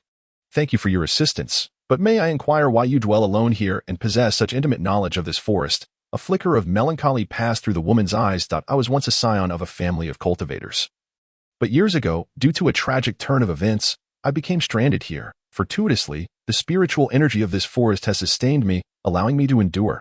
Over time, I have become one with this forest, gaining knowledge of its every secret. Su Yu felt a pang of sympathy. Your circumstances are indeed pitiable. Should you require aid, we shall do our utmost to assist you. The woman shook her head with a gentle smile. There is no need. I have grown accustomed to this way of life. However, you, bearing the spiritual pearl, must tread carefully on your journey ahead. The mention of the spiritual pearl, both Su Yu and Ling Shui were taken aback, instinctively tightening their grips on the precious item. The woman noticed their reaction and waved her hand reassuringly. Do not be alarmed. I harbor no ill intentions. The spiritual pearl is an ancient artifact. Although I dwell in seclusion, I have heard tales of its legend. Witnessing your trials and safeguarding it has filled me with admiration, and I wish to lend a hand. With that, she produced a glistening pill from her robes. This is a medicinal elixir I crafted from the spiritual herbs of this forest. It will aid you in temporarily enhancing your spiritual power, which may prove invaluable in critical moments. You hesitated for a moment, yet ultimately accepted the elixir. Your kindness shall be forever etched in my heart, fair maiden. Should fate grant me the opportunity in the future, I shall repay you. The woman smiled and nodded. Go forth, may you journey safely. With that, Su bid farewell to the woman alongside Ling Shui, and, guided by the map, set forth on the main path. Along the way, they frequently consulted the map to decipher the enigmatic symbols, successfully avoiding several concealed traps. They also stumbled upon a spirit spring, rich in ethereal energy, where they paused briefly to rejuvenate their own spiritual essence. However, as they ventured deeper into the forest, a flickering red suddenly appeared on the map, encircled by prominent danger symbols. Before they could study it further, a powerful surge of spiritual energy emanated from the direction of the red dot, accompanied by a series of deep, resonating roars. It seems there is a formidable creature nearby. We must tread carefully, Su remarked, tightening his grip on his luminous sword. Ling Shui, with her jade flute held firmly against her chest, prepared herself for the impending confrontation, regardless of what it may be. We cannot falter. The spirit orb must not be lost. With utmost caution, the two approached the ominous red dot, every step taken with great deliberation, the crunch of withered leaves beneath their feet echoing loudly in the stillness of the mysterious forest. As they drew near, the intense spiritual fluctuation surged like an invisible tidal wave, overwhelming their senses and hastening their breaths. The roars grew increasingly distinct, causing the surrounding trees to tremble and shed their leaves. This power is no ordinary threat, Su mused, his brow furrowed as his sword hummed ominously, resonating with the spiritual energy within him. Poised for action, Ling Shui wore a grave expression. The runes on her flute shimmered faintly as she delicately played a few tentative notes, which transformed into strands of spiritual energy, probing ahead, only to be violently torn apart by the raging vortex of spiritual power. At that moment, the spirit orb in Su Yu's possession began to tremble violently, radiating a brilliant light as it broke free from his grasp. Hovering in midair, the runes on its surface spun rapidly, exuding an ancient and mysterious aura, resonating with the unknown entity ahead. What has come over the spirit orb? Su exclaimed, alarmed and anxious, reaching out to seize it, only to be repelled by an unseen force. Ling Shui, her gaze fixed on the orb, pondered, perhaps it has sensed a powerful source of similar energy. It appears to be guiding us forward. With no other recourse, Su Yu and Ling Shui followed the orb's lead, venturing deeper into the perilous area. Before them lay a vast, dark pool, its waters as black as ink, yet bubbling with white froth, the spiritual fluctuations emanating from its depths. The spirit orb, now hovering closer to the water's surface, seemed to have its own intentions. What is it planning to do? Su Yu's eyes widened, a foreboding sense of dread swelling within him. As the orb neared the water's edge, a colossal, scaled claw suddenly emerged from the depths, seizing the orb and swiftly retreating into the abyss. No! Su Yu cried out, instinctively rushing toward the pool in a desperate attempt to reclaim the orb. Ling Shui grasped his arm. Do not act rashly, Su Yu. If we plunge in thoughtlessly, we may face dire consequences. Though his heart raced with urgency, Su Yu recognized the validity of Ling Shui's warning. He forced himself to regain composure, scanning the area for any weaknesses or methods to access the depths of the pool. Suddenly, he noticed ancient runes etched onto a massive stone at the water's edge, reminiscent of those on the spirit orb. Ling Shui, look at these runes, Su Yu called out. Ling Shui rushed forward, examining them closely, her eyes lighting up with realization. These runes may be the key to unlocking the passage to the depths. I have encountered similar descriptions in ancient texts. If we activate them in a specific sequence, we can create a pathway to the bottom. With that, Ling Shui summoned her spiritual energy, following the method she recalled, and began to touch the runes in succession. As the final rune illuminated, the waters parted at the center of the pool, revealing a passageway to the depths, flanked by faint blue lights that illuminated their path forward.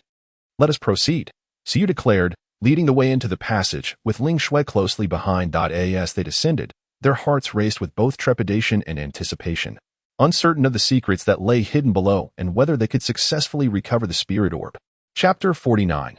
A sudden transformation at the bottom of the pool. Su Yu and Ling Shui clung tightly to one another, akin to two bolts of lightning racing down the dark, Profound passage.as they descended deeper, the water pressure felt like a ferocious beast, lunging at them with its gaping maw. The icy waters pierced their bodies like countless steel needles, inflicting unbearable pain. Yet, in the face of such adversity, Siyu showed no signs of retreat. With his eyes tightly shut and incantations flowing from his lips, a torrent of robust spiritual energy surged within him, quickly enveloping his form in a thin, shimmering barrier that successfully mitigated some of the water pressure's assault. Simultaneously, Ling Shui, equally resolute, gritted her teeth, her delicate features slightly contorted in pain, yet her gaze remained steadfast. She unleashed her own adept spiritual techniques. A gentle radiance emanating from her palms, gradually spreading to envelop her, engaging in a fierce struggle against the encroaching waters. In the ethereal blue glow, their vision became severely obscured, reduced to a hazy blur of blue and the occasional flicker of light. Nevertheless, they pressed forward, relying on their keen instincts and mutual understanding to navigate the treacherous depths. As they continued, a foul, mysterious stench assaulted their senses, inducing waves of nausea. The tunnel's end gradually came into view, revealing a vast underwater cavern, its walls adorned with bioluminescent algae that provided a faint illumination. "Where is the spirit orb?" Siyu fretted, his gaze darting anxiously. At that moment, the sound of bubbling water filled the air, and a massive claw emerged from the shadows of the cavern, grasping the spirit orb, its glow pulsating as if calling for Siyu. Then, a colossal black dragon, its form akin to a mountain, slowly emerged, its scales glistening with a chilling sheen, its triangular head held high. It fixed its enormous, copper-like eyes upon Siyu and Ling Shui, exhaling a breath that reeked of blood. "Is this the guardian of the spirit orb?" Ling Shui gasped. Siyu tightened his grip on his sword, gritting his teeth. "Regardless of its nature, we must reclaim the spirit orb." With that, he took the initiative, his sword imbued with stellar energy, cleaving at the dragon's claw in an attempt to sever its connection to the orb. The dragon reacted with remarkable agility, retracting its claw to evade the attack, then swung its tail, generating a massive wave that surged towards Siyu and Ling Shui. Ling Shui played her flute, conjuring a barrier of sound waves that intercepted the wave, dissipating its force. However, the dragon's onslaught was relentless. It opened its gaping maw, unleashing torrents of black flames that burned unnaturally in the water, causing the pool to boil. Siyu and Ling Shui dodged and weaved, barely managing to evade the dragon's furious strikes. Realizing that this approach was futile, Siyu recalled ancient texts that described the dragon's sensitivity to sound. "Ling Shui, use your flute to disrupt it," he shouted.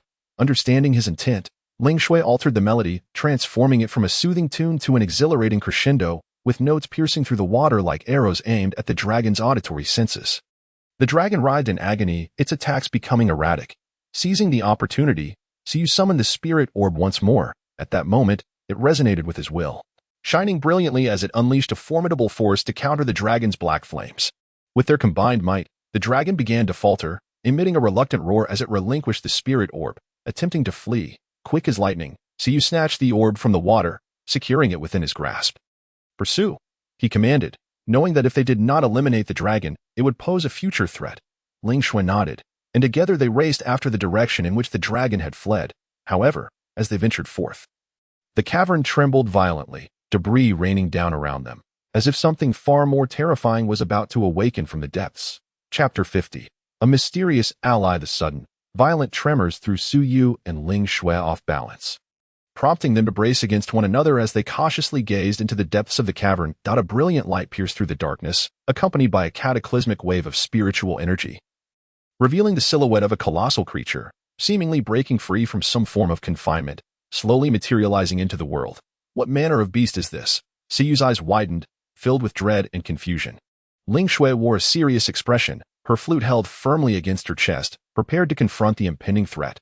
Before they could fully comprehend the situation, the partially revealed entity unleashed a powerful shockwave, a torrent of spiritual energy surging toward them like a tidal wave. Siyu hurriedly summoned the spirit orb, attempting to harness its power for protection. The orb blazed with light, hovering in midair to form a barrier that absorbed much of the impact.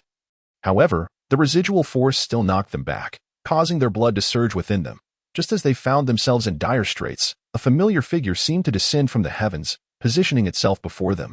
Siyu focused intently and was taken aback to discover that the figure before him was the man in the black robe he had encountered earlier at the place of inheritance.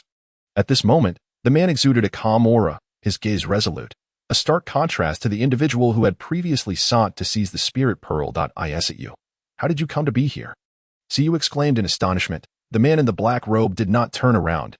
He merely replied coldly, "Humph, enough with the idle chatter. Survival is of utmost importance." With that, he began to gesture with both hands, causing his black robe to billow as his internal spiritual energy surged forth, transforming into a barrage of black runes that wove together in the air, forming a vast net that descended upon the mysterious entity.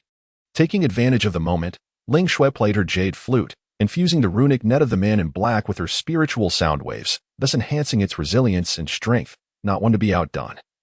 Siyu wielded his light sword, empowering it with the force of the stars, coordinating their attacks in unison. Under the combined efforts of the three, the assault of the mysterious entity was temporarily stifled. It seemed to harbor some trepidation, its onslaught gradually waning. The man in black turned to Siyu and said, "Kid, the spirit pearl is of great significance. It must not fall into the hands of such a monster. Let us first unite to repel it, and we can settle our grievances later." Siyu nodded slightly, understanding that this was not the time to dwell on personal vendettas. Thus, the trio adjusted their formations, arranging themselves in a triangular stance, each channeling their spiritual energy to its utmost potential. The man in black took the lead, his runic energy striking like black lightning against the mysterious entity. Ling Shui interfered with her melodies, causing its movements to slow, while Siyu, clutching the spirit pearl, utilized its unique properties to seek out the entity's weaknesses, poised to deliver a decisive blow. As the battle progressed, the strength of the mysterious entity gradually diminished, and it emitted a deafening roar, its luminescence dimming. Seizing the opportunity, Siyu gathered the power of the spirit pearl into his light sword and struck fiercely at the entity's vital point. With a resounding crack and a burst of dazzling light, the mysterious entity collapsed, disintegrating into countless fragments that dispersed into the water. Siyu, Ling Shui, and the man in black all exhaled deeply, collapsing onto the ground. "Thank you for your assistance today," Siyu said sincerely as he looked at the man in black. The man rose, brushing the dust from his garments. "Humph, do not think I acted for your sake. I simply did not want the spirit pearl to fall into that monster's hands, jeopardizing my own plans." With that, he turned to leave. "Wait," Ling Shui called out, "you have saved us. We will remember this kindness. Should you ever need our help, do not hesitate to ask." The man paused, nodded slightly, and then vanished into the shadows. After a brief respite, Siyu and Ling Shui gathered their thoughts. The spirit pearl had been reclaimed, yet the path ahead remained fraught with uncertainty. They decided to leave the perilous depths of the pond and continue their journey back to the sect. Chapter 51. The journey home. Siyu tightly grasped Ling Shui's somewhat trembling hand as they walked side by side, taking cautious steps along the edge of the pond. The surroundings were enveloped in an eerie silence, broken only by the gentle rippling of the water. The light at the bottom of the pond remained dim, as if shrouded by a heavy black curtain. The sole source of illumination came from the spirit pearl in Suyu's hand, casting a faint glow akin to a solitary star flickering in the night sky, barely illuminating the narrow space beneath their feet. However, this limited light did little to dispel the boundless darkness surrounding them, instead rendering the hidden unknowns lurking in the shadows all the more mysterious and terrifying. With each step, both Siyu and Ling Shui felt their hearts race, fearful of an unforeseen danger. Yet, despite the overwhelming dread, they steadfastly supported one another, carefully probing forward, hoping to soon find a way out of this bizarre place. "This place is not suitable for lingering. We must quicken our pace," Siyu whispered, clutching the spirit pearl tightly and scanning the surroundings with keen vigilance. Ling Shui nodded gently, securing her jade flute at her waist and staying close beside Siyu. However, before they could proceed far, a rustling sound echoed from above, as if something was swiftly traversing the area. Instantly alert, they looked up to see a group of elongated, ghostly fish diving towards them like arrows. The teeth of these creatures glinted menacingly in the dim light. "Be careful," Siyu shouted, and the spirit pearl erupted with brilliant light, transforming into a shield in an attempt to block the oncoming assault. Ling Shui swiftly drew her jade flute, playing a hurried melody, the sound waves radiating outward like ripples, disrupting the movements of the strange fish. Yet the sheer number of fish was overwhelming. The shield began to ripple and falter under their relentless barrage. Gritting his teeth, Siyu felt sweat bead on his forehead as he struggled to maintain the barrier. Ling Shui's face turned pale, her hand trembling as she played the flute, the rapid depletion of her spiritual energy leaving her feeling increasingly powerless. Just as the situation grew increasingly dire, Siyu suddenly had a flash of inspiration. Recalling how the man in black had utilized runes in battle. He quickly focused, guiding the spirit pearl's energy to sketch simple runes in the air. Merging them with the shield, the runes shimmered, producing a strange attractive force that ensnared the approaching fish. Seeing this, Ling Shui's eyes lit up. She adjusted her melody to complement Su Yu's runes, launching precise strikes against the fish. Through their seamless cooperation, the onslaught of the fish was finally quelled, their chaotic cries filling the air as they scattered and retreat. Su Yu and Ling Shui both sighed in relief, exchanging glances that reflected their fatigue and gratitude. Let us continue. I hope we do not encounter any further complications, Su Yu said with a wry smile as he stowed the spirit pearl and took Ling Shui's hand to lead her onward.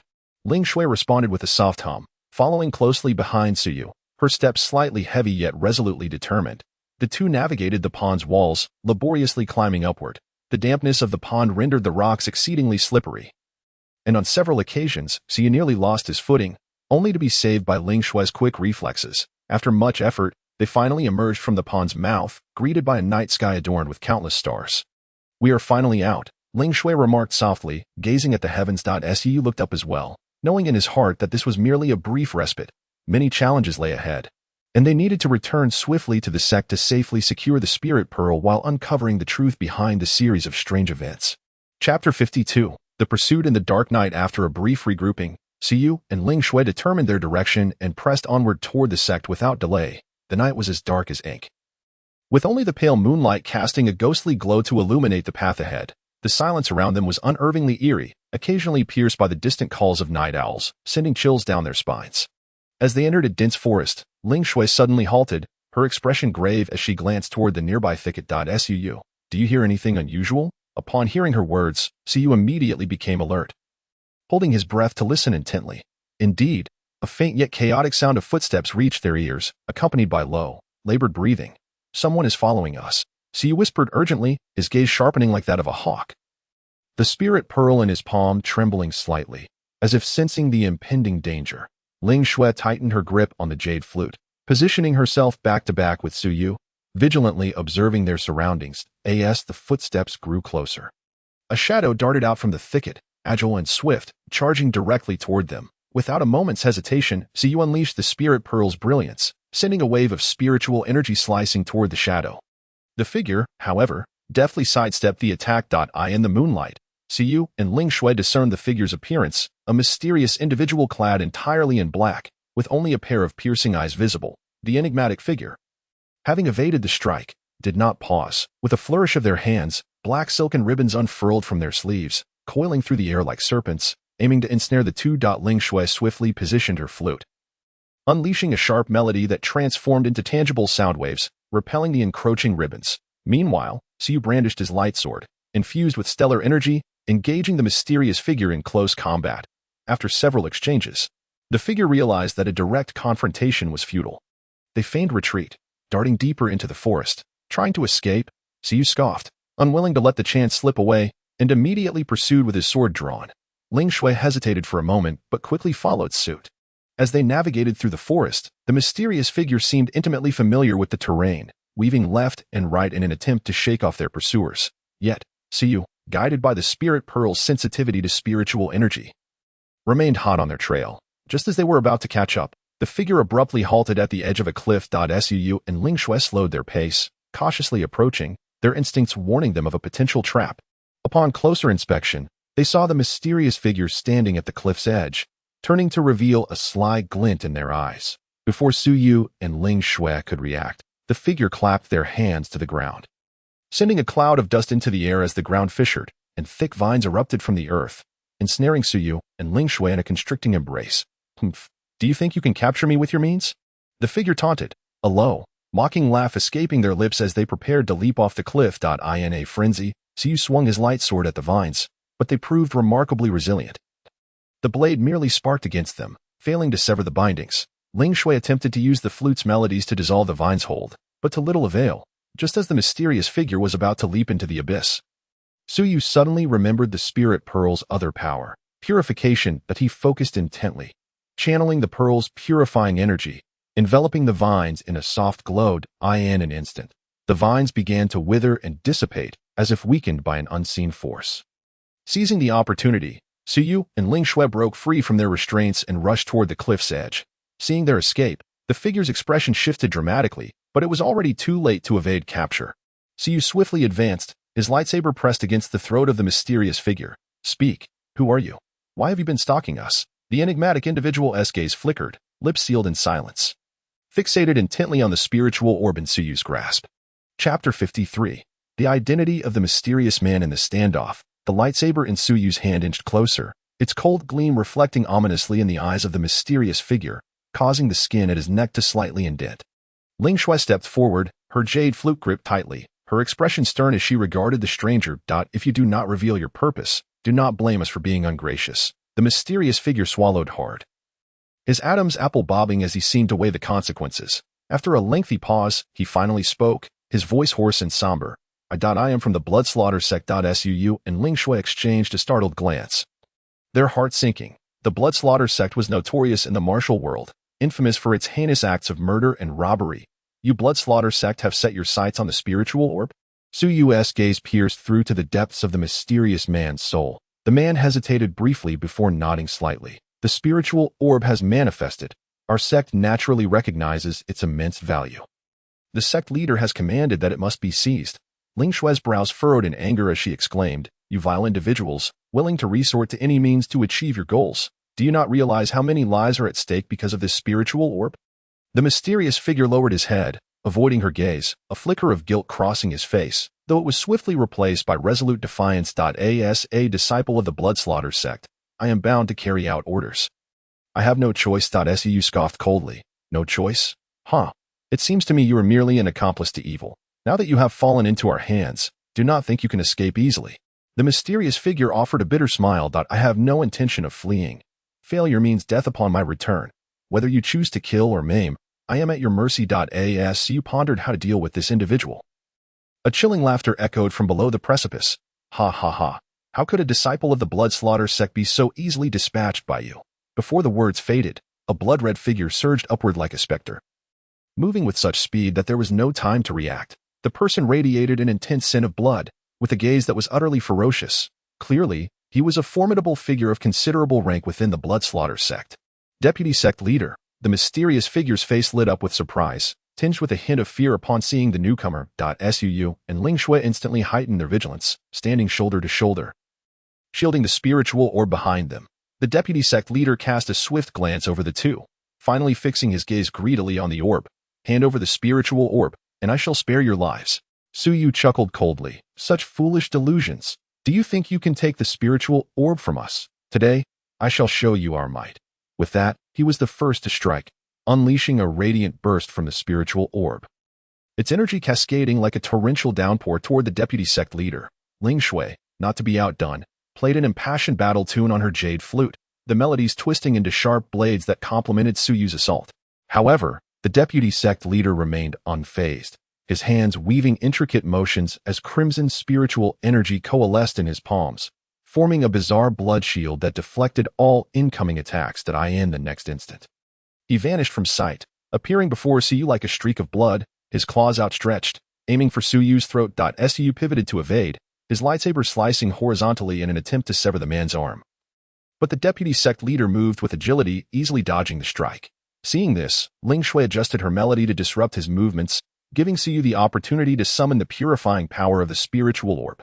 A beam of white light surging towards the Deputy Sect Leader. The Deputy Sect Leader's expression shifted slightly, clearly apprehensive of this purifying force. As he retreated several steps, both sides found themselves locked in a stalemate, the battle on the verge of erupting. Yet the situation grew increasingly dire for Suyu and Ling Shui.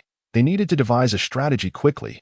Otherwise, should the spiritual orb fall into the hands of the Blood Slaughter Sect, the consequences would be dire. Chapter 54. Surviving in desperation. Suyu and Ling Shui were acutely aware of the gravity of their predicament, standing back to back, wholly focused on fending off the Deputy Sect Leader's onslaught. The spiritual orb floated above Suyu's head, its glow flickering, continuously replenishing his spiritual energy while also alerting him to potential dangers lurking nearby. The Deputy Sect Leader's assault intensified, the crimson spiritual energy burning fiercely like flames, each strike imbued with overwhelming pressure, as if he sought to crush the two before him. Su swung his lightsaber, blending the power of the stars with that of the spiritual orb. Barely managing to fend off the relentless blood claws, Ling Shui's complexion paled, the strain of playing the jade flute depleting her energy, yet she gritted her teeth and persevered, her melodies entwining around the enemy, disrupting his rhythm. However, as time passed, Both their spiritual energies began to wane, the potency of their attacks diminishing. The deputy sect leader sensed their fatigue, a sinister grin spreading across his face. Your spiritual energy is nearly depleted. Isn't it? Hand over the spiritual orb, and you may suffer less. Su felt a surge of anxiety, yet found himself at a loss, sweat soaking his back. He understood that if this continued, they would undoubtedly face defeat. Just as they stood on the brink of despair, a distant, melodious bell toll resonated through the air, as if transcending time itself, imbued with a mysterious and powerful force that sent ripples through the atmosphere. The deputy sect leader's expression shifted dramatically, fear flashing in his eyes. This is the sound of the Lingxiao bell. Although Su Yu and Ling Shui were unaware of the significance of the Lingxiao bell. Witnessing their opponent's trepidation ignited a glimmer of hope within them. In the next moment, a white figure raced toward them like lightning, moving with such swiftness that they barely had time to comprehend. As the figure drew nearer, they discerned it to be an elderly man clad in a flowing white robe, his hair white as snow, a benevolent expression gracing his face, and leaning on a radiant staff. His presence brought a serene calm to the surrounding air. Humph, vile beasts of the blood slaughter sect, how dare you commit atrocities here? The elder's voice resonated deeply, yet carried an air of authority. The deputy sect leader sneered, old fool, mind your own business. This spiritual orb is a prize that belongs to the blood slaughter sect. The elder paid no heed to his taunts, gently waving his staff, unleashing a golden wave of light that rippled outward, instantly suppressing the deputy sect leader's crimson energy, forcing him to retreat several steps. Su and Ling Shui felt a surge of elation. They understood that a savior had arrived. Turning to face them, the elder inquired, "Children, are you unharmed?" Su bowed deeply. "Thank you, esteemed elder, for your timely intervention. Had it not been for your arrival, we would have faced grave peril today." Ling Shui also offered her respectful gratitude with a graceful bow. The elder smiled and nodded. "No need for formalities. I am the abbot of Lingxiao Temple, passing through here when I happened to hear the sounds of conflict. Thus I came to offer assistance. The blood slaughter sect has committed numerous heinous acts and deserves to be eradicated." With that, he turned his cold gaze back to the deputy sect leader. "Today, you shall meet your end." The deputy sect leader, recognizing his impending defeat, hesitated, unwilling to relinquish the spiritual orb. In a moment of indecision, he suddenly turned and fled like a streak of blood. The elder made no effort to pursue, simply shaking his head in disappointment. "This wretch will face retribution in due time." Su and Ling Shui let out a sigh of relief, collapsing to the ground, utterly exhausted from the harrowing battle. The elder approached, channeling some of his spiritual energy into them, aiding their recovery. "Children, take this spiritual orb, but be vigilant. Do not allow it to fall into the hands of evildoers." Su accepted the orb and nodded solemnly. "I understand. Thank you, esteemed elder." With the elder's assistance, Su Yu and Ling Shui regained their footing and, after a brief recovery, continued on their journey homeward. They were acutely aware that although they had temporarily evaded danger, the road ahead remained fraught with uncertainty, necessitating greater caution to return to their sect safely with the spiritual orb. Chapter 55. Oddities in the Mountains. Su Yu and Ling Shui gazed at the receding figure of the abbot of Lingxiao Temple until he vanished from sight. Allowing them to relax slightly, they found a relatively flat area to sit and rest, recovering from the fatigue of their long journey. After a brief respite, they rose again, resuming their trek along the winding mountain path.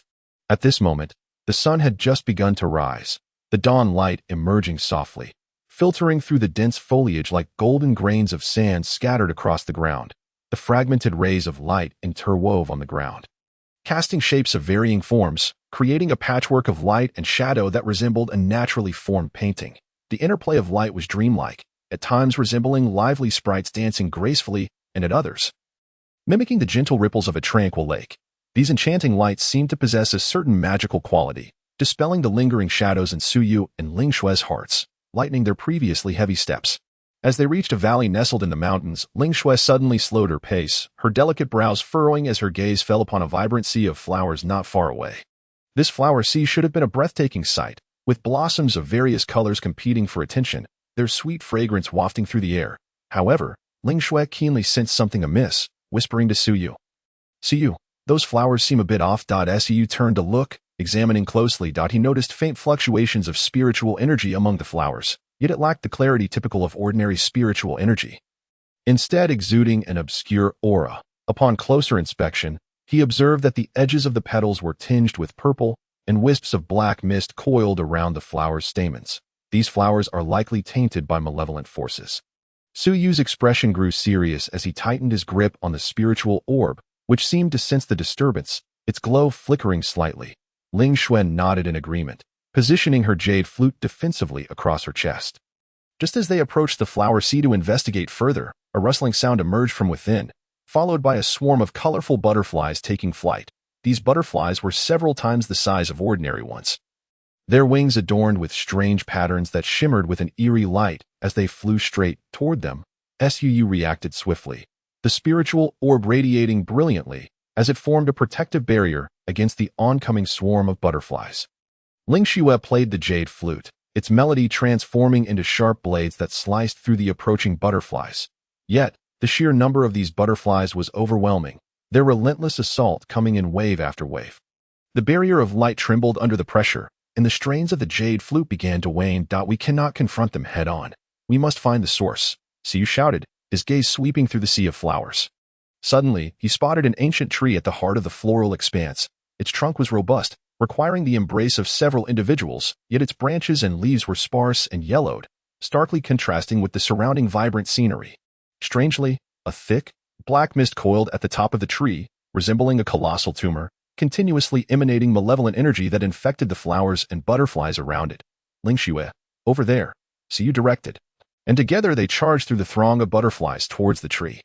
As they neared the base, the sinister aura hit them like a wave, inducing dizziness and nausea. Ling Xue's complexion turned pale, yet she gritted her teeth and continued to play the jade flute, using its melody to fend off the encroaching darkness. Siyu, meanwhile, focused his energy, commanding the spirit pearl to unleash purifying power, a gentle white light shooting toward the black mist at the tree's summit. The clash between the purifying force and the malevolent energy produced a sizzling sound. As if good and evil were locked in fierce combat within that confined space, initially, the purifying power seemed to gain the upper hand, causing the black mist to recede, but in an instant, the evil energy surged back, and Siyu was knocked back several steps, blood trickling from the corner of his mouth. Suu, Ling Xue exclaimed, rushing to support him. Wiping the blood from his lips, Siyu's gaze remained resolute. Do not fear. We will dispel this malevolence. At that moment, they found themselves in dire straits. If they did not resolve the anomaly in the mountain swiftly, not only would they be in peril, but the sinister force could spread, endangering countless lives. Chapter 56. Successfully purifying the malevolence. Siyu steadied himself, taking a deep breath and gripping the spirit pearl once more. He understood that the moment of truth had arrived. Failure to purify this malevolence could lead to catastrophic consequences. Ling Xue stood beside him, the jade flute resting against her chest, her gaze unwavering as they both focused on the black mist at the tree's apex. Despite her immense depletion of spiritual energy and overwhelming fatigue, she showed no sign of retreating. Su closed his eyes, calming his mind, attempting to forge a deeper connection with the spirit pearl. Under his guidance, the pearl's radiance intensified, pure spiritual energy flowing forth like a gentle stream, coalescing in the air into intricate runes. These runes shimmered with a sacred white light, forming a stark contrast against the black mist, as if righteousness were declaring war against evil.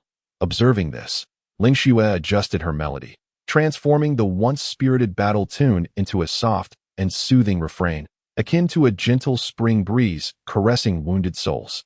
Through the power of her melody, she assisted Su Yu in guiding the purifying energy from the spirit pearl, their combined spiritual forces intertwining, forming a formidable synergy. As the purifying energy surged forth, the black mist's resistance gradually waned, trembling and retracting, slowly being consumed by the light of purification. However, just as they were on the verge of triumph, a deep, thunderous roar erupted from beneath the earth. As if some colossal beast had been disturbed and was about to break free, Suu and Ling Xue's hearts tightened. They feared this might be a last-ditch effort from the malevolence to turn the tide. But with no retreat possible, they could only hasten their efforts, pouring every remaining ounce of their spiritual energy into the purification. The spirit pearl shone brilliantly, runes swirling in the air, and the melody of the jade flute resonated continuously. Finally, with a resounding crash, the black mist at the tree's summit was completely purified, dissipating into a wisp of azure smoke. Simultaneously, the roar ceased abruptly, and tranquility returned. Suu and Ling Xue exhaled deeply, collapsing to the ground. Their clothes were drenched in sweat, their spiritual energy nearly depleted, yet their faces radiated the joy of victory. The valley had finally regained its former peace and beauty, flowers bursting forth in vibrant colors. And butterflies resumed their graceful dance among the blooms. We did it. Su's voice, slightly hoarse, emerged slowly, as if each word bore the weight of 1,000 burdens. His tone, tinged with unmistakable exhaustion, also revealed a glimmer of satisfaction. The prolonged effort had left his body weary, but the joy within him felt like a spring breeze brushing against his fatigued visage. His once bright eyes, dimmed by exhaustion, still flickered with unyielding determination. Lin Yu nodded gently, her autumn-like, clear eyes shimmering with unshed tears. Her voice trembled slightly, as if still enveloped in the intensity of their recent struggle, softly murmuring, "Yes, it is finally over." The words escaped her lips with an indescribable sense of relief and reflection, as if the heavy burden that had long weighed on her heart had suddenly lifted, leaving her feeling both light and inexplicably hollow. After a brief rest to recover some spiritual energy, they rose to continue their journey home. They understood well that though they had faced numerous trials along the way, each victory brought them closer to their sect and fortified their resolve to protect the spirit pearl and safeguard peace in the world. Chapter 57. Encountering danger in the ancient town. After days of traversing the mountain paths, Yu and Lin Yu finally beheld a quaint little town nestled at the foot of the mountains. The town was built beside a serene river, with winding cobblestone streets flanked by charming wooden houses adorned with ornate eaves, exuding an air of antiquity. Wisps of smoke curled upwards, adding a touch of warmth to the tranquil scene. "Let us descend and rest a while, replenishing our supplies," Yu suggested, to which Lin Yu readily agreed. As they entered the town, they found an array of shops lining the streets, selling everything from provisions to herbs and weapons. The bustling crowd moved about, some haggling while others engaged in lively conversation, creating a vibrant atmosphere. They chose an inn, secured 2 rooms, and after depositing their belongings, set out to procure supplies. Su paused in front of a weapon shop, meticulously selecting some spare concealed weapons for unforeseen circumstances. Meanwhile, Lin Yu entered a fabric store, intending to purchase some cloth to mend her battle-worn garments. In the midst of their respective tasks, an eerie presence began to permeate the town. Initially, it was merely a faint, foul odor carried on the breeze, but soon the cats and dogs in the streets grew restless, darting about in agitation. Su was the first to sense the anomaly. He set down the weapons, his brow furrowed as he scanned the surroundings. Lin Yu emerged from the fabric store, her expression grave, and upon meeting Yu's worried gaze, they both understood the urgency of the situation. "This is bad. Something's amiss," Yu whispered, and they hurried towards the inn. Before they reached it, they were met with a cacophony of screams and cries for help. A throng of mysterious figures clad in black cloaks surged forth from all directions, wielding sharp blades and attacking anyone in sight with brutal swiftness. The townsfolk were thrown into a state of panic, fleeing in terror amidst a chorus of cries and pleas for salvation. The scene descending into chaos. Without a moment's hesitation, Yu and Lin Yu charged forward. Su summoned the spirit pearl, its brilliance illuminating the surroundings as it formed a protective light shield around the terrified townsfolk.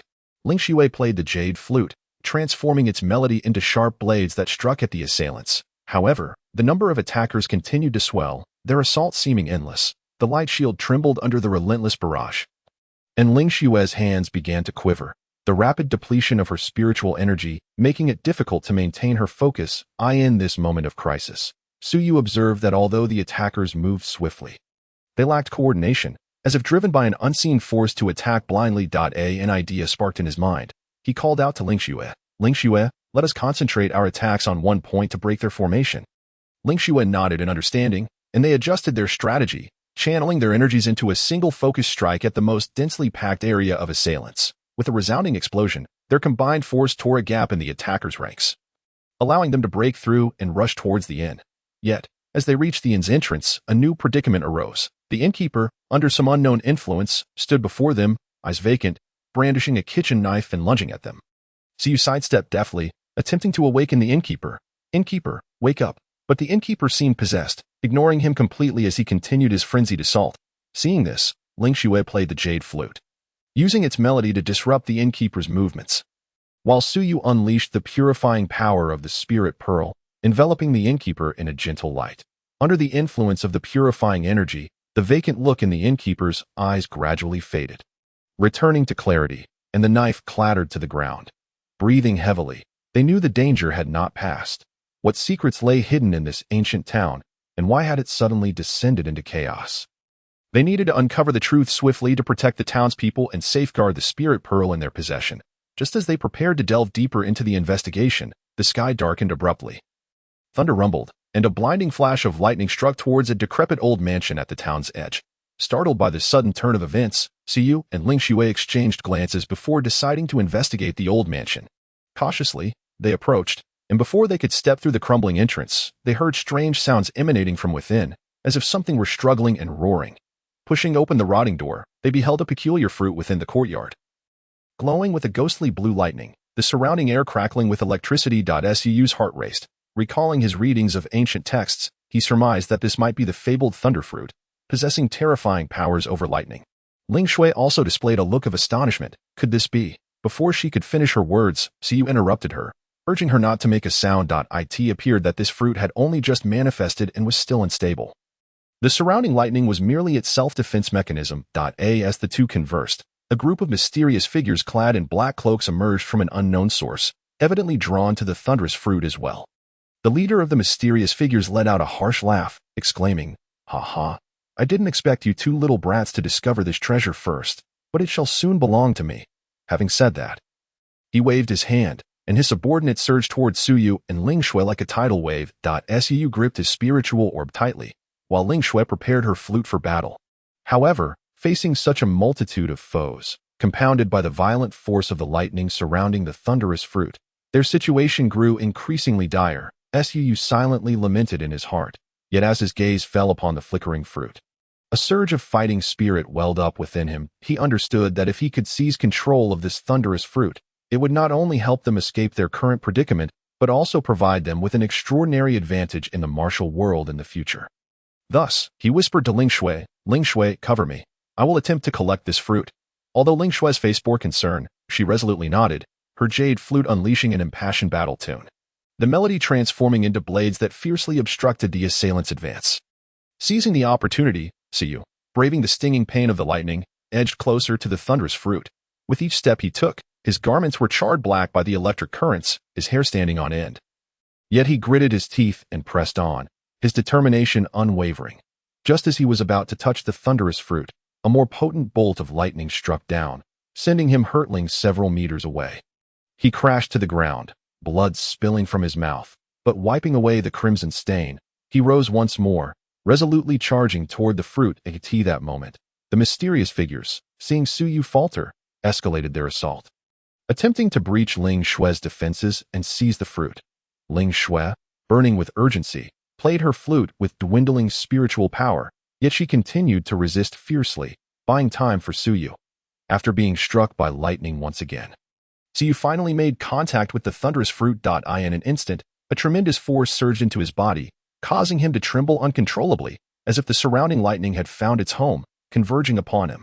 Chapter 58. Mastery of the thunderous fruit. The moment Yu touched the thunderous fruit, he felt a violent and torrential power inundate his being like a flood breaching a dam. His body seemingly on the verge of being torn asunder, the pain excruciating. Every inch of his skin flickered with a ghostly blue lightning, his hair standing upright, resembling a deity of thunder descending upon the earth. The air around him crackled with the wrath of the lightning, producing a sizzling sound. Ling Shui, witnessing this, was frantic. On one hand, she had to fend off the frenzied attacks of the mysterious figures, while on the other, she worried for Yu's safety. Yet in this moment, she could only grit her teeth and persist, the melody from her flute growing ever sharper, attempting to single-handedly impede the enemy and grant Yu more time to harness the power of the lightning. Yu tightly shut his eyes, focusing all his mental energy amidst the agony, striving to tame the force emanating from the thunderous fruit. His consciousness delved deep within, engaging in a grueling battle with the unfamiliar, yet potent energy. Each attempt to guide it felt akin to rowing against the current, the lightning wreaking havoc within his meridians, causing rampant destruction. However, bolstered by indomitable will and a fervent desire for power, Yu gradually discerned a semblance of order. He began to direct the lightning through specific meridians, akin to breaking a wild horse, gradually bringing it under control. As the flow of lightning became increasingly smooth, the chaotic radiance surrounding Yu began to stabilize. No longer exhibiting the initial wildness. At this juncture, the mysterious figures, perceiving Yu on the brink of mastering the lightning, intensified their assault. Undeterred by Ling Shui's sharp melodies, they charged towards Yu in waves. Intent on disrupting his progress, Ling Shui, expending her last reserves of strength, her form wavering, remained resolute, summoning her final ounce of energy to smash her flute against the foremost assailant. granting Suyu a fleeting moment to breathe. Sensing Ling Xue's plight ignited a blaze of fury within Suyu, the lightning he had tamed in his body surged in response to his emotions, growing more vigorous. At last, after a grueling effort, he successfully gathered the lightning in his palm, gaining the ability to manipulate it at will. Step back. Suyu bellowed, and with a flash of lightning from his palm, a robust bolt surged forth like an enraged dragon. Striking directly at the mysterious figures, wherever the lightning struck, the assailants were charred black, emitting pitiful cries as they fell to the ground. The leader of the mysterious figures, realizing the dire situation, shot Suyu a venomous glare before retreating with his remaining followers. Suyu exhaled a long breath, retracting the lightning, his form swaying precariously as he nearly collapsed. Ling Xue hurriedly rushed to support him, concern etched on her face. "Are you all right?" she asked. Suyu's complexion was pale, blood staining the corners of his mouth, yet a gratified smile graced his features. "I'm fine, thanks to you." After a brief respite to regain some strength, Suyu felt the new power coursing within him. Fully aware of the weight of his responsibility, the power bestowed by the thunderous fruit was immense. Should it fall into the wrong hands, devastation would surely ensue. He turned to Ling Xue, solemnly declaring, "We must return to the sect swiftly, secure the spiritual orb along with this newfound power, and report the situation to our elders to avert any unforeseen circumstances." Ling Xue nodded in agreement, and the two of them organized their belongings, setting out once more, carrying with them a modicum of tranquility in the aftermath of the town's restoration. Along the way, Suyu silently practiced, familiarizing himself with the use of lightning. While Ling Xue assisted him, they both understood that the road ahead was long, and danger could lurk in every corner. Chapter 59. Secret meeting in the mountains. Suyu and Ling Xue traversed the winding mountain path with haste, striving to return to their sect as quickly as possible, working tirelessly day and night without a moment's respite. Upon reaching a dense forest, the night was as dark as ink, with only the moonlight filtering through the leaves, casting a silvery glow to illuminate their path. Just as they were about to seek a concealed spot to rest, a faint yet eerie conversation drifted from nearby. Suyu instantly became alert, signaling to Ling Xue to hush, and the two of them stealthily approached the source of the sound. Pushing aside a cluster of bushes, they glimpsed a shocking scene in the moonlight. Several tall figures cloaked in black were encircled, whispering among themselves. One of them toyed with a stone radiating a bizarre red glow, its light flickering as if it were alive. "This blood soul stone is crucial to our mission.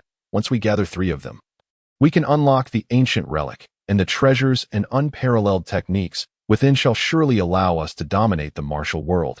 The speaker's voice was hoarse, but hardly concealed his excitement. Another nodded in agreement. "Indeed, but the journey ahead will not be easy. We must guard against other sects attempting to seize it, as well as contend with the beast guardians of the relic. We have already secured one, while the other 2 are rumored to be in the possession of the Qingyan sect and a mysterious organization." Upon hearing the name Qingyan sect, Suyu and Ling Xue exchanged startled glances.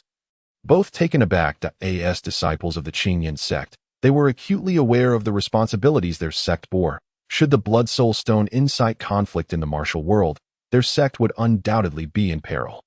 Moreover, the existence of the mysterious organization sparked further unease, leaving them uncertain of its identity and its intentions. The Qingyan sect is nothing to fear. I have heard they are currently embroiled in a struggle over a spiritual orb, their internal strife rendering them vulnerable.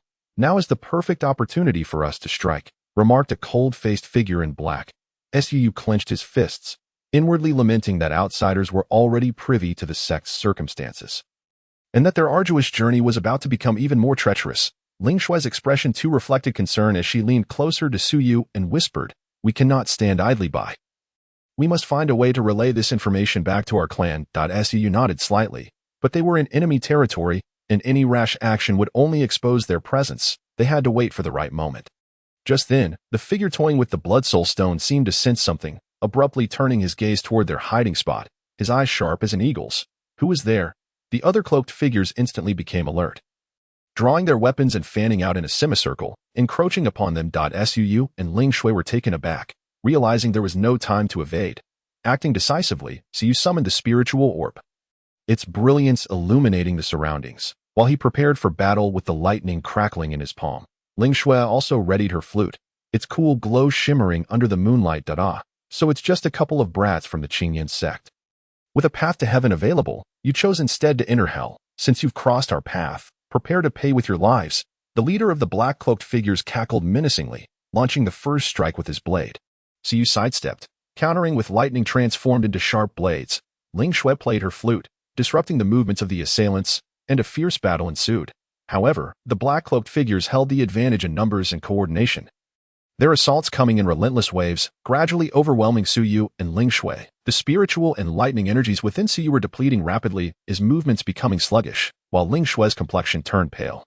Her hands trembling as she played the flute. In this dire moment, Yu suddenly recalled the control techniques he had acquired after obtaining the thunderous fruit in the ancient town, that he suppressed his fatigue.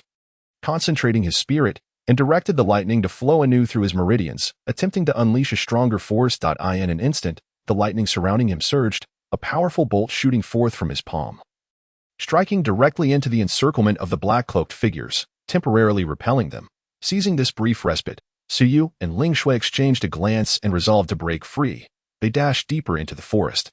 With the black-cloaked figures hot on their heels, the terrain within the mountains was intricate and convoluted. Relying on their familiarity with the landscape and their agile movements, they gradually increased the distance between themselves and the cloaked pursuers. However, Yu was acutely aware that this respite was merely temporary. They needed to swiftly escape their pursuers and relay the news of the Blood Soul Stone back to their clan. Lest a calamity befall the martial world, the two raced forward, only pausing for breath once the sounds of shouting and chaos had receded into the distance. Leaning against a sturdy tree, they gasped for air. Ling Shui looked at Yu with concern. "How are you faring?" Yu waved his hand dismissively. "I am well, though the consumption of thunder energy has been quite taxing. I must recover quickly." As he spoke, he seated himself on the ground, closed his eyes, and endeavored to channel his inner spiritual energy to nourish the thunder energy and hasten his recovery. As Yu focused on his rejuvenation, his consciousness seemed to gradually sink into a peculiar realm, surrounded by flashes of lightning and the roiling power of thunder. A realization struck him. This might be the deeper secret hidden within the thunder fruit. Gathering his courage, he ventured toward the area most saturated with electricity. Each step was a formidable challenge, as the lightning lashed at him like a whip, causing him to break out in cold sweat. Yet, Yu did not falter. Time lost its meaning in that space until he began to sense his body merging with the lightning, enabling him to manipulate its form at will. Suddenly, a spark of enlightenment illuminated his mind. He had grasped the ability of elemental transformation. He could convert part, or even all of his body into the lightning element, rendering himself immune to physical attacks, and allowing him to traverse freely. Filled with exhilaration, Yu could hardly contain his eagerness to experiment. He slowly opened his eyes, which now flickered with electric light, stood up, and extended his palm towards a nearby boulder. Lightning surged within his palm, instantly transforming it into a form of electricity that pierced through the stone, leaving it unscathed. Ling Shui, watching in awe, exclaimed, How did you achieve that?" Yu grinned widely. "It seems I have mastered a new ability granted by the Thunder Fruit.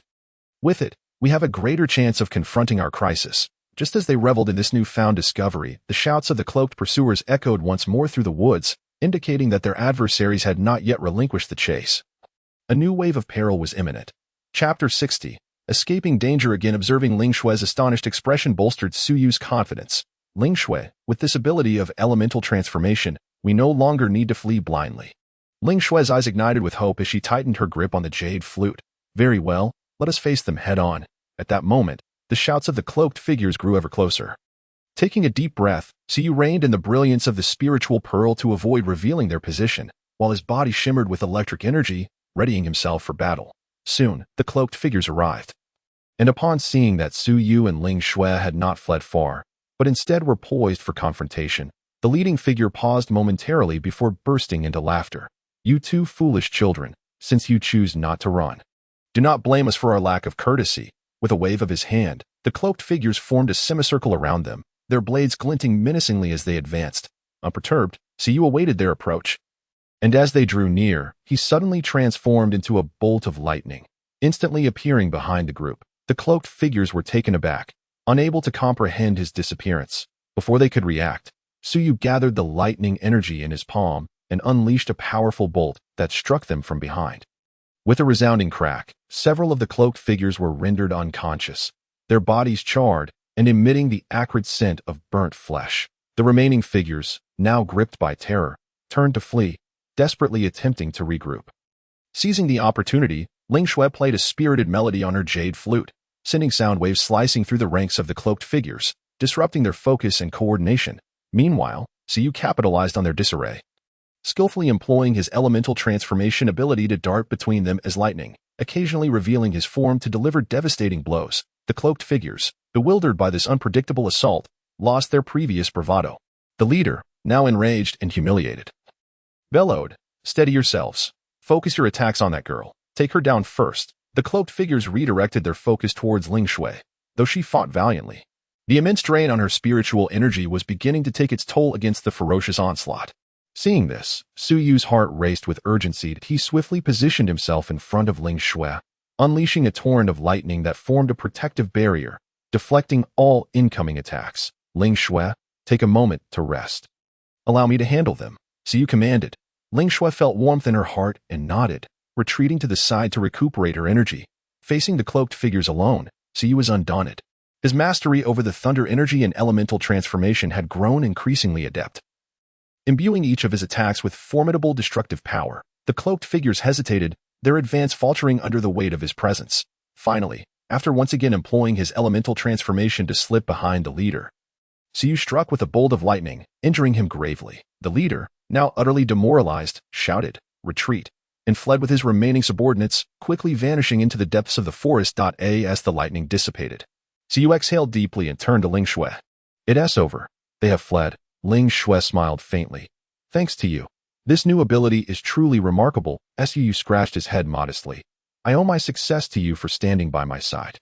We are comrades who share in adversity." After a brief respite, the two realized they could not linger in that place. The news of the Blood Soul Stone awaited them back at their sect. Thus, they repacked their belongings, determined their direction, and hastened towards the Qingyan sect, all the while Su Yu silently familiarizing himself with his new ability as Ling Shui assisted him. They were acutely aware that the challenges ahead would only multiply. Chapter 61.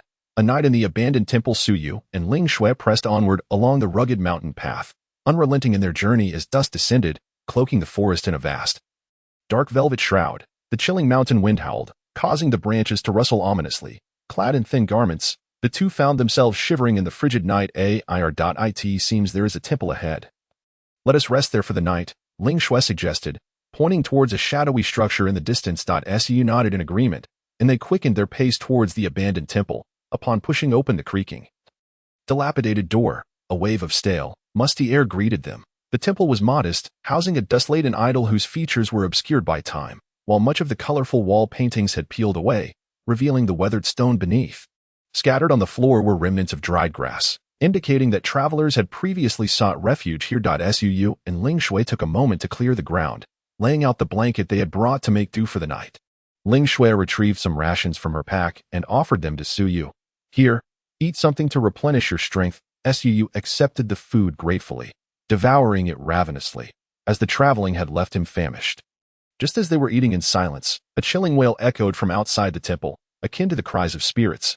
Soon after, heavy footsteps approached, growing louder in the stillness of the night.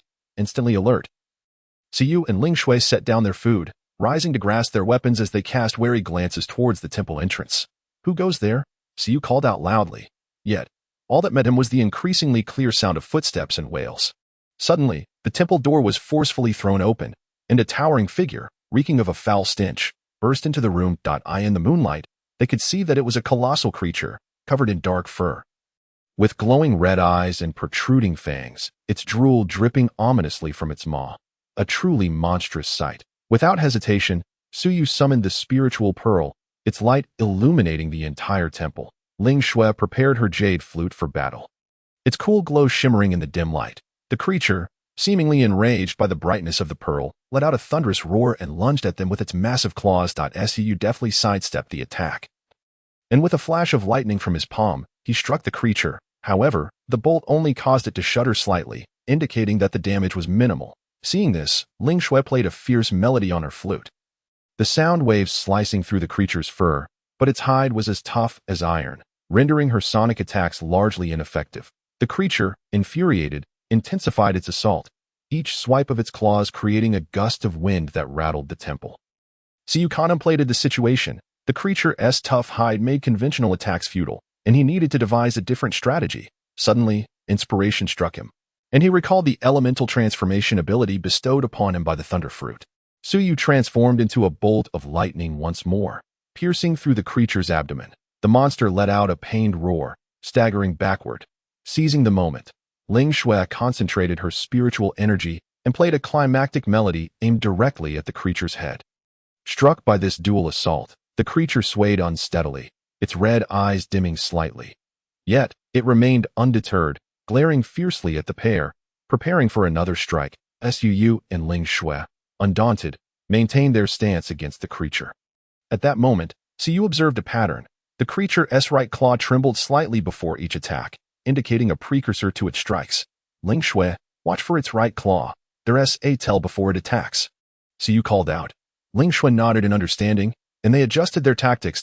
Su utilized his elemental transformation to continuously harass the creature, while Ling Shui awaited the perfect opportunity to target its vital points with her sonic attacks. Under their coordinated efforts, the creature began to falter, suffering multiple injuries that hindered its movements. Ultimately, after Su Yu once more penetrated the creature's heart with his elemental ability, it collapsed to the ground. Motionless, both Su Yu and Ling Shui sighed in relief, collapsing onto the ground. The harrowing battle had drained them of their strength and nearly exhausted their spiritual energy. At long last, it has come to an end. Su Yu quietly uttered, his tone laced with both exhaustion and relief. Ling Shui slightly nodded, tears shimmering in her eyes. Indeed, we nearly. After a brief respite to regain some strength, the two rose to continue their journey homeward. They were acutely aware that the night spent in the desolate temple was merely a minor interlude in their voyage, and that countless unknown perils awaited them in the future. Chapter 62. Perils abound after departing from the forsaken temple. Su Yu and Ling Shui, burdened by fatigue, found the sky still shrouded in gloom, heavy clouds pressing down ominously. As if a tempest were imminent, they trudged along the rugged mountain path, each step feeling as though it bore the weight of 1,000 pounds. Upon reaching a narrow valley, flanked by sheer cliffs and jagged rocks, only a meandering goat path lay before them. Su glanced upward at the sky, a foreboding sense swelling within him. Ling Shui. The terrain here is perilous. We must hasten our passage. Ling Shui nodded gravely, her grip tightening around her jade flute. However, no sooner had they entered the valley than a piercing howl resonated from above. Su looked up to behold a swarm of enormous black birds descending upon them, their eyes glowing crimson, talons resembling hooks, radiating an unsettling chill. Before they could react, the birds swooped down like a rain of arrows. Their sights set squarely upon the two. Su swiftly summoned a spirit orb, its brilliance illuminating the space above, forming a protective shield in a desperate attempt to fend off the avian onslaught. Ling Shui began to play her flute, the melody transforming into sharp blades that sliced through the approaching birds. Yet, the sheer number of adversaries was overwhelming. The shield faltered under the relentless barrage, and Ling Shui's hands trembled as her spiritual energy waned, leaving her feeling increasingly powerless. This cannot continue. We must break through. Su shouted, lightning flickering in his palm. He seized a moment of opportunity amidst the chaos, his form blurring into a streak of lightning as he surged toward the valley's exit. Ling Shui followed closely, the notes from her flute persistently disrupting the surrounding birds. But just as they were about to escape the valley, a massive rock barrier suddenly loomed before them, obstructing their path. Desperation seized Su Yu as he attempted to shatter the rock with his lightning power.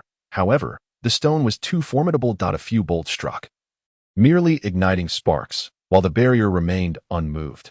Meanwhile, the birds' assault intensified, forcing Su Yu and Ling Shui to retreat until their backs pressed against the rock, leaving them with no avenue of escape. Su silently lamented. Was this to be their final resting place? In that critical moment, a spark of inspiration struck Su Yu. He recalled how he had previously penetrated objects using the elemental transformation ability of the Thunderfruit during his battle with the cloaked figure in the forest. With renewed determination, he concentrated his energy, transforming into pure lightning as he darted toward the base of the rock barrier. Understanding his intent, Ling Shui poured all her strength into her flute, buying him precious moments. Su Yu successfully breached the rock, emerging on the other side, and hastily turned back to create a narrow passage with his lightning for Ling Shui to pass through. Just as they exhaled in relief, they discovered the flock of birds had circumvented the rock and were once again in pursuit. Run, Su Yu urged, grasping Ling Shui's hand as they fled along the narrow path outside the valley. The birds pursued relentlessly, their shrill cries piercing the air, sending chills down their spines as they raced. Su Yu contemplated a strategy. He realized that the birds seemed to fear bright light, as their aggressive onslaught hesitated whenever the spirit orb shone brightly. Therefore, he raised the orb high, illuminating their surroundings as much as possible. Indeed, the birds dared not approach recklessly, circling at a safe distance. Seizing this opportunity, Yu and Ling Shui quickened their pace, finally evading their pursuers and escaping the treacherous area. They halted, gasping for breath, exchanging glances that reflected the relief of having narrowly survived. That was far too close. We almost died. Yu panted. Ling Shui nodded slightly. Yes, but fortunately, we made it through once again.